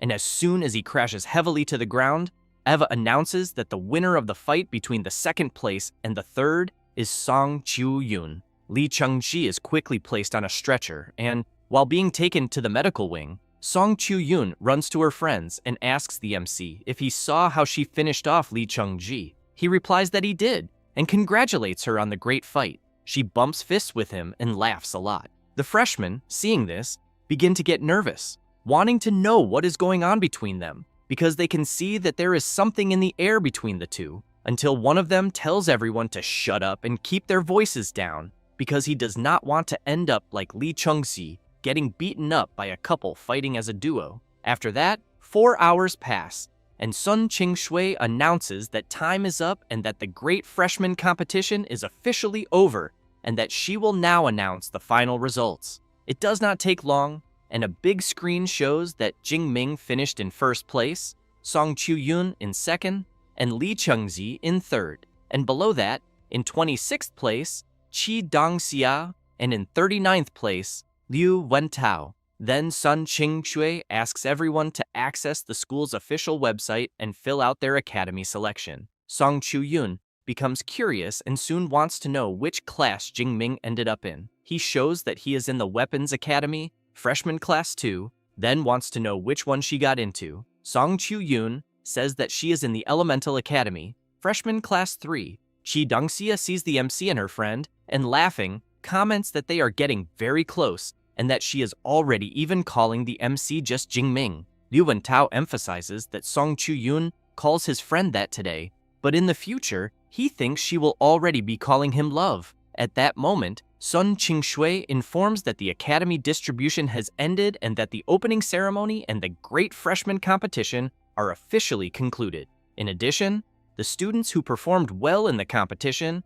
will later receive recruitment messages from exclusive mentors, and for that reason, everyone should stay very attentive. One of the directors laughs and emphasizes that this batch of freshmen is much tougher than the previous one. Long Ke agrees and points out that especially Jingming, since he thinks that in 1 or 2 more years, he will dominate the entire school. After leaving the stadium, the MC asks whether his friends are hungry and if they want to eat. Song Chu-yun thinks this idea is very good, but makes it clear that the king of the freshmen is the one who should pay the bill. After all, he is about to get rich with the 10 cubic meter spatial ring. Jingming replies that it is fine and that everyone can order whatever they want.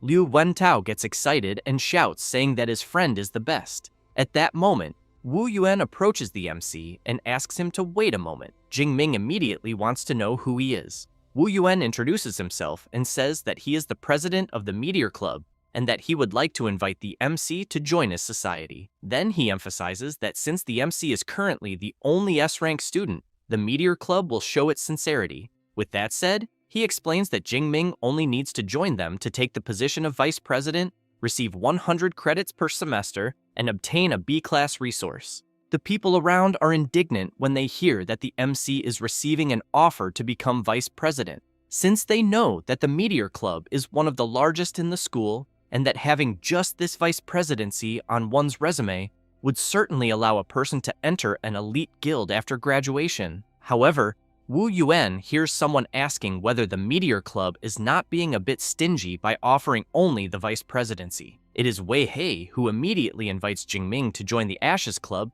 and comments that he can directly be the reserve president, since when he graduates, the MC will be the president and will not miss out on any of the other benefits. The people around go crazy over the offers Jingming is receiving. Wei Hei keeps in mind that the Meteor Club is subordinate to the Meteor Guild, and that, according to the guild's rules, their president must be chosen by the guild itself. Jingming thinks about the offers he received and comments that he needs time to think, and that he will give them an answer in a few days.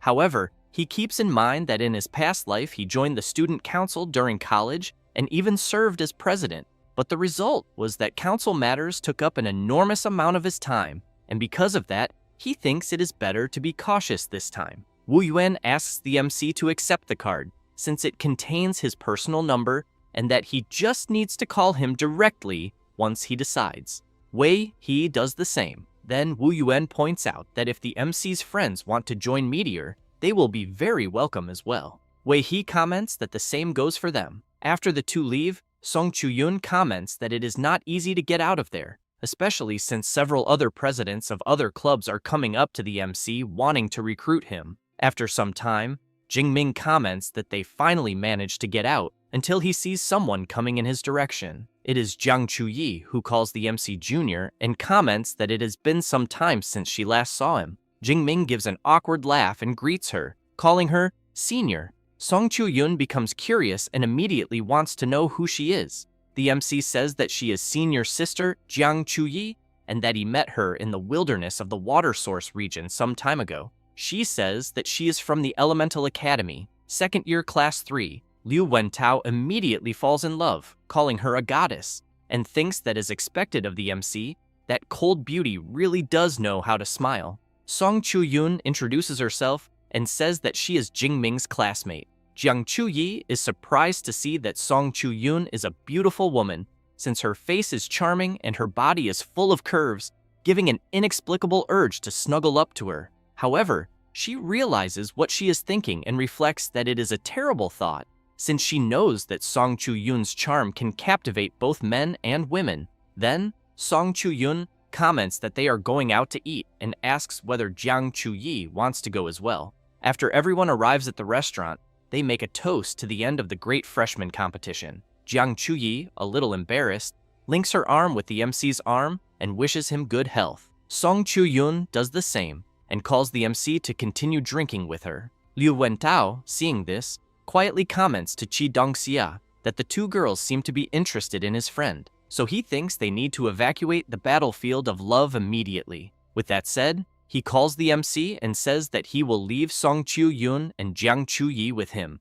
since he is going with Chi Dongxia to take care of some things. Jing Ming takes a deep breath and wonders why his friend is running away so quickly, in addition to knowing that alcohol would only bring trouble. Jiang Chuyi comments that she is not able to walk properly and asks whether the MC can help her. Song Chu-yoon comments that she also cannot walk and will need help.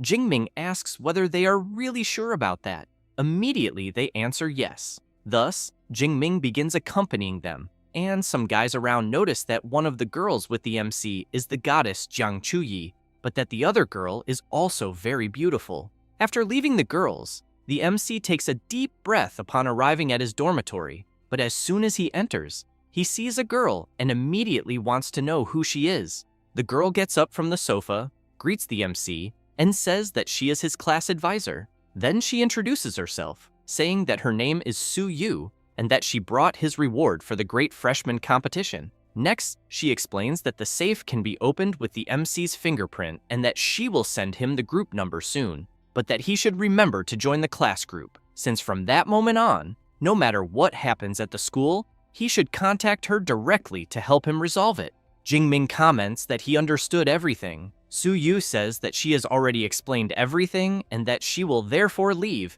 since she has other students to notify. Liu Wentao quickly runs up to the MC, wanting to know whether there was any fight between Song Chu-yoon and senior sister Jiang. Jing Ming asks why there would be any fight between them. Liu Wentao looks disappointed, wanting to know whether there really was no fight and whether everything is really that harmonious, but soon changes the subject and comments that this was already expected of Jing Ming, since apparently he thinks that Jing Ming handled both of them. The MC ignores his friend and, excited and curious to know what is inside the safe, wastes no more time and opens it immediately. After taking the spatial ring he won in the freshman competition from the vault, Jing Ming quickly decides to test it, storing his spear inside it.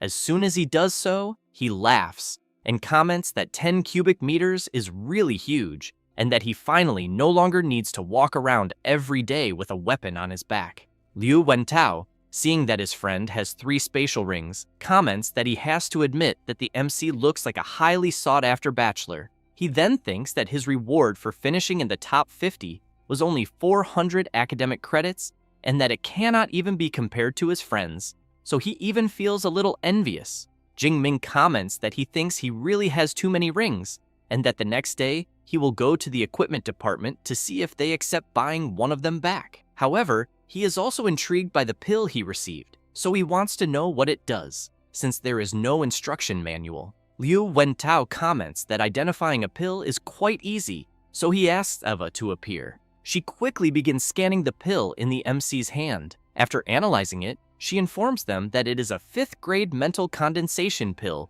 produced by the alchemy department of Magic City University, and that it is effective for superpower users of the 5th rank or below, and after consumption, spiritual power increases significantly, making it an A-rank cultivation resource. Jing Ming is surprised and asks his friend whether Eva really can analyze pills. Liu Wentao replies that she can, and not only pills, since Eva can also identify beast materials as well as rare flowers and herbs. The MC stands up and comments that artificial intelligence is really convenient, but that it is a pity he cannot take Eva with him out into the world. Liu Wentao says that he thinks similar products probably exist on the market.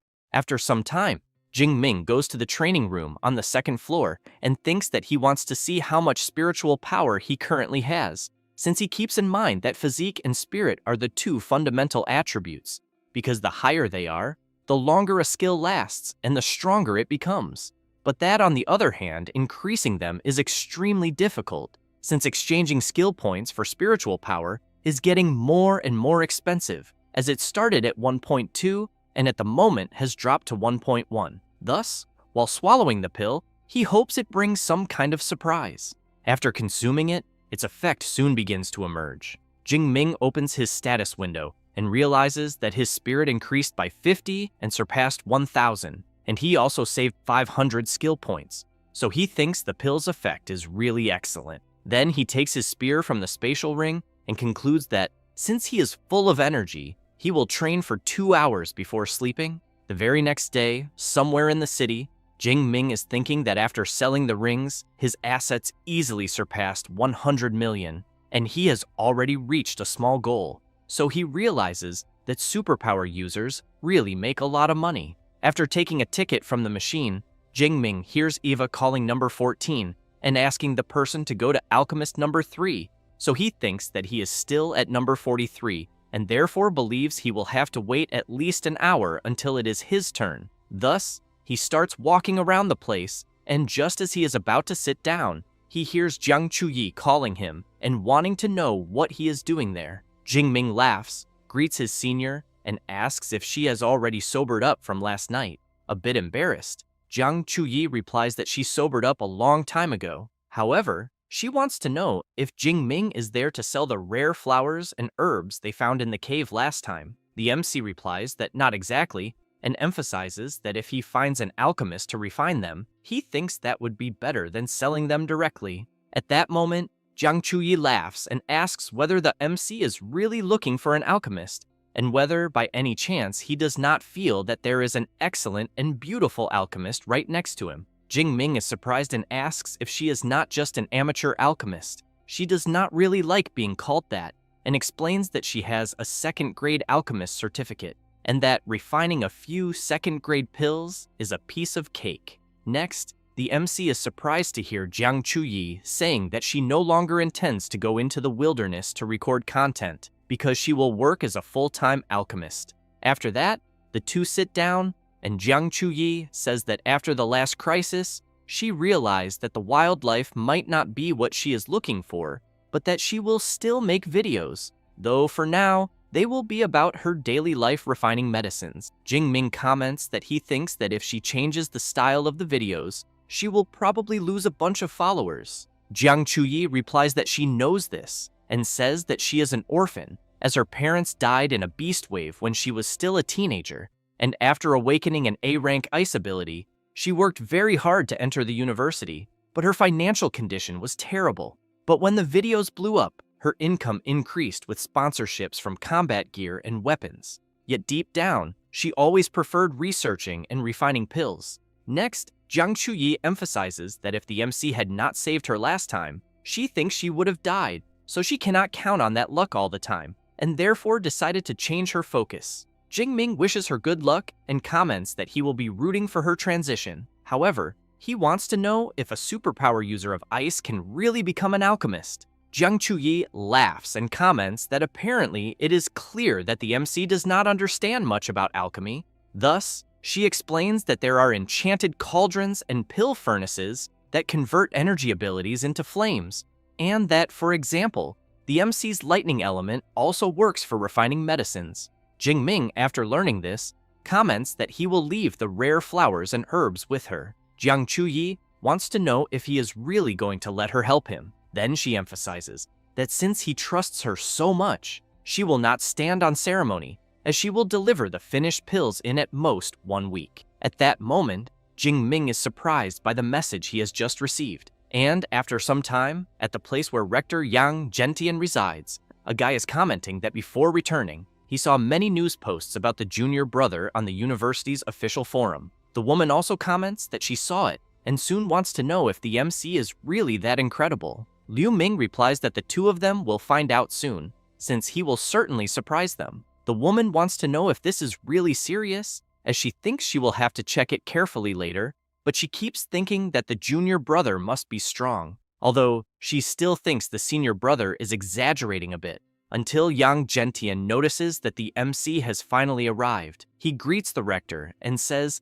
that as soon as he saw his message, he came right away. However, he is quite surprised to see Liu Ming all bandaged and in a wheelchair, so he wants to know what happened to him. Yang Gentian says that it was the 8th rank Grandmaster, Wang Lin, since to lure monsters, he used the Ashes Guild as bait, and in the end, the guild suffered huge losses, and Liu Ming was seriously injured, and that he also fought with Grandmaster Wang Lin, but even though he did not win in the end, Wang Lin did not come out unscathed either. Next, he says that this was precisely why he was unable to attend the Grand Freshman competition. Jing Ming becomes nervous upon learning the story, since he knows that an 8th rank Grandmaster is capable of moving mountains and filling seas, and that he never imagined there was someone so despicable at that level. The MC starts thinking about an 8th rank Grandmaster, since he has in mind that he is still only at the 2nd rank, and that if he considered avenging his senior brother, he thinks he would become cannon fodder immediately, and he also knows that in this world, if a person does not become strong, they will only be manipulated by the powerful however they want. Until Yang Gentian goes up to the MC and asks him not to think too much about what he heard. Then he introduces Shu Wei and Tong Yue, who soon greet the MC. Shu Wei says that what he has in hand is a 4th grade origin energy pill and that it greatly increases the efficiency of absorbing origin energy, being a B rank cultivation resource. Tong Yue comments that she will transfer 200 academic credits to the MC. Jing Ming bows and thanks his senior brothers. Then Liu Ming says that the MC's senior sister seems to doubt what he said, so he asks Jing Ming to tell Tong Yue that he really mastered 4 A-rank Thunder Element combat skills. The MC says that his senior brother Liu Ming is indeed right. The MC's 2 senior brothers are surprised, and Shu Wei wants to know if it is really true and how the MC managed to do it. Tong Yue, on the other hand, wants to know how Jing Ming advanced to the upper stage of the 2nd rank while learning combat skills, saying this while thinking that A-rank combat skills are absurdly difficult since she barely managed to advance to the upper stage of the 2nd rank because she was trying to master 2. And knowing that the MC is at the same rank as her and still masters more A-rank combat skills makes her question where the justice in that is. Jing Ming says that he did not have any special experience since he was simply born with good comprehension, but thinks that he definitely cannot tell them about his system. Yang Gentian comments that he has always been very satisfied with the MC's comprehension and effort, so he says that later they will hold a dinner to celebrate, since they need to celebrate Jing Ming for placing first in the grand competition, and also that Director Sun has not stopped praising him. The MC remarks that it was quite easy since they were far too weak, but he wants to know if Yang Gentian could help him test a combat skill. Shu Wei asks which skill, and since Liu Ming is having difficulty moving, he is there because he thinks there is no need to trouble the professor. But Jing Ming says that it is the S-rank combat skill, the Netherworld Thunder Armor. This leaves everyone instantly surprised upon hearing about an S-rank skill. Shu Wei feels disheartened and comments that it is better to forget it then, since at the lower stage of the 3rd rank, he thinks he cannot break the defense of the Netherworld Thunder Armor. Thus, they go to the training field. Shu Wei asks whether his brothers really think that the MC learned an S-rank combat skill. Liu Ming comments that from what he knows of Jing Ming, he thinks he would not say that lightly. At that moment, the MC begins to channel his power and activates the Netherworld Thunder Armor skill. Then, very confidently, he asks his master to come at him with everything he has. Yang Gentian, while preparing his power, makes it clear to the MC that he will start by using the intensity of a superpower user at the peak stage of the 3rd rank. Having said that, he unleashes his power at the MC, and a powerful explosion occurs. After the dust settles, Jing Ming is unharmed. Thus, he asks the professor to increase the power a bit more. Yang Gentian becomes excited and shouts that he will increase it, and that the MC should let him know if he cannot endure it. While being struck by the professor's power, the MC keeps asking him to increase the attack power more and more, and as soon as Yang Gentian applies 10 times more power to his attack, the MC's Netherworld Thunder Armor cannot withstand it and shatters into several pieces. Young Gentian goes to Jingming and comments that it was not bad at all, since the attack intensity of a superpower user at the lower stage of the 4th rank is about 10 times greater than that of someone at the peak stage of the 3rd rank. So he emphasizes that to break the MC's defense, he thinks it would require at least an A-rank superpower user at the 4th rank. Xu Wei, deeply impressed, wants to know whether an S-rank combat skill combined with another S-rank combat skill can really reach such a terrifying level.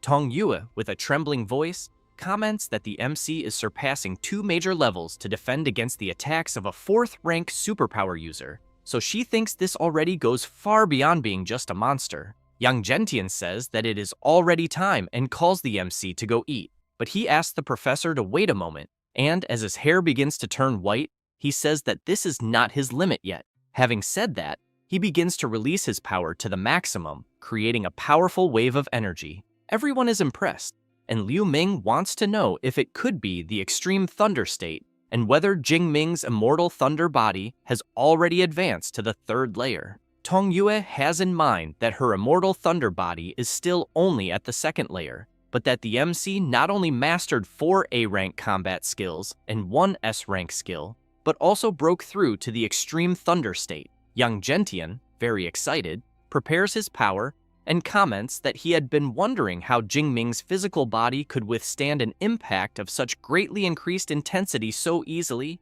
then concludes that it was because his immortal thunder body had already entered the 3rd layer. Having said that, he channels even more power to unleash at Jingming and see if he can endure it. 3 minutes later, the MC is on his knees on the ground. Young Gentian comments that it was incredible, since Jingming managed to withstand 20 times more, and this means that it would require the attack intensity of a superpower user at the intermediate stage of the 4th rank to break his defense. Then he calls the MC and emphasizes that the fact that he reached such a level truly exceeded all his expectations as a teacher. Jingming apologizes to his professor for the trouble, but thinks that at the moment, he finally knows the true limit of his defensive power. Young Gentian helps Jingming to his feet and says that of all his students, Jingming is the one who makes him the most at ease, since he learns everything without needing to be taught. Having said that, he calls everyone to go eat and emphasizes that he is in a great mood and that everyone can order the most expensive dishes.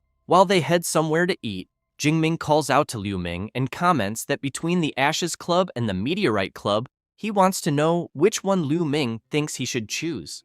Immediately, Liu Ming replies that Jingming should choose the Meteorite Club. Xu Wei looks back, surprised, and comments that he thought Liu Ming wanted the MC to enter the Ashes Club. He explains that if there were no problems with the Ashes Guild, he would certainly like Jingming to join them in the Ashes Club, but at the moment, he knows that the Meteorite Club is clearly the best choice. Young Gentian calls the MC and explains that actually, he can stay in a club for 1 or 2 years, and then create his own in the 3rd or 4th year, and that after graduation, these people will be the first foundation for building his own power. Jingming is intrigued by this idea of building his own power, so he wants to know if it is really necessary. Young Gentian asks if he knows why he failed to enter the Grandmaster realm, saying it was because he has no faction. He had to take care of everything personally, and that wasted too much time. Then he asks Jingming to keep well what he just said, because only when he has a faction to handle the smaller tasks will he be able to fully focus on cultivation. The MC replies that he understands and thanks the rector for the guidance, but thinks that apparently, as soon as his strength increases a bit more, he will have to start thinking seriously about this. The very next day, while walking around the university, Jingming thinks that formal classes have finally begun. Inside the classroom, the professor is commenting that they will discuss the origin of ferocious beasts. Since hundreds of years ago, origin energy appeared on Blue Star, and animals transformed into ferocious beasts, and humans awakened. While Eva shows some information to the MC, he realizes that it was discovered that after the surge of origin energy, many ruins of ancient civilizations were found underground, and that most of Blue Star's advanced technology evolved from these ancient civilizations, including ability detection devices. Next, Jingming had classes in anatomy, weapons faculty, and even elemental faculty, and in that class the professor was quite surprised, commenting that the MC is excellent, since controlling an S-rank ability in any form is not something simple, as no one in the elemental faculty has achieved what he is doing so far. And, after the weekend arrives, Jingming goes to the Yangcheng Wilderness area to defeat some beasts, and after acquiring the Azure Sky Black Dragon Spear, which cost 1,000 academic credits, Jingming thinks about the new knowledge, new techniques, and new equipment, then concludes that this was already expected, since his actual combat capability improved significantly once again. Next, Jingming sees in his status that in 2 months his strength more than doubled and his skill points exceeded 13,000, but that unfortunately, there has still been no sign of more levels in the skill column, since logically, if everything else can be enhanced, he thinks the skill should also be able to. However, he knows that he will not hoard them, since he will use them to strengthen himself as quickly as possible and maximize efficiency. And as soon as he does this, he believes that one day his Purple Heaven Divine Thunder will become an SS rank skill. And on the very next day at the university, Song Chu-yun discovers that the MC learned skill control only a few days ago, but that he is already stronger than her after a whole month of training, so she thinks that comparing like this is really frustrating. Jingming comments that he just had a sudden epiphany, but thinks that he has the system, and obviously that cannot be compared. Song Chu-yun says that next week the joint study excursion of the freshmen from the universities will begin, so she wants to know if Jingming will participate. He replies that he heard the destination is a wilderness area, so he will clearly participate, since he has in mind that it is a great opportunity to collect skill points, and he also very much wants to see what kind of geniuses were recruited by the other 2 top universities. After that, a week passes and the MC's class is gathered. Lu Wentao comments that with Jingming around on the study excursion, they can be at ease. Song Chu-yun agrees and emphasizes that even without an S rank like him, they have already placed first for 4 consecutive years, so she thinks it seems that the 5-time championship is already guaranteed. At that moment, the door of the special passage begins to open, and Ling Shuang appears greeting everyone and saying that she will be responsible for conducting the meeting about the study excursion. Next, she asks Eva to expand the map and says that the destination of the excursion is the wilderness area of Magma Cave number 7, located deep in the mountains of Shuiyan City, Qian Province. The students are surprised, commenting that as expected of a magic cave, it is truly terrifying, and that they also heard that only places where countless superpower users have died can be called magic caves. Ling Shuang informs them that she will lead the team on the study excursion, and each faculty will also designate their mentors, and that the upper management will allocate a batch of resources to the 3 schools based on the final ranking of all participants, determined by the number and rank of ferocious beasts defeated, but that only the top 50 positions count, with first place receiving 34%, second receiving 23%, third 19%, and the remaining 47 sharing the remaining 24%. Thus, she makes it clear that first place is crucial, as it involves the glory of the university's 5-time championship of Magic City University and the resources the school can receive. Having said that, she comments to the MC that she will leave this task to him, so she wants to know if there will be any problem. He replies that there will not be, but thinks that with his current combat power, he believes no freshman should be able to surpass him. However, Ling Shuang emphasizes that she needs to warn them in advance based on the latest information, because for this study excursion, Qingjing Superpower University will be bringing an external reinforcement with an S-rank ability. The freshmen are surprised, wanting to know if Qingjing University also has an S-rank and where another S-rank came from, since they know that in recent years, aside from the MC, no new S-rank has appeared in all of Daxia, making it truly strange. While Eva shows the image, Ling Shuang says that this S-rank is not from Daxia, but rather an exchange student that Qingjing Superpower University brought from Shadu, and that his name is Kiran Rao, and he possesses an S-rank enhancement type ability and is at the lower stage of the 3rd rank. Jingming is intrigued to learn that this Kiran Rao is at the 3rd rank. The other freshmen are even more surprised and soon want to know whether a freshman can really reach such a level. Ling Shuang emphasizes that the data she has was all collected by Eva and that, therefore, she believes there is no mistake, but that unlike them, Kiran Rao is already 20 years old. Upon learning Kiran Rao's age, the freshmen feel more relieved since it now makes sense, as it is 2 more years of cultivation time than them, and one of the freshmen comments that in India people enter university at 20 years old. Song Chu-yun then looks at Jingming and thinks about Kiran Rao, who is at the 3rd rank and is an S rank, so she knows that as things stand now she has no chance against him. But even so, she thinks that Jingming does not seem worried at all. The MC keeps watching Kiran Rao's hologram and thinks that he does not care at all if Kiran Rao is also S rank, since he is used to facing enemies of higher rank. Then he reflects that with 3 S rank combat skills, 4 A rank ones, and spear mastery at the master level, he sees no reason to be afraid. And besides, this competition is based on the quantity and rank of ferocious beasts defeated, so he knows that in this regard, he will not lose to any freshman, not even to an S rank at the 3rd rank. Ling Shuang observes the MC being completely unconcerned and thinks that this is very good, since he truly deserves the title of the most outstanding S rank student the school has had in recent years, because even under so much pressure, he remains confident. She also knows that approving the special grant of SS rank Tyrannosaurus Essence Blood for him was worth it. Thus, she reflects that Qingjing Superpower University is bringing external help, precisely because first place has priority in resource distribution, and that apparently they will be disappointed this time. With that in mind, Ling Shuang says that she has informed them about the overall situation of the study excursion, and informs them that there are 7 days left, and that they should make good use of the time and prepare properly. After that, 7 days pass, and Jiang Chuyi is integrating detoxification pills, healing pills, superpower recovery pills, and awakening pills, then explains that all of them are second grade, with 20 pills per bottle, and that she thinks they are easily enough for the entire month.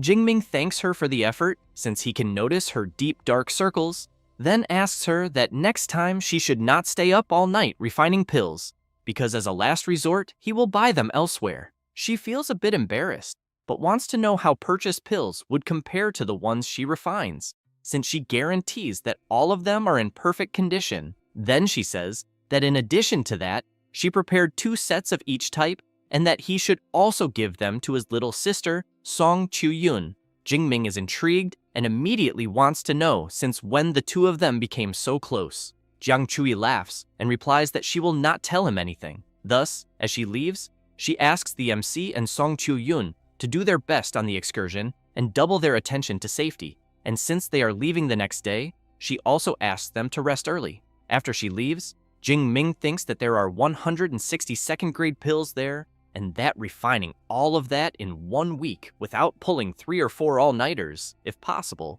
makes him wonder how he could not know how much effort she put in. But he knows that at the moment, this is not the time for that, since he needs to become stronger as soon as possible before thinking about anything else.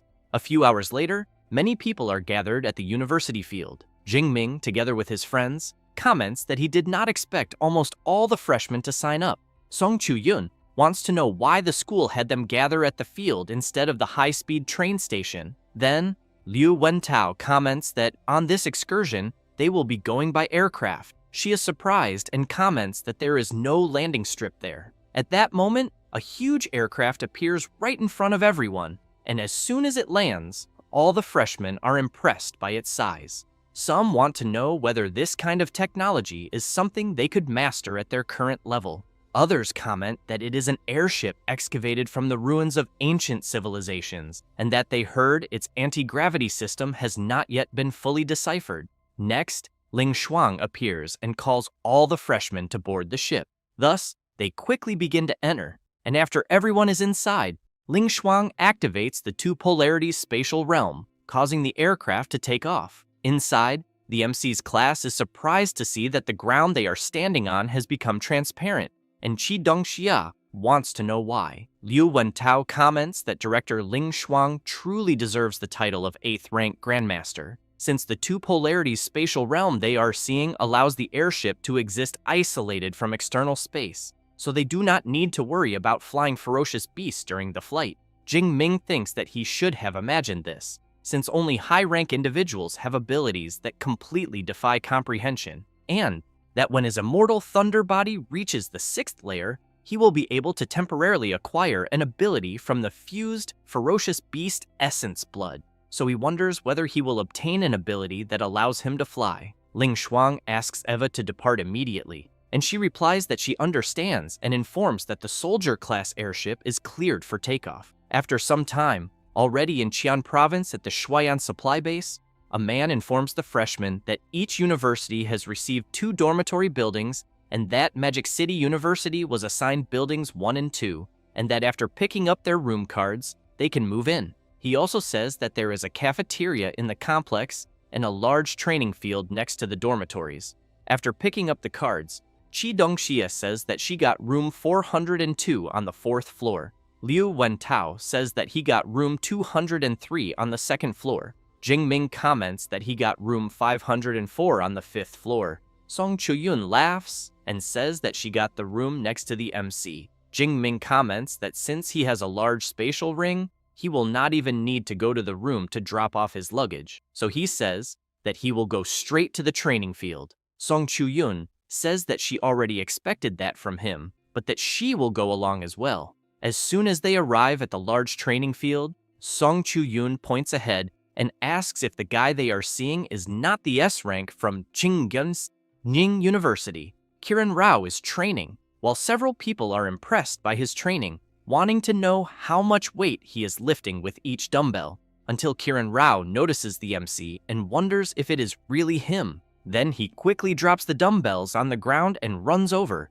Where the dumbbells fall, due to their enormous weight, they end up cracking the ground. Kiran Rao goes up to the MC, introduces himself, and emphasizes that it is a pleasure to meet him. The people around are intrigued, wanting to know if the MC is the #1 freshman of Magic City University, since they even heard that he is already at the upper stage of the 2nd rank. Jingming reflects that he did not expect the foreigner to be polite, so he extends his hand and greets him. However, Kiran Rao ignores the MC and goes straight to greet Song Chuyun, but because Kiran Rao is training, he is very sweaty and giving off a bad smell, which makes Song Chuyun quickly cover her nose, until the MC firmly grabs Kiran Rao's arm and comments that apparently the foreign student understands a bit of Eastern etiquette, but only a bit, then asks whether he does not know that it is extremely rude to approach a lady reeking of sweat. Kiran Rao does not like the tone Jingming is using, and both release their powerful auras, leaving the people around frightened, wondering whether they are really going to fight there. Jingming releases Kiran Rao's arm and recommends that he respect local customs and learn the etiquette and traditions of Daxia. After Jingming and Song Chuyun leave, Kiran Rao keeps thinking about the absurd strength that the Magic City S rank has, since he did not even move a centimeter, and wonders where a lightning element user gets so much physical strength. However, he knows that the girl from the Song family of Chuan province is truly extraordinary, so he wants to know what her relationship with Jingming is. But he knows that even if there is something between them, he will win her over, and thus will never again worry about cultivation resources. She, for her part, thanks the MC for helping her, since she could no longer stand the smell of that place, but wants to know if they will look for another place to train a bit. He replies that yes, because he really feels like training. 1 hour after training, the MC and Song Chuyun eat something, and she comments that food tastes much better after intense training. At that moment, a man comments to other people on the street that the beasts are destroying the world and that the final collapse is approaching, and that only the supreme celestial god can save humanity. Jingming thinks that he has heard this speech before, because ever since ferocious beasts appeared, religious fanatics have been preaching this end-of-the-world talk, and that the Magic Cave region gathers many superpower users and all kinds of people, so he knows it is not strange for religions to thrive there. The man then begins to get nervous, wanting to know why people always refuse to believe what he says. Thus, he takes a knife from his clothes and comments that now he understands, since he thinks it must be because the price people have paid has not yet been high enough. Next, he starts shouting that only by feeling pain will they be able to understand the greatness of the celestial god. Then, he lunges at a woman and a child. Jingming notices this and with his incredible speed, manages to completely take down the religious lunatic.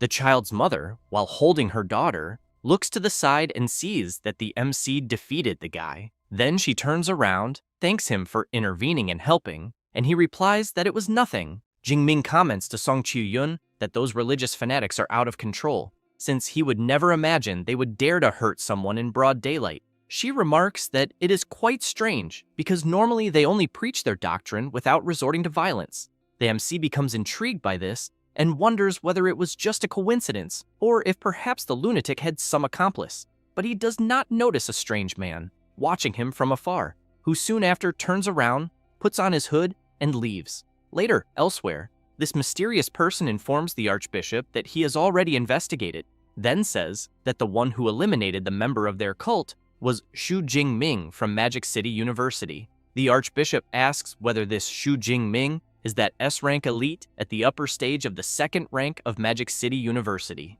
The follower replies that yes, and says that during the entrance exam of the martial arts faculty, he was still just an awakened and not even half a year has passed, and Jingming has already reached the upper stage of the second rank. The archbishop becomes serious upon learning this, and emphasizes that if they let such a monster grow, he fears that he will truly become a big problem. That said, he asks the follower to withdraw for now, since the divine blood is about to emerge inside the magic cave, and what he is delivering is the divine blood indicator. So he stresses that the follower will be responsible for organizing the personnel to retrieve it, and to remember not to use the name of the cult of destiny. The follower replies that he understands, and that he will do everything within his power. The archbishop, while using his ability, thinks that within a month, the cult of destiny will reveal itself to the world, and then Xu Jingming, along with the elites of the three schools, including that S rank from Shadu,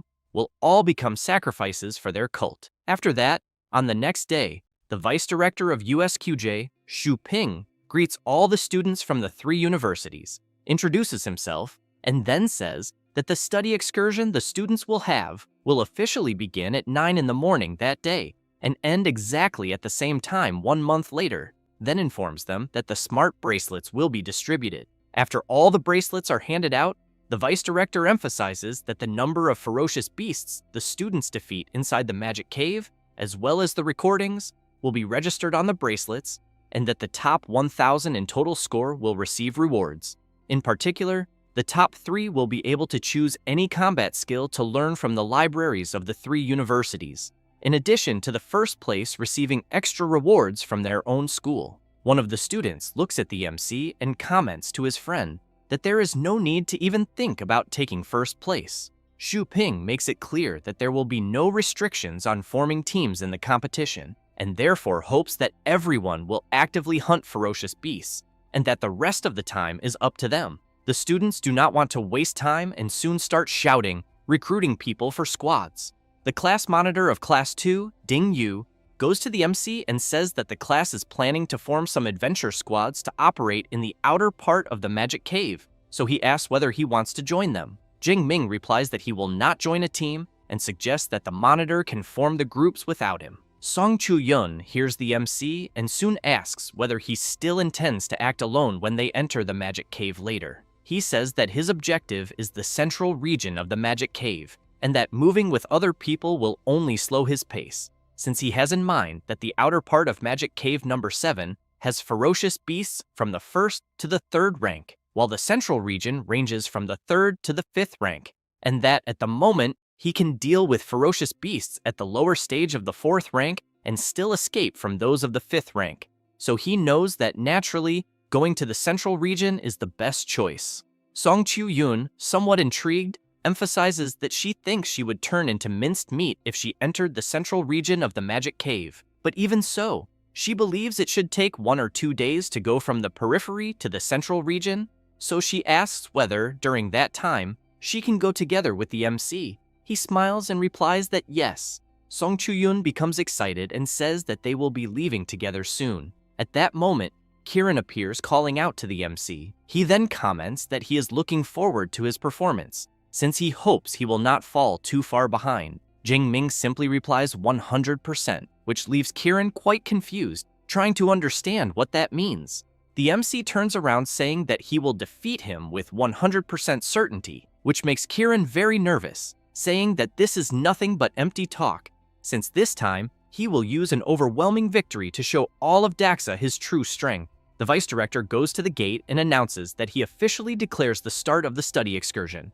The students immediately begin to run, excited by the challenge. 7 hours later, inside Magic Cave number 7, the MC and Song Chu-yun are moving slowly since there are several creatures ahead. Song Chu-yun comments that although iron-furred pangolins are second-rank ferocious beasts, their fur is harder than a lower-grade alloy, and therefore they are not easy to deal with at all. Jingming asks her to leave the creatures to him. Saying that, he charges forward with everything he has. The pangolins do not stay still either, and roll forward at full speed toward the MC, who in turn attacks using his spear, defeating them one by one. Song Chu-yun is impressed when she sees her friend fight, and thinks that each thrust of his spear hits a weakness directly, without a single mistake, so she knows that this is not something that can be achieved merely with a high rank, since it requires frightening intuition and experience. She then also notices that his control over the skill is extremely refined, to the point that it can be said he perfectly masters every thread of energy in his own body without wasting a single drop. After eliminating the creatures, Jingming thinks that he eliminated 12 second-rank iron-furred pangolins and collected a total of 276 skill points and another 1,200 points of score. In addition, since the ferocious beasts deeper inside have a higher rank, he thinks it is possible to obtain at least 30,000 skill points during this month of the excursion, so he wonders whether he will be able to raise his superpower to SS. Song Chu-yun goes to Jingming saying that she will help him and comments that he is quite different from other lightning element users. The MC is surprised and asks how he is different. She explains that most lightning users are always very unrestrained in the use of their abilities, but he is restrained, very careful, in the way he uses his skill. Jingming explains that all of this is because of his endurance, then says that if he used the divine thunder of the purple sky, he could annihilate the group of ferocious beasts that were there in an instant. But since he knows that this would be like using a cannon to kill a fly, he ended up choosing to conserve his ability, since he can eliminate these ferocious beasts easily. Song Chu-yun says that she understands, but thinks it is a pity, because she wanted to see him fight at full strength, but that apparently she will not have that chance yet. Time passes, and Jingming comments that it is getting dark and thinks it is better for them to look for a place to rest and head out again the next day. As soon as he opens the map, he sees that apparently there is a pond nearby, since he knows that water sources in wilderness areas are precisely where ferocious beasts gather the most. Therefore, both of them start running, while Jingming comments that it is not far from where they are and that they can eliminate another wave of creatures before nightfall. It does not take long for them to reach the lake.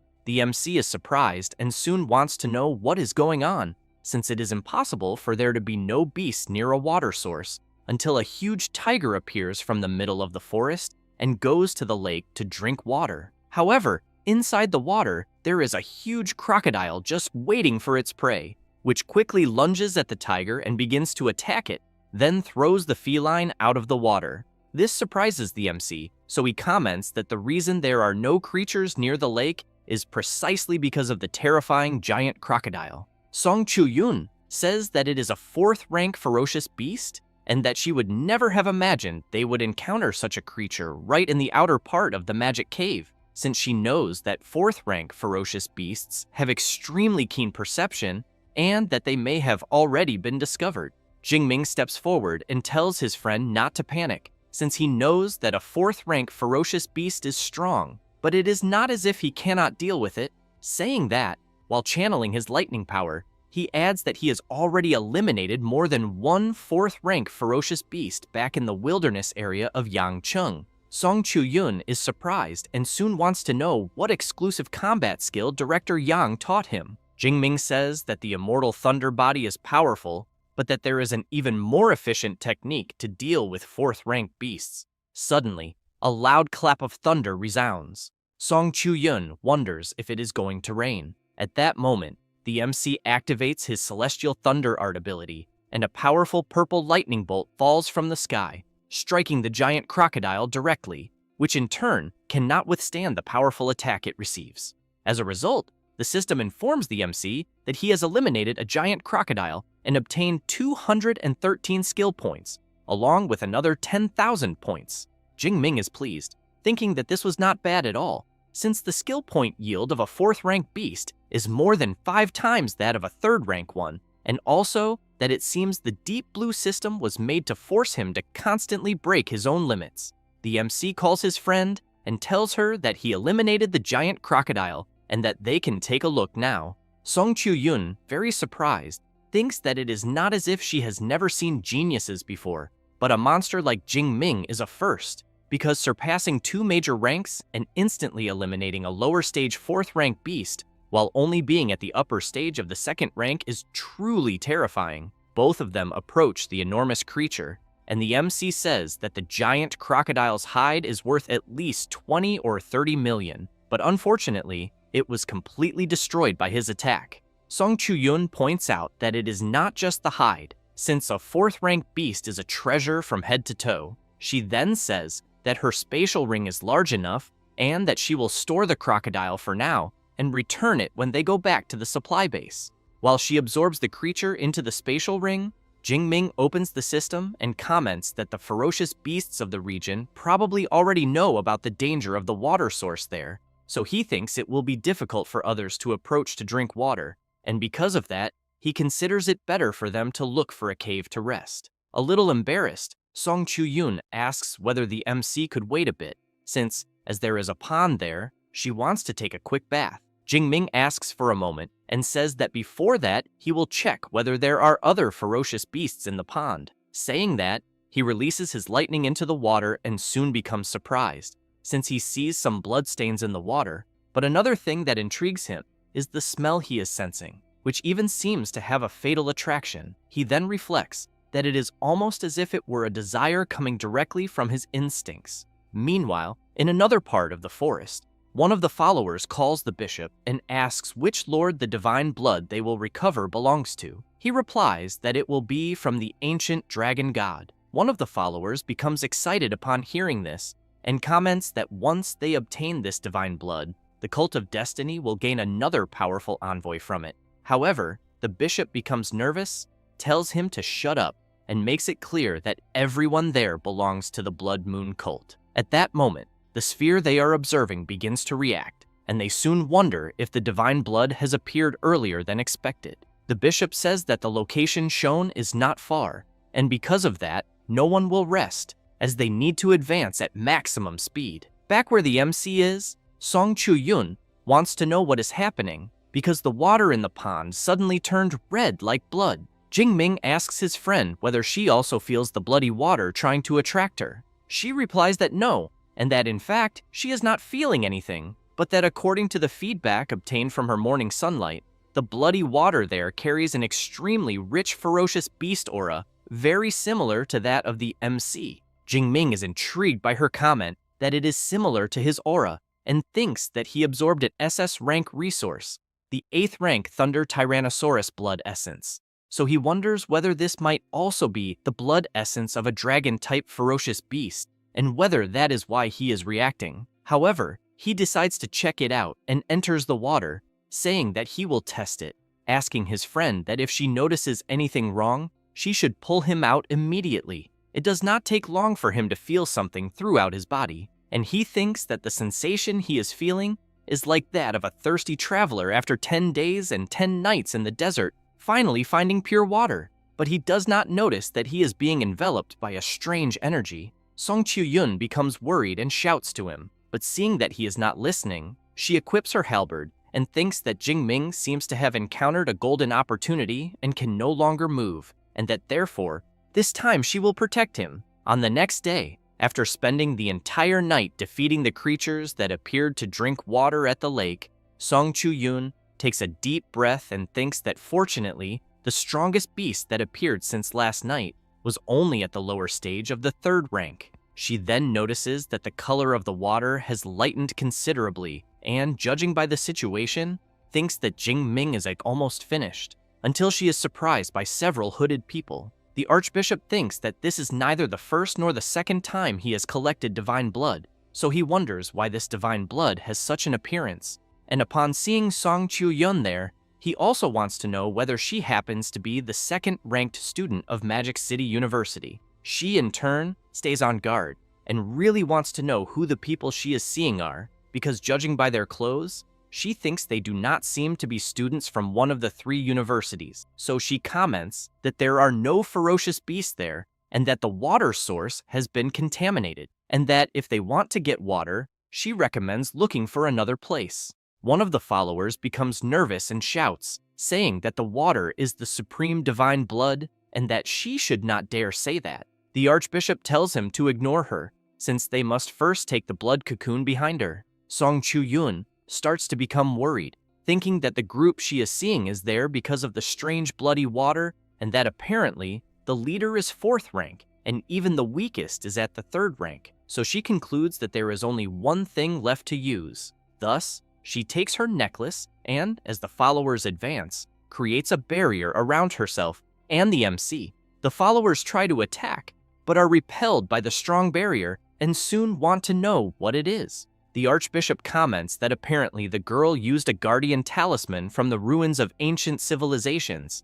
then explains that this type of guardian talisman is extremely rare, found only in ruins of ancient civilizations, can be used multiple times, and is a true life-saving artifact. Song Chu-yun shouts that since he knows what it is, she wants to know why they do not retreat instead of wasting time there for nothing. The Archbishop laughs and points out that as far as he knows, the Guardian Talisman has a duration limit, and since no one there is in a hurry, waiting a little longer will not harm them. Song Chu-yun keeps shouting that they will get tired of waiting, but she knows that the Guardian Talisman she used lasts just over 1 hour at most, and then needs 12 hours to cool down before it can be used again, so she hopes that the MC will wake up within that last hour. After some time, 1 hour passes, and the talisman's effect ends. The Archbishop shouts, saying that he had already warned that the protective shield has a duration limit. He then asks the girl to be smart and hand over the Guardian Talisman immediately. Otherwise, he guarantees that she will suffer a horrible elimination. Song Chu-yun does not like at all the direction things are taking, so she takes a pill and thinks that since she has no choice, she will have to fight. At that moment, everyone is startled when they hear a voice coming from the bloody water, asking why it feels like the ones who will be eliminated are the hooded figures. With that said, the MC begins to open the red cocoon, and as he comes out, he stares at everyone with an unfriendly expression. Jingming has a red dragon-shaped aura surrounding his body. The Archbishop, upon seeing this, becomes furious and thinks that he would never have imagined that one of the cult's main targets would appear there, then wonders why the MC's aura makes even his body tremble, causing a 4th-rank superpower user's heart to race, since he clearly thinks Jingming is only at the 2nd rank. However, he does not want to waste any more time and shouts for everyone to eliminate Jingming immediately. Jingming, in turn, simply stands still channeling his power, and in the blink of an eye, several lightning strikes fall from the sky, hitting the followers, who, with nothing they can do, collapse completely defeated on the ground. The Archbishop is extremely surprised by this, and thinks that he had even imagined that 5 3rd-rank users would not be able to handle Jingming, but he never thought they would be eliminated in an instant. The MC does not stay still and quickly charges at the Archbishop, who is terrified by Jingming's speed, gets hit head-on, and is sent flying far away. After crashing into a tree, he falls to the ground and thinks that he barely managed to see how the boy attacked him. Jingming walks up to the Archbishop and makes it clear that he will ask questions and the man will answer, then asks what the reddish water in the pond was. Seeing the tip of the MC's spear very close to his face, the Archbishop says that it was divine blood, also known as the blood essence of a 9th-rank beast emperor. Jingming now wants to know why the essential blood of a beast emperor would appear there. The Archbishop, with a very trembling voice, explains that in the ancient era, a total war broke out between human martial saints and beast emperors, and different types of blood essence ended up being scattered across the world. The MC then becomes more serious and says this will be his last question,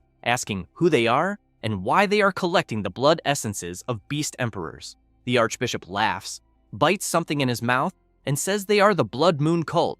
With that said, he begins to lose consciousness and soon collapses stiffly onto the ground. Jingming thinks that apparently the Archbishop committed suicide to avoid revealing more information, but he does not really care, because when he returns to the supply base, he will ask Director Ling Shuang about it. After seeing Jingming destroy any remaining traces of the Archbishop, Song Chuyun asks whether her friend is all right. Seeing that she is very tired, the MC holds her, replies that everything is fine, and thanks her for her efforts. Song Chuyun points at the fallen bodies and says that the group seemed to be there because of that bloody water in the pond. Jingming replies that yes, and says that they claim to be from the Blood Moon cult and were there to collect Beast Emperor blood essence. She is impressed upon hearing this and asks whether that really was what the MC was talking about, since she knows that this is an SS rank cultivation resource and normally needs to go through complex processing before being used.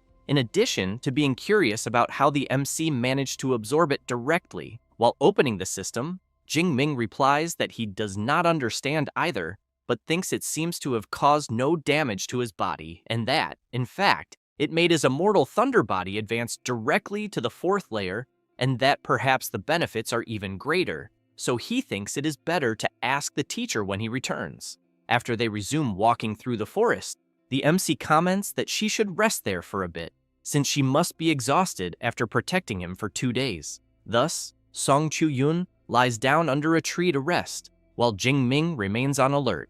After night falls, at the followers' base, one of them calls out to the Archbishop and reports that Bishop Zhou's divine blood indicator suddenly lost its signal, then asks whether an accident may have occurred and whether they should reassign personnel to recover the divine blood. The Archbishop replies that there is no need to send more people and emphasizes that some superpower user likely interfered and therefore thinks it is better to leave this aside for now, but stresses that the operation 1 month from now is what really matters. On the next day, Song Chuyun wakes up and sees the MC grilling some delicious meat skewers. He notices that she has woken up and calls her to eat. Song Chuyun comments that the smell is very good and that she did not expect Jingming to also be a gourmet. He laughs and says that practice makes perfect, and that by the end of the study excursion, he bets that she will also know how to grill good meat. As soon as she tastes it, Song Chuyun is amazed by the flavor and says that it is delicious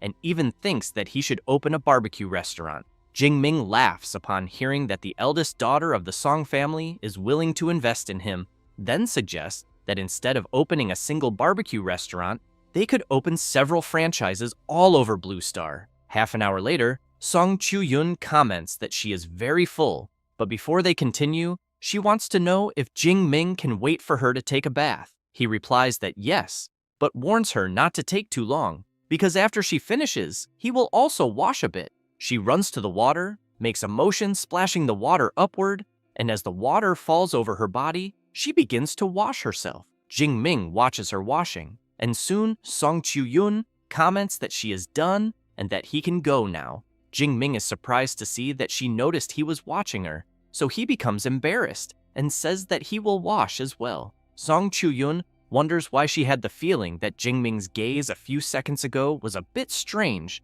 until she realizes the clothes she is wearing and becomes completely embarrassed, then turns around and thinks that she is so used to wearing this in the dormitory that she did not even notice how transparent the clothes she is wearing are. 1 hour later, after the MC finishes getting ready, Song Chuyun takes something out of her spatial ring. She asks Jingming to take the Guardian and Teleport talismans, but he asks her to keep them and not worry, since he has plenty of experience in the wilderness and thinks nothing will happen. Thus, the two bump fists and Song Chuyun asks Jingming to be careful and says that in 1 month they will meet again. With that said, each goes their separate way. While running, Song Chuyun thinks that she also needs to work hard and that even if she cannot get 1st or 2nd place, she needs to be 3rd. After that, 1 month passes, and inside the cave, Jingming is about to be attacked by a huge dark feline. He simply stands still, waiting for the attack, and as soon as he notices the creature coming toward him, he easily impales the dark feline. The system informs that Jingming eliminated the Dark Knight Leopard and obtained 43 skill points. The MC thinks that now he needs to try the superpower training method and see if he can officially break through to the 3rd rank. Thus, he attempts to break through, and his power spreads throughout the entire cave. Jingming is pleased and thinks that he has finally broken through to the 3rd rank, since he knows that even among the geniuses of Magic City University, most take more than half a year, or even a year, to advance. So he thinks that it seems his cultivation talent is not bad at all. Next, the MC checks his status and sees that going from the upper stage of the 2nd rank to the lower stage of the 3rd rank increased his physique and spirit by nearly 400 points, and that his vitality even surpassed the 2,000 point mark, which is truly excellent. However, he knows that even 48,000 skill points are not enough to raise his ability to SS, and therefore thinks he will wait until he reaches 50,000, and if that still does not work, he will leave it aside for now. He then begins to leave the cave and thinks that in 2 days the results will be finalized, and that with his current points, he believes getting 1st place should not be a problem at all. On the day of the score tally, one of the students comments that he managed to get 1201 points and made it into the top 1,000. Another student says he thinks it's better not to celebrate too early because he turned in his bracelet the day before, and when the big shots return, his ranking will probably plummet. Another student emphasizes that there are still 2 hours left and that none of the favorites have shown up so far. It doesn't take long before Song Chu-yoon appears. As she walks to hand in her bracelet, people are surprised, since they know that Song Chu-yoon was the 2nd best freshman at Magic City University. As soon as she hands in the bracelet, it is announced that she scored 12,131 points and, for now, is in 1st place, which leaves people even more surprised, commenting that they can't believe someone scored more than 10,000 points. Ling Shuang congratulates Song Chu-yoon on the great job, and she feels a bit embarrassed but thanks the director for the compliment. Xu Ping goes up to Ling Shuang and asks if Song Chu-yoon isn't the great-granddaughter of that senior Song from Chuan Province. She replies that yes, and comments that she didn't expect the Song family not to train her internally and to send her straight to their university, but that even so, Song Chu-yoon honored the family name. Then a woman appears calling Song Chu-yoon Little Yoon and saying that she didn't do half bad. Song Chu-yoon sees that it is her aunt Zhou Ying, the chief director of the Shuiyan supply base, who in turn wants to know why her niece's little boyfriend still hasn't returned. Song Chu-yoon feels embarrassed and says that Jingming is just her friend and that nothing has happened between them yet. But then she realizes the kind of question her aunt asked and immediately panics, wanting to know how she knew about that. Zhou Ying tells her niece not to forget that she is the chief director and that her eyes and ears are all over the base. At that moment, some students shout to look at the Rank S reinforcement from USQJ, Kiran, because he has just arrived. As he walks to hand in the bracelet, the students comment among themselves that, being 3rd ranked, Kiran must have at least 50 or 60,000 points. As soon as he hands in the bracelet, it is announced that 1st place has been updated and that this new position is occupied by Kiran Rao from USQJ with 113,640 points. The people around can't hide their indignation when they see that Kiran scored more than 100,000 points, having a vast advantage over the 2nd place.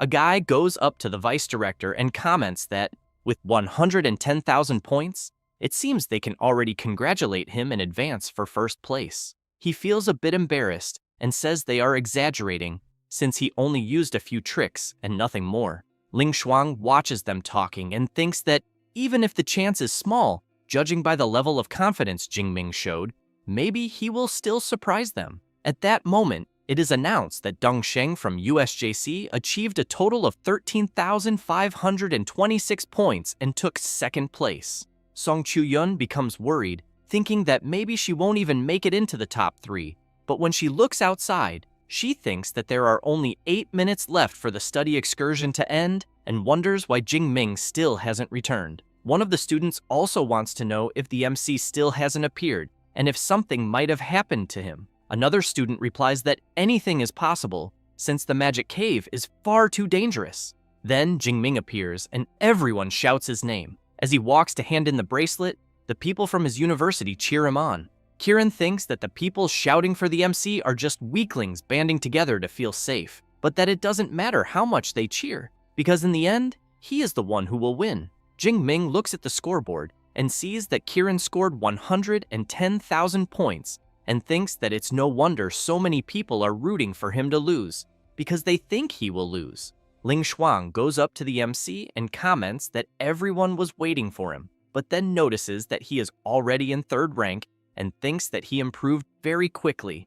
As soon as he hands in the bracelet, the students around start wondering how many points Jingming will score, since they think that, at most, he will get between 50 and 60,000 points. At that moment, it is announced that the student Xu Jingming from Magic City University scored an incredible 405,000 points. In this way, he takes first place with an absurd gap over the second place, which leaves all the big shots from the universities very surprised, as well as Kieran, who can't believe what he is seeing, and Song Chu-yun, who is very happy for her friend. The people around also can't hide their shocked expressions, since they can't believe that someone managed to achieve such a score, and soon start wondering whether the rank S of Magic City is really that monstrous. Xu Ping doesn't like this at all, and thinks that, judging by the number of points Jingming scored, this can only mean that he eliminated 20,000 first-rank ferocious beasts, more than 600 creatures per day, a completely absurd result. Zhou Ying asks her niece if she already knew that her friend would be able to achieve that many points. Song Chu-yun laughs, but replies that she didn't, and emphasizes that, with him, no miracle is really a surprise.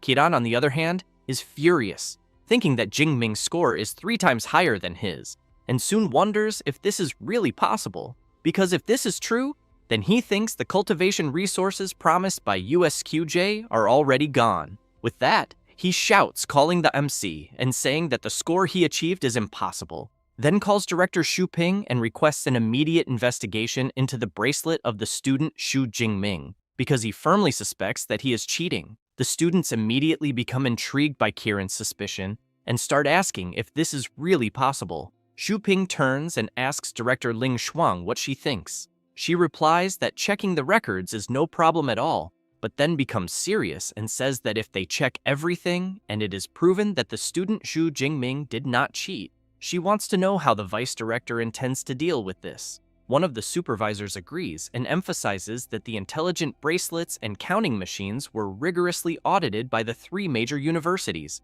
so he wants to know whether Vice Director Xu Ping is questioning the system itself. He looks at Ling Shuang and thinks that she is more than 10 years younger and yet is incredibly difficult to deal with. With this in mind, he announces to everyone that the student Xu Jingming cannot suffer an unjust accusation without reason, and that, if it is confirmed that there were no irregularities, USQJ is willing to compensate him with a rank S cultivation resource. With that, Ling Shuang looks at the MC and says that, in that case, they will check the records of the intelligent bracelet. Jingming smiles and thinks that doing nothing wrong and still gaining a rank S cultivation resource for free is something that doesn't happen every day. Xu Ping, upon noticing the expression the MC is making, wonders if he was mistaken. While several people begin the verification of the bracelet and the records, Kieran thinks that he wants to see exactly how Jingming managed to get those 400,000 points, because he is also rank S, and,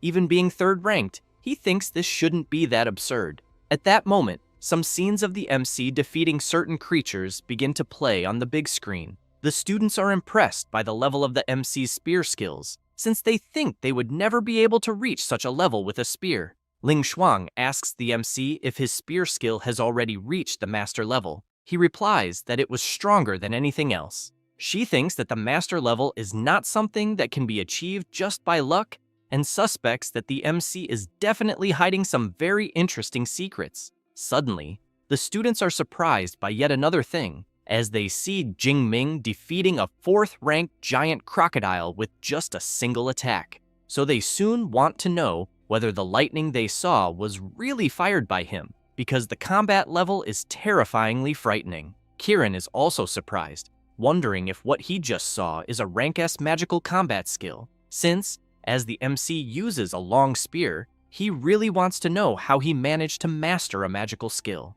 Ling Shuang has in mind that this skill is the celestial thunder art from the elemental faculty, and that, in the entire elemental faculty, only a handful of students have mastered a rank S skill, so she wonders how a freshman from the weapons faculty learned such a skill. She then asks Xu Ping if he still needs to see anything else. Completely embarrassed, he asks to conclude the assessment since he thinks it is no longer necessary to continue after seeing what he saw. Having said that, he comments that Jingming is just a freshman and has already mastered a rank S combat skill, so he emphasizes that he is exceptional and that the rank S cultivation resource will be delivered to him very soon. Jingming thanks the vice director for the praise and emphasizes that he will be looking forward to the cultivation resources. Xu Ping takes a deep breath and thinks that he never imagined that, after so many preparations, USQJ would still lose to USCM, because if he had known how monstrous the student Xu Jingming was,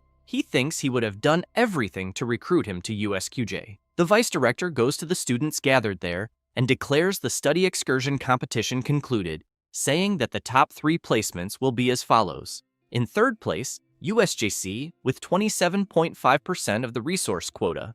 In second place, USQJ with 31.5%, and in first place, USCM, which will receive 41% of the resource quota and priority in allocation. The MC's friends are very happy and shout celebrating the victory of Magic City University and saying that Jingming is really an incredible guy since he managed the feat of winning 5 championships in a row. Xu Ping continues by saying that, in addition, the resources allocated to the 3 universities this time are rare and exotic flowers and herbs cultivated on the outer perimeter of the Magic Cave. But that, however, the next day, all freshmen, under the leadership of their respective mentors, will enter the plantation to carry out the harvest. And after the harvest, each university will organize, on its own, a half-month period of instruction. At that moment, Kiran calls out to the vice director and, very furious, says that he is not satisfied, so he wants to know whether the vice director would authorize a direct fight against Jingming,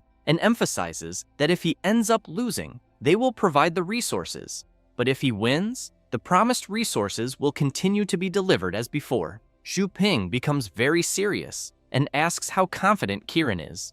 Kiran comments that Jingming's rank S magical skill took 1 or 2 seconds to be cast, so he thinks that, in a one-on-one fight, he will definitely defeat him. The vice director becomes thoughtful, but comments that he is also not satisfied with the result and ends up agreeing to the request. Elsewhere, Ling Shuang wants to know how Jingming intends to organize the half-month instruction period with the mentor. The MC replies that he will return to the Magic Cave and continue hunting ferocious beasts. The director emphasizes that indeed facing life-and-death crises is a great way to temper oneself, but that he also needs to understand that alternating between effort and rest is essential for longevity. Jingming replies that he understands and that he will rest when he returns to the school after the end of the excursion, but adds that, in addition, he found a pool in the Magic Cave, and thus the two of them keep talking for a while. After hearing the story, Ling Shuang comments that, based on what Jingming described,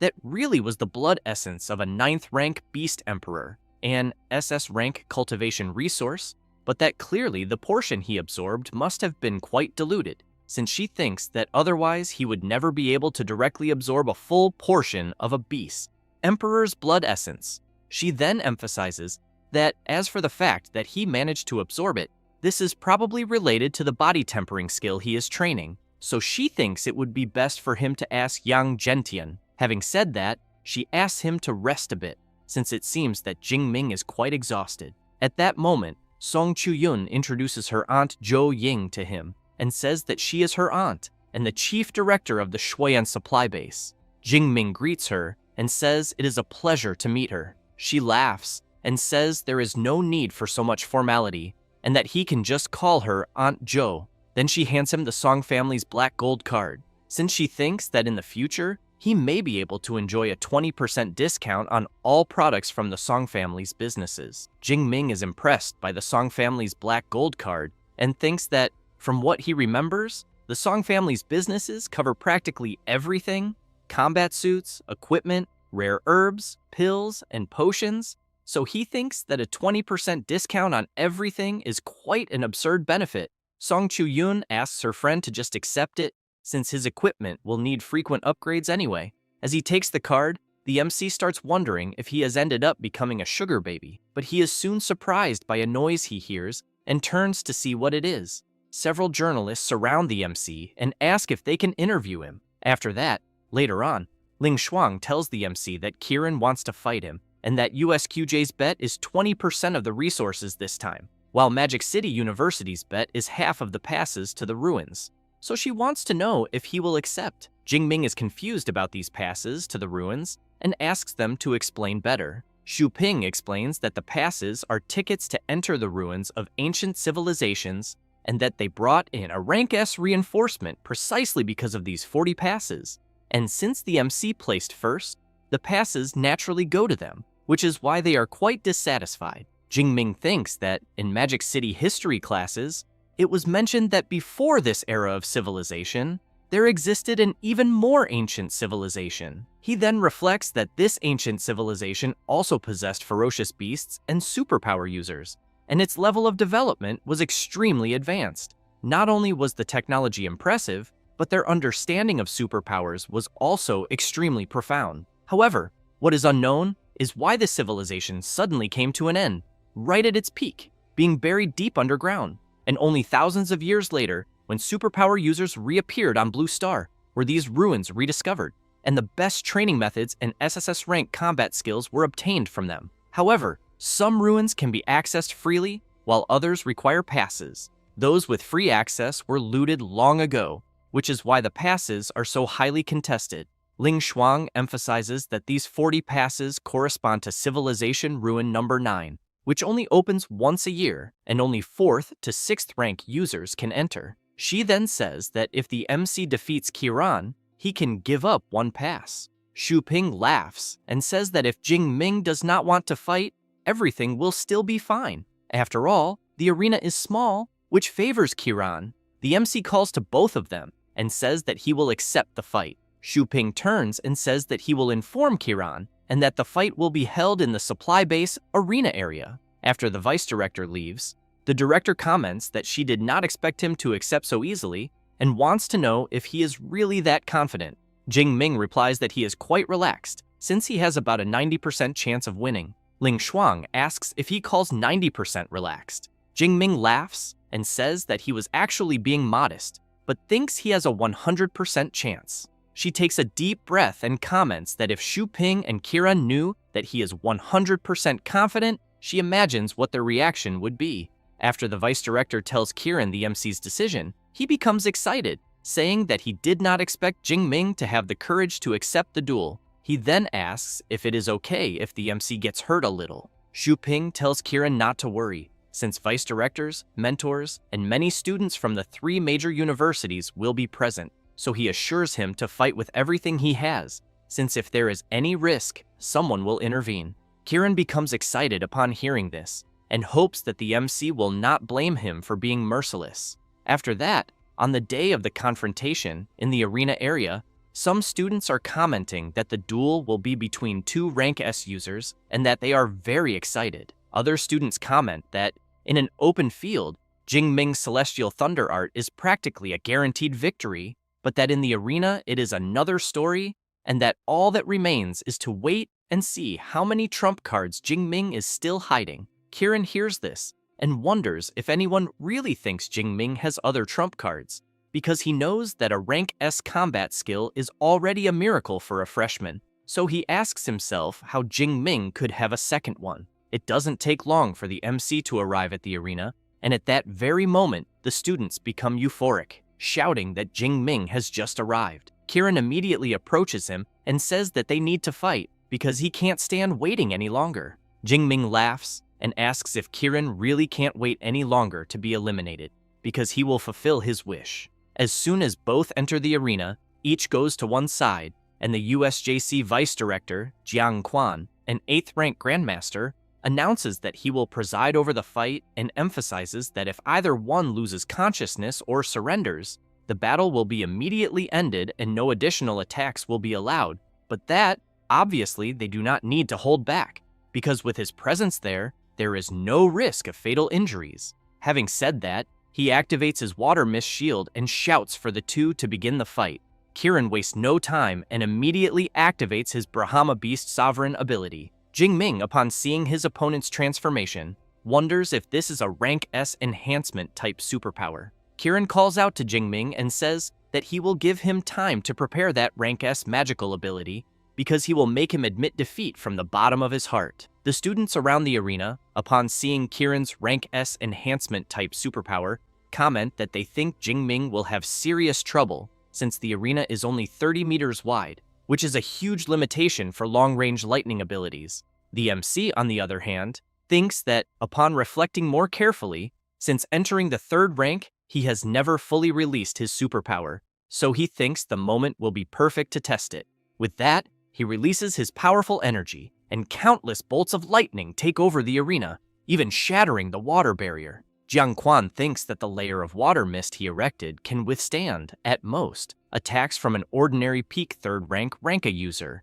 and seeing that just the MC's superpower eruption has already pushed the water mist to its limit, he increases the barrier's resistance. The students are very surprised when they see the MC's Divine Thunder of the Purple Heavens superpower, and comment that it gives the feeling that he could eliminate anyone in an instant. Kieran, on the other hand, keeps in mind that ordinary lightning does not harm him, but that Jingming's thunder can travel through his entire body, and therefore, he thinks he needs to end the fight very quickly. Thus, he charges at Jingming with all his might. Jingming, in turn, also charges toward Kieran, who becomes excited upon seeing that instead of fleeing, the MC is going to counterattack, and therefore intends to show him the incomparable power of an enhancement-type superpower user. He then grabs his blade, but soon becomes quite frightened when he sees that Jingming is already very close. He then tries to block Jingming's spear thrust with his sword, but ends up being thrown backward and immediately wonders how this is possible, because Jingming's strength truly matches his own after transforming. The MC comments that Kieran seems surprised, then says that there is no law stating that a lightning element user must be weaker than an enhancement type user. Kieran channels power into his forehead and says that, indeed, such a law does not exist, but that he originally wanted to play a little more with the MC. However, from the looks of it, it seems that is no longer possible. Having said that, he emphasizes that Jingming should feel honored that he is using his full strength to defeat him. Kieran activates his Beast Sovereign Descent ability and becomes even stronger. The people around the arena comment that the power they are feeling is extremely terrifying, and that, from the looks of it, it must be an exclusive rank S ability. Xu Ping watches Kieran and thinks that the fight will end in an instant.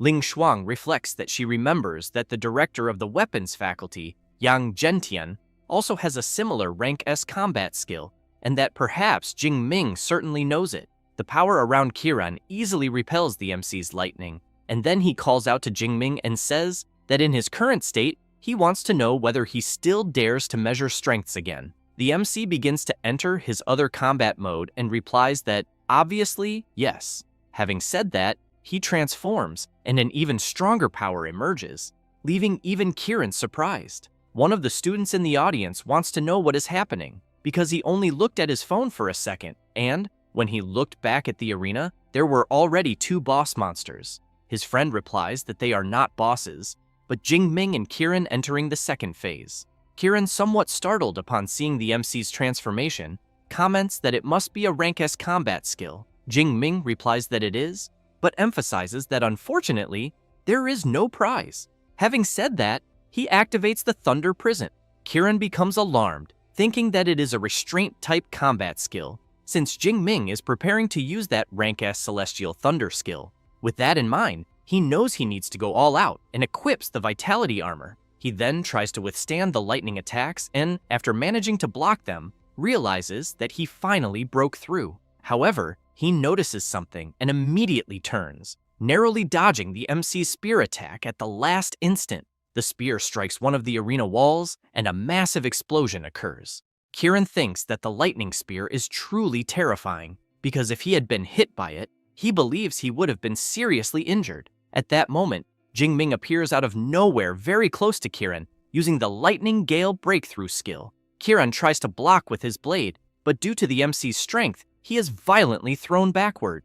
Jingming takes advantage of the opening and activates the continuous Thunder Spear skill. Kiran is struck multiple times without being able to defend himself, and, while being attacked, thinks that if he can block these attacks, he still has a chance.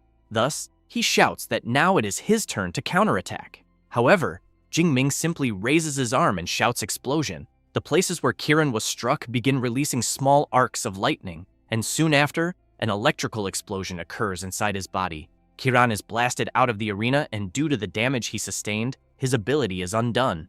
Jingming walks up to him and points the spear at Kiran's face, who in turn says that he accepts defeat and surrenders the fight. Grandmaster Jiang Quan announces that the winner is the student Xu Jingming. The students from Magic City University become excited and shout, celebrating the victory of the most terrifying freshman of all. Ling Shuang reflects that the Thunder Prison was used for control. Then the Thunder Spear forced Kiran to expend his movement ability, followed by the Lightning Flash to advance, combined with the Lightning Gale Breakthrough to expose the opponent's weakness, and finishing with continuous Thunder Spears.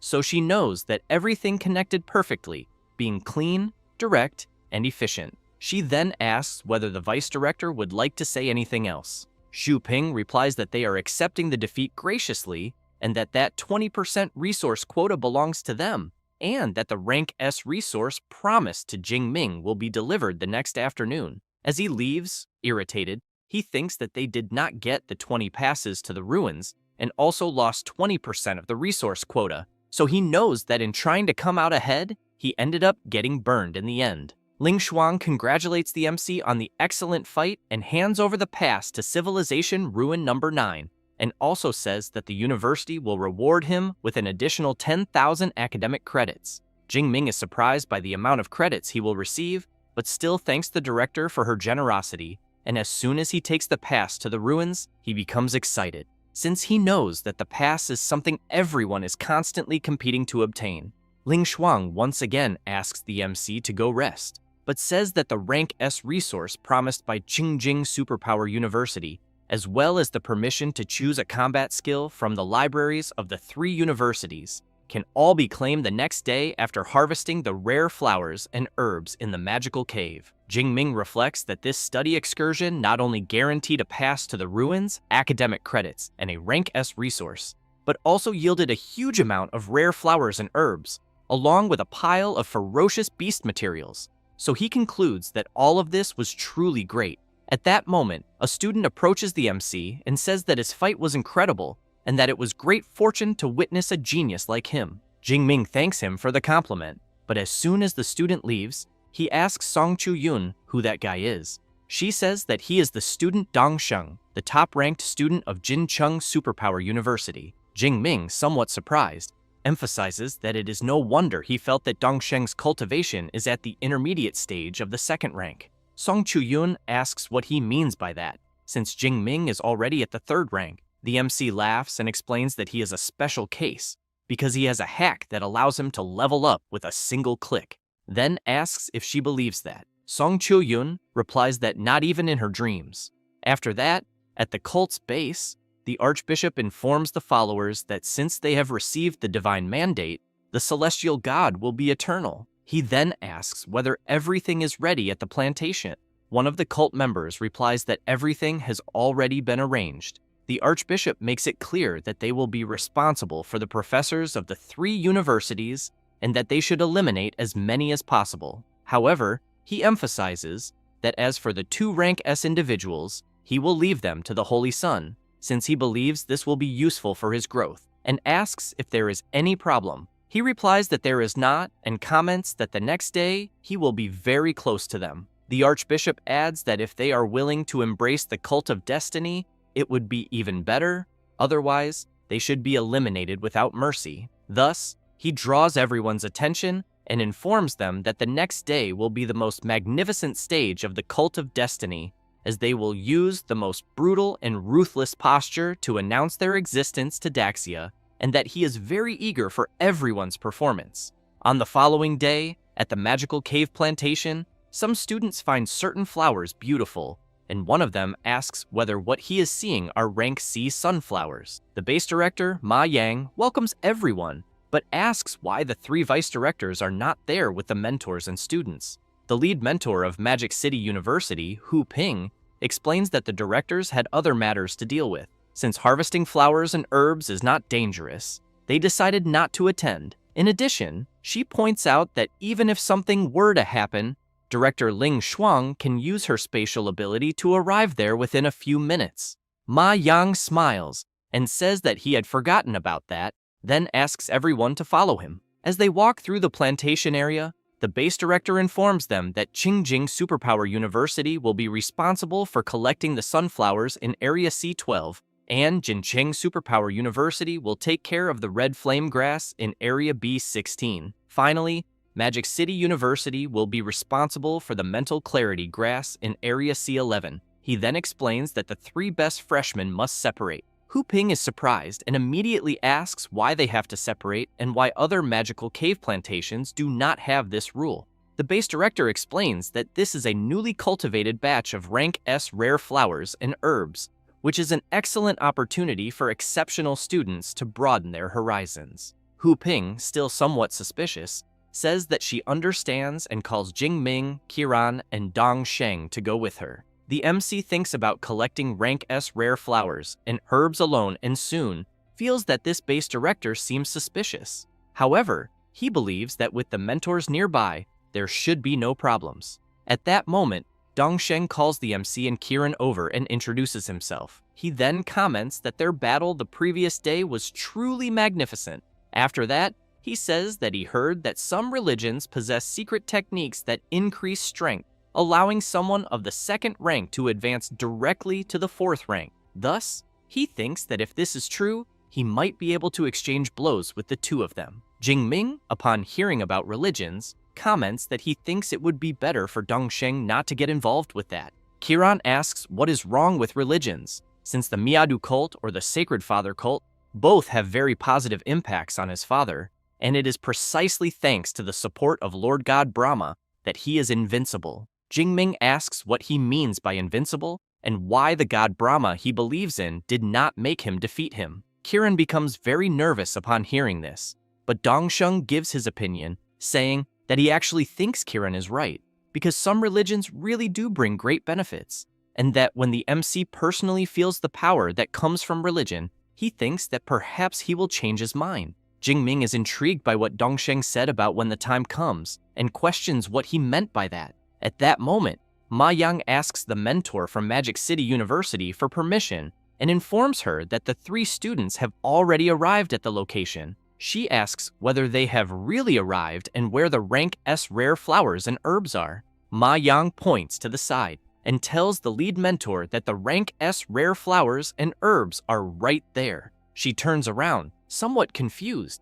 The base director takes advantage of her distraction and lunges forward with his monstrous arm, attempting to strike her. Hu Ping jumps back to avoid being completely hit and is greatly shocked to see that the base director is a 7th rank grandmaster. Next, she activates her rank A superpower, the Lacquer Shadow Spirit Cat, and immediately asks who the base director really is and whether he knows the consequences of doing what he is doing. He laughs and says that, as expected of someone at the peak of the 6th rank from Magic City, she is indeed different from ordinary users of that level. Having said that, he emphasizes that since she is going to be eliminated, it would not hurt to tell her. So he reveals that he is part of the Cult of Destiny and, regarding the consequences, makes it clear that the more serious they are, the more they will like it. While the other students remain on alert, Hu Ping asks whether Ma Yang and his cult are trying to destroy the future generation of Daxia, as she hopes they will not regret what they are doing.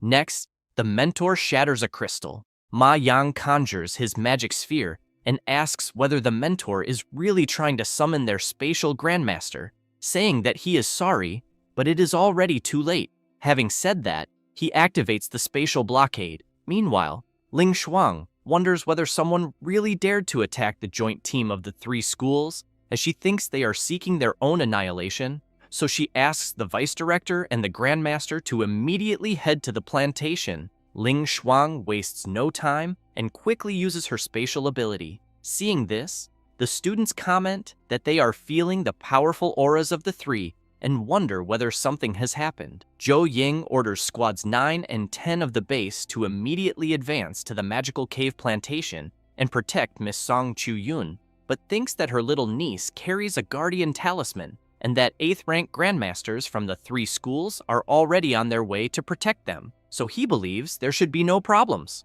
Meanwhile, where the MC is, Hu Ping asks whether what she is feeling is a fluctuation of spatial-type superpower. Ma Yang replies that it is exactly as she says, and emphasizes that their spatial grandmaster is useless and that everyone will be eliminated there first. Hu Ping, realizing that she is about to be attacked, becomes terrified, thinking that she will not be able to dodge the attack, and ends up being eliminated by a powerful strike from Ma Yang. Jingming thinks that a 7th rank grandmaster, even using all his trump cards, was unable to do anything, so he believes that he has no chance at all. Ma Yang asks whether anyone can really shake the Beast Emperor space, since, it seems, spatial grandmasters are frightening after all. He then flies away and tells the Holy Sun that he leaves the place there under his responsibility. At that moment, Dongsheng, along with some cult members, comments that the time has finally come for the Cult of Destiny to take the stage. He then calls Jingming and Qiran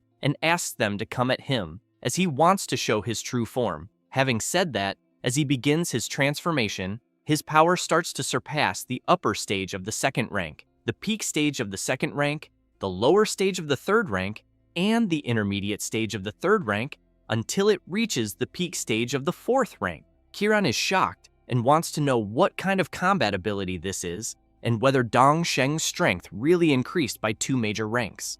Jingming only thinks that what he is feeling is certainly the aura of divine blood. He then reflects that Dongsheng carries the aura of several types of divine blood, and that each of them is equivalent to an SSS rank resource. So now it makes sense that he jumped directly to the peak of the 4th rank. Dongsheng emphasizes that going directly from the intermediate stage of the 2nd rank to the peak of the 4th rank is the true power of the Cult of Destiny, and thus says that the MC and Kirin have 2 choices, the first being to join the Cult of Destiny and hunt the other students, or be crushed to the end. Meanwhile, some students shout that the 2 rank S students are in danger and that they need to help them immediately. However, some cult members appear and comment that no one will be saved, telling them to worry about themselves instead, as they are also targets. Song Chu-yun equips her halberd and quickly prepares for combat, while hoping that nothing happens to her friend. Outside the magical cave plantation, the directors are still being blocked. Xu Ping asks Ling Shuang why they do not teleport directly.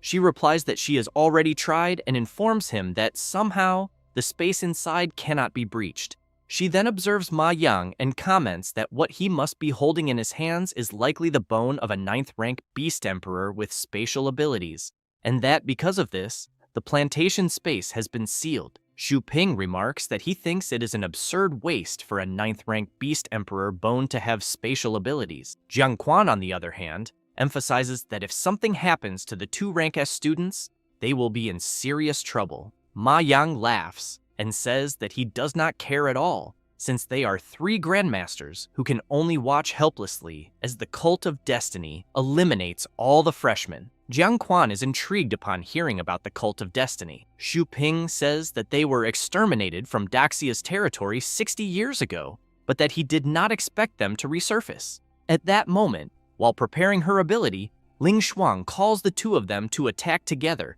and informs them that 3 minutes should be enough to break the spatial blockade. She then shouts for them to rise. Cracks begin to appear around the magical cave plantation, and soon the ground beneath the area starts to lift upward, and it does not take long for Miss Ling Shuang to leave the entire area exposed to open air. However, she informs them that the underground space is also sealed and cannot be breached, but that the weakest point of the seal is toward the southeast. Thus, both Xu Ping and Jiang Quan begin to transform, and after completing their transformation, they charge toward the southeast side with the intention of breaking the spatial blockade. The students and the members of the Cult of Destiny are frightened by the tremor and the noise, as they are witnessing the monstrous power of the vice directors trying to enter to save them. Meanwhile, Jingming is thinking that he still has 49,000 skill points on the system panel, so he considers that if he spends everything to level up, he should be able to reach the 4th rank and turn the tables.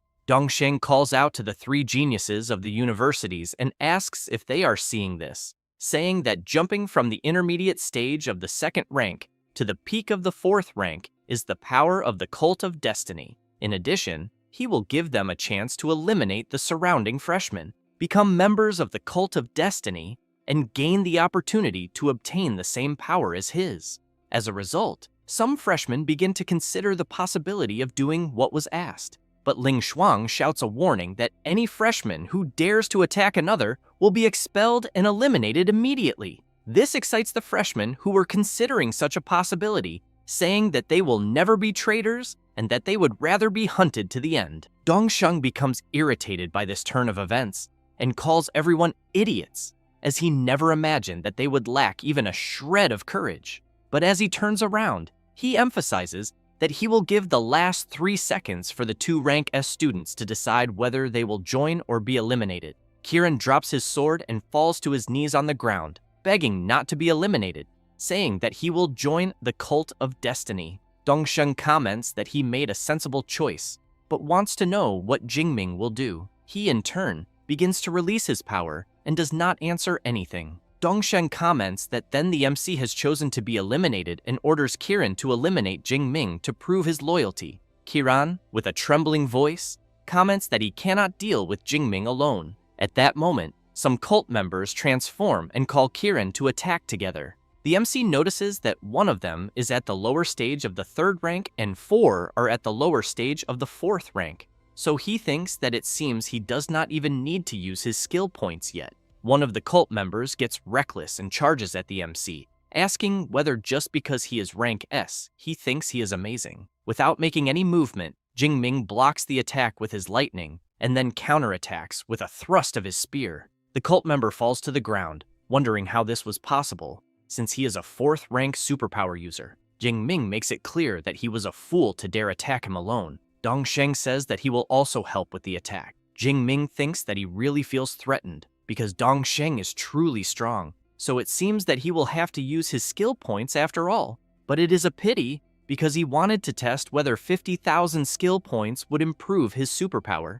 However, upon seeing the notification from his system informing him that by eliminating a Divine Blood envoy at the lower stage of the 4th rank, he obtained another 1,000 skill points, thus reaching 50,000 points, Jingming wastes no time and immediately upgrades his superpower.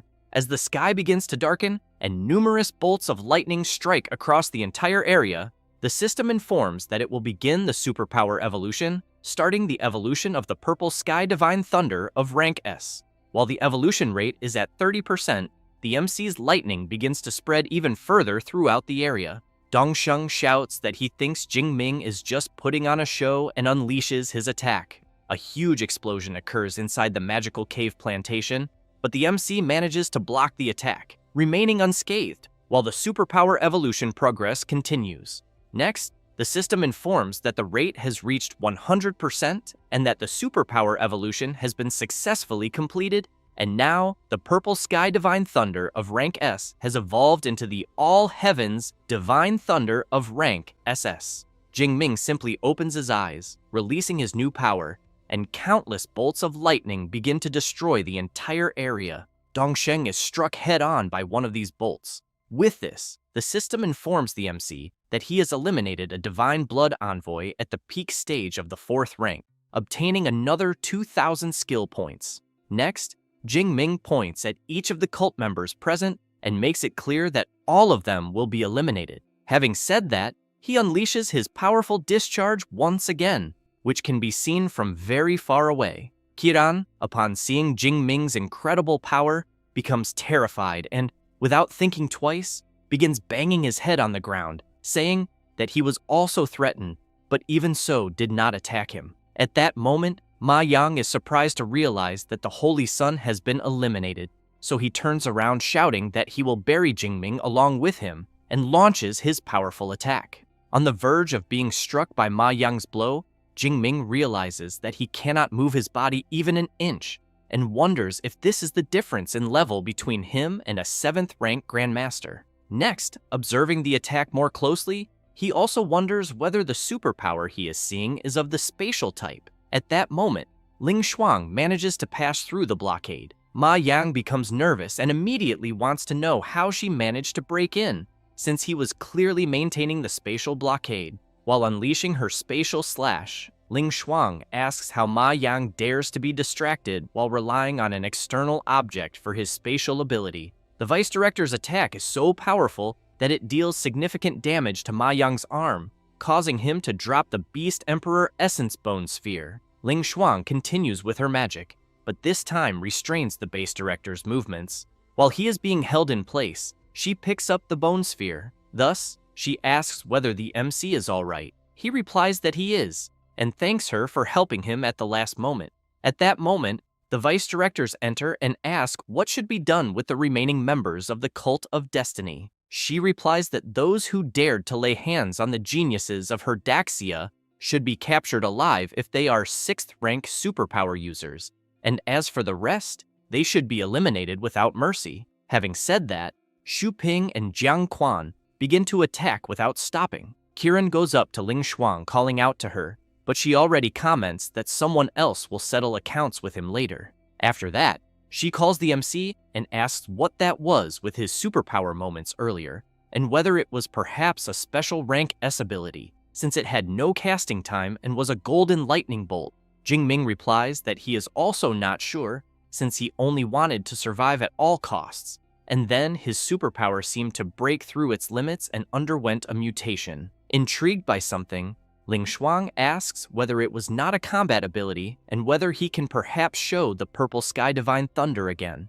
Jingming begins to release his power, and the vice director finds this quite strange, as she wonders whether it is still the Purple Sky Divine Thunder, since once they finish there and return to the supply base, she will test his superpower again. At that moment, Song Chuyon goes to the MC and hugs him, saying that she was so worried about him. Ling Shuang turns around and as she leaves, thinks that youth is wonderful. Jingming, upon seeing his friend crying, wipes her tears and says that everything is fine and that it is already over, then emphasizes once again that he is perfectly fine. A few minutes later, the area that was floating is placed back into position. Ling Shuang reports that a total of 342 freshmen from the 3 universities fell into the hands of the Cult of Destiny members during the event that took place, and therefore makes it clear that the 3 great universities have assumed responsibility for the casualties that occurred, and that they will also provide compensation and pensions according to battlefield sacrifice standards.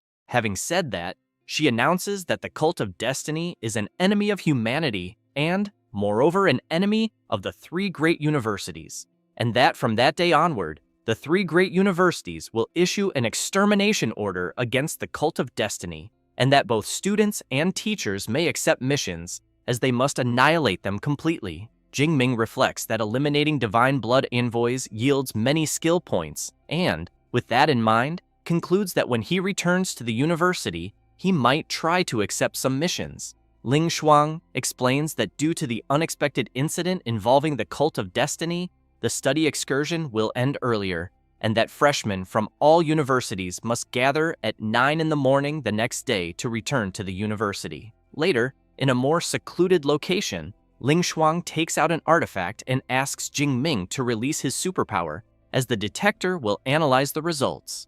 While the MC channels his power into the detector, Ling Shuang wonders whether Jingming's rank S superpower has evolved into a rank SS superpower, since she has in mind that this should not be possible, as he originally only had a lower rank ability, and evolving to rank S was already something very rare.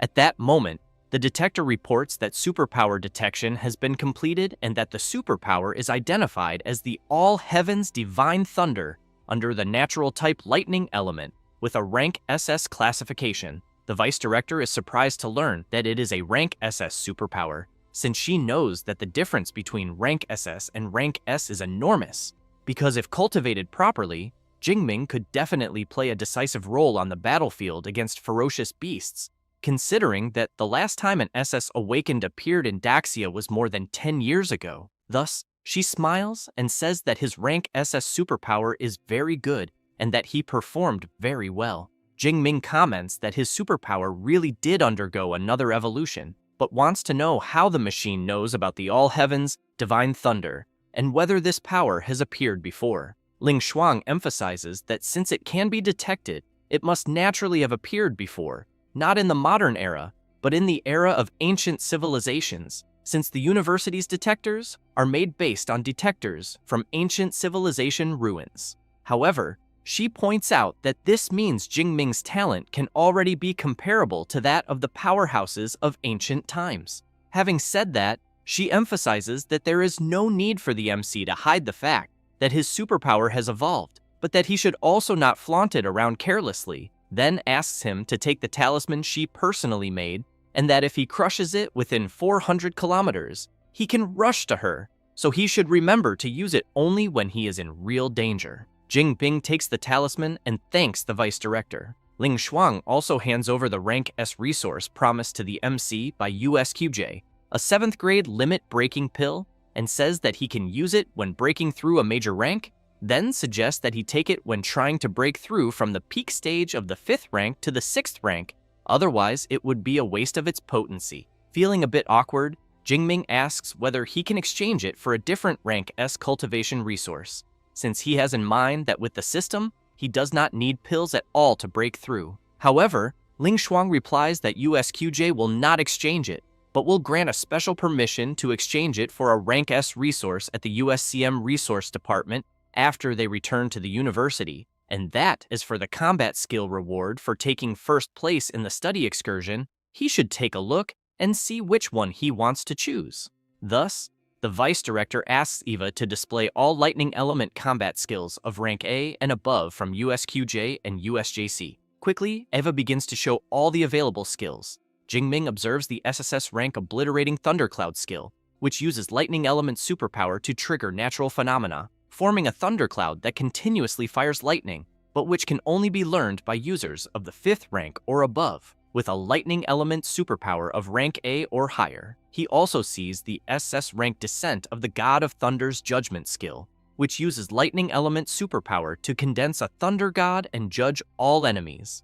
Jingming thinks that SS and SS rank combat skills are extremely tempting, but unfortunately, the rank requirements are extremely high, and he cannot learn them yet, so he thinks it is better to be pragmatic and choose something he can learn at the moment. After choosing the one he wants, the MC calls the vice director and says that he chose the S rank Finger of the God of Thunder skill. Ling Shuang sees that this skill uses lightning element superpower to condense the finger of a thunder god to attack the enemy, causing massive lightning damage. She then informs him that this is a combat skill from USQJ, so she thinks that they will probably not provide much assistance in teaching it, since the learning cycle may be very long. Jingming replies that he does not mind, and thinks that since he still has 6,000 skill points, it will be enough. The vice director smiles and comments that since the MC has already mastered several rank S combat skills and has plenty of experience, he will not need her reminders. While Jingming is distracted watching the abilities that Eva is displaying, Ling Shuang reflects on the MC's extremely fast cultivation speed, as well as his heaven-defying comprehension, and even the fact that his superpower can undergo mutation again, so she knows that for so many exaggerated advantages to be concentrated in a single person, if he manages to grow, humanity will definitely gain an unparalleled expert. Later, in the private training room, the MC is focused until he asks the Deep Blue system to open his attribute panel. He then thinks that 50,000 skill points transformed his Purple Sky Divine Thunder of rank S into the All Heavens Divine Thunder of rank SS. And that compared to the Purple Sky Divine Thunder, the All Heavens Divine Thunder is even more difficult to control, since he needs to focus on training his control over his superpower, and while trying to control his new power, he hopes that one day he can obtain an SS rank Lightning Element superpower. Later, at 18 o'clock, some people on the street are surprised to see an aircraft in the sky and soon wonder whether it is an anti-gravity aircraft from an ancient civilization ruin. The aircraft begins to descend near the city, and as soon as it lands, a man steps out and, dressed in a very different manner, thinks of the MC and comments that he has finally arrived.